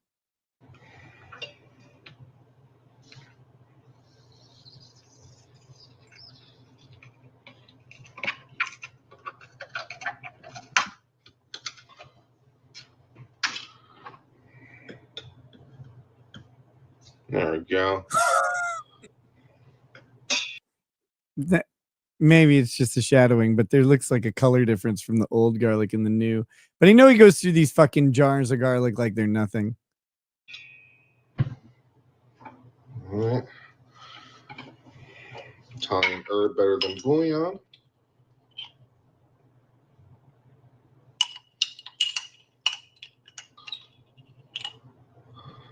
So get some nice herbal flavor in there.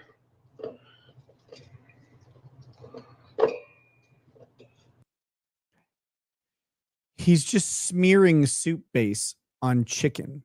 He's just smearing the soup base on it. What the fuck is that?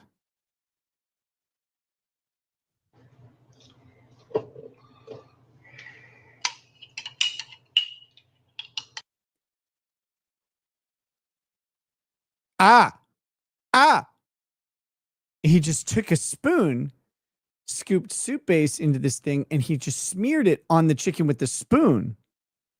Then he took the spoon and put it back in the soup base jar to get more. Motherfucker, you trying to die? Excellent.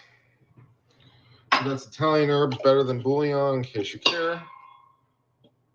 Oh, it looks greasy. And minced garlic, plus Cajun seasoning for, seasoning. So, good. All right. So then we're going to take this and then we're going to cover it sort of with this stuff.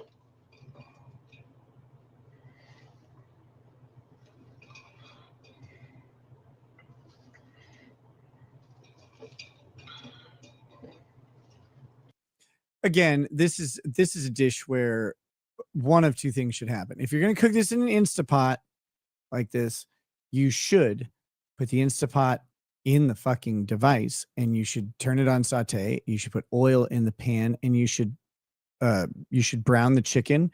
You should not have all that chicken in there. It just be steaming it or whatever, boiling it. But you should brown the chicken, sear the sides of it, get that good reaction, and pull the chicken out. And that would create this nice fond of like burnty goodness, Maillard reacted chicken proteins on the bottom, plus little bits of seasoning and stuff that would be on the bottom of the pan when you take out the chicken. And then when you put your vegetables in to saute them, to sweat out all the fucking water that's in them and bring out the flavors, and some of the vitamins. It's not just the flavors. Some vitamins are oil soluble versus water soluble. So like green bell pepper, if I'm not mistaken, is high in vitamin E. Vitamin E is an oil soluble vitamin, if I remember right. And cooking high vitamin E vegetables in oil will increase the effective absorption of the vitamin into your body. It's good for you. Not all the vitamins and minerals are like that, but I believe vitamin E is one of them. And so you want to sweat out the water. You want to replace that with oil in certain things, but you also like want to add that nice Maillard reaction, the caramelization of the natural sugars of the vegetables by searing the vegetables. And the best part is that as they release their water, the water of the vegetables will emulsify or boil off. It'll emulsify with any fat that's in there if you have leftover oil or chicken fat, as it were, if you will. And it will emulsify, and the water being released from the vegetables will scrape off the fond that's built up on the hot surface, and that flavor gets incorporated into the vegetables. So you don't have different layers of flavor. You have a nice incorporated flavored dish. And that's what he's making, because he's making it in an Instapot like this. And that's fine. Like if you're doing Asian cooking, like you cook it in, you like separate things out, unless you have a, super cool wok that you can cook everything in 30 seconds.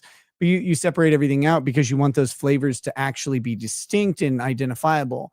In Cajun cooking, you want the flavors to blend. In any slow cooking application, you want the flavors to blend and meld together. And so like you want the flavor of the chicken, the caramelized chicken fond, whatever it is, the Maillard reaction, you want that in the vegetables too. You want those flavors to marry together. And he's not doing any of that. He's just throwing diced vegetables on top. He's going to just close the Instapot, and all the water content that's in the vegetables is just going to go into everything and make it taste washed out and shitty. Yeah. Okay. And then also we had some bacon. You got to cut up the bacon now. Put that on there. Gonna throw in raw bacon. Some nice apple wood. Ew. Yeah. No. It's going to be the soggiest shit ever. Just soggy fucking bacon. It's going to pressure cook bacon in a pile of vegetables. Fucking disgusting.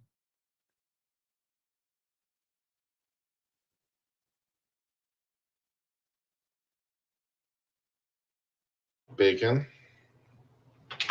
which we previously put in the freezer to make it easier to cut up. So it's been thawing for a little while, but it's been in the freezer to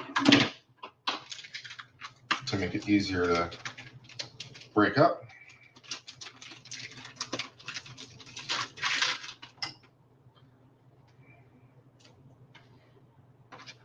Did you say put the bacon in the freezer to make it easier to like chop up?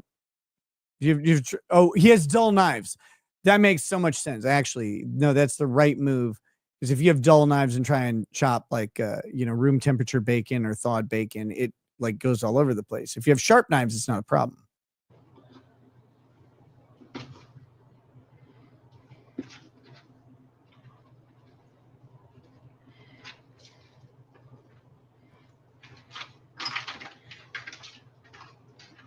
I will say, like freezing a piece of meat, like a piece of beef or piece of chicken or whatever, freezing it so you can cut thinner and thinner slices is actually a really cool method to do that. Especially if your knives aren't the sharpest or the best quality. If you have good sharp knives, you can cut anything pretty thin. But if you don't, or if you just don't have great knife skills, a good like little life hack is to just put the meat in the freezer for a little bit. And you don't want it like rock solid or anything, 20 minutes or so, and firm up the meat so that as you're slicing it really thin. It's not moving around, sliding all over your cutting board.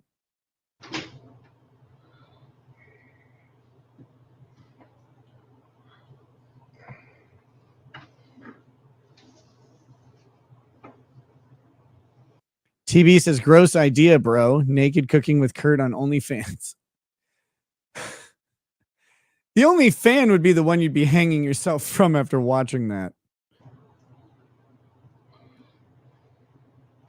Can I use this chopper for the bacon? We'll find out. Fuck, it's 3:30. I gotta go to bed. Where are we? Hopefully. At 30 minutes into this video, I'm cutting it and I gotta go to bed. That's gotta be. It's gotta be.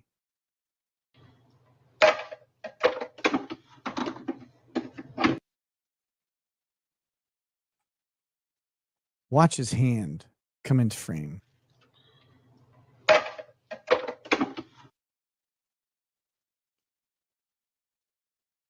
What the fuck is going on here?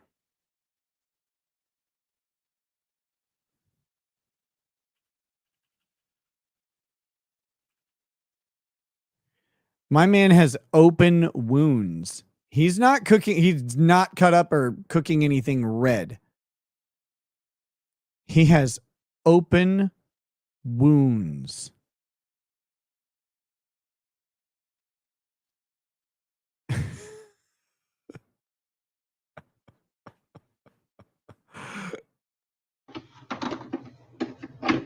Shove those hands in the veggies.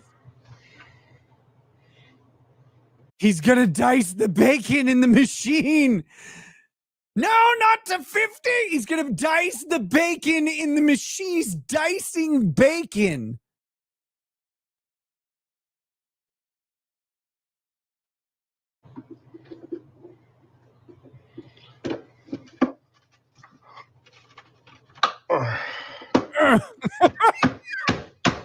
No, not really. It looks like the bottom of a shoe that stepped on ice cream and cum. You know how hard it's going to be to clean that shit? Oh my God. Nah, it's worth a try.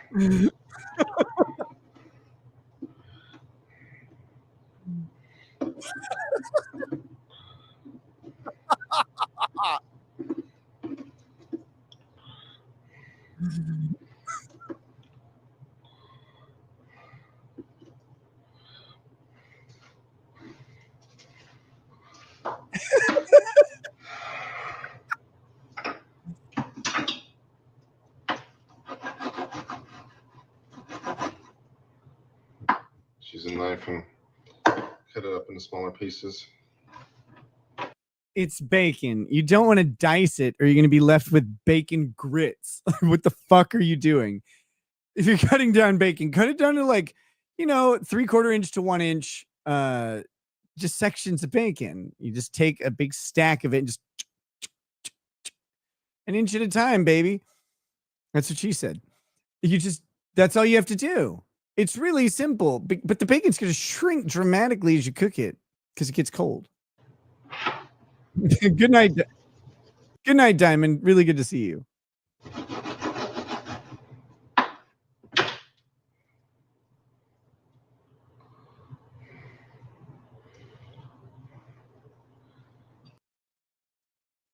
For the record, only some of the blood that was in that dish was from the victim. The rest of it was my own because the blades failed me and I had to use knives. Fuck me.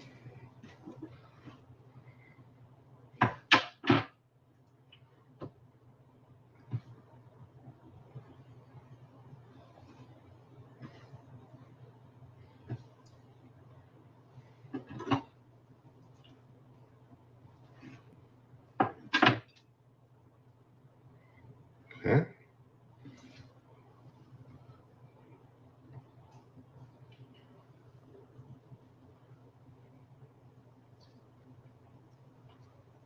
Kelly, and we're at 28 minutes and 40 seconds. Like I said, at 30 minutes, we're going to end the show.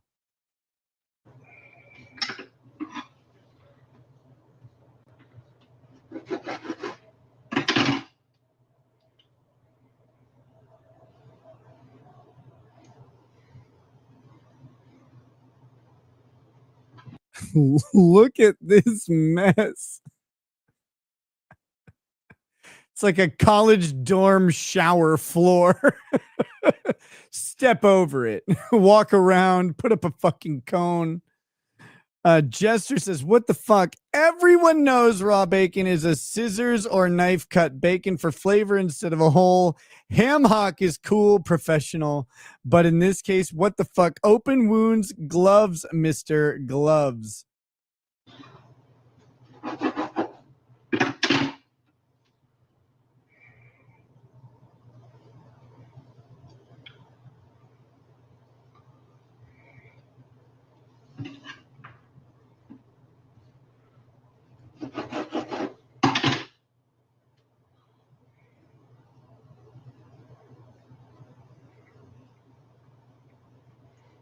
Darkoza says, looks like a county jail shower stall, Nick. I believe it. I didn't ever make it to the showers. Thank Christ.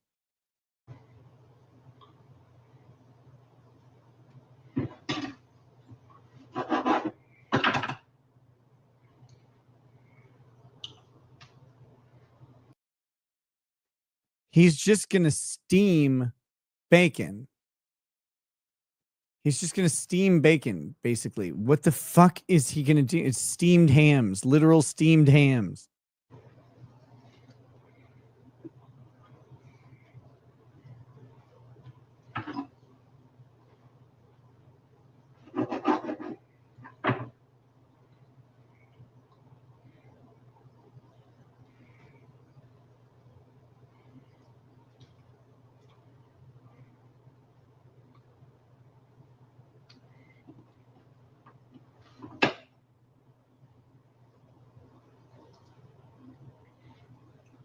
Okay, there we are. We're 30 minutes, 4 seconds. I will preserve this spot. We will resume it. I think I've got a stream tomorrow. I think so.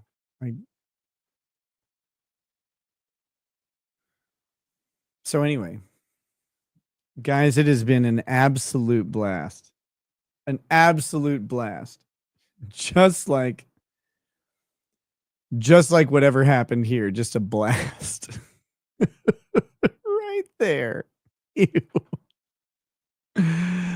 Thanks for hanging out with me and Robert Barnes. And then thanks, of course, for carrying into Cooking with Kurt. I love you all very much. I will see you hopefully tomorrow night. And we'll have soup time. It's a glorious time. And yeah, catch you guys next time. Peace. Peace.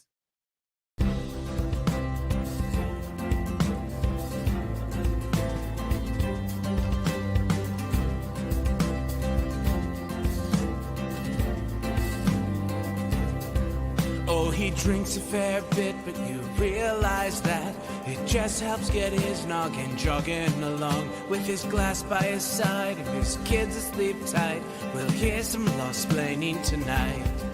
With his microphone muted, we'll laugh at this boomer until he explains it's all part of the plan. Watch his face become redder as he becomes meta, raging at idiots from Twitterland. From the white shores of Maine to the hills of Glenlivet, there's no one who explains the law better than Nick. So pour out a glass for the ones who have passed to make the law what we have now. Oh, his lady is fair, and she handles herself with the grace of one who has borne many children. As the wife of a lawman, she makes sure that he has the time and the place to provide for them there. So pour out an ardbeg, a bow, more of the frog. The spirits flow as the ones who get on his blood. So pour out a glass for the tea post on Twitter as we hear law-splaining tonight. From the white shores of Nairn to the hills of Glenlivet, there's no one who explains the law better than Nick. So pour out a glass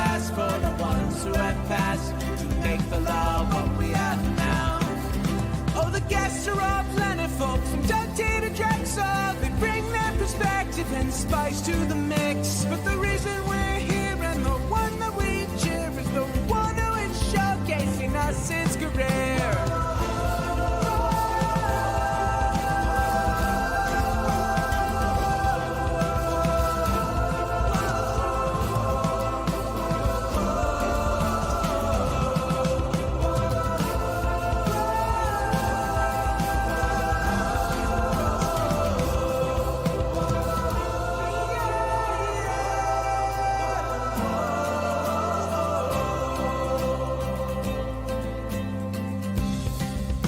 So pour out an Ardbeg, a Balmore, a Lafroig. Spirits flow as the ones who get unemployed. So pour out a glass for the tea post on Twitter as we hear Lost Planning tonight.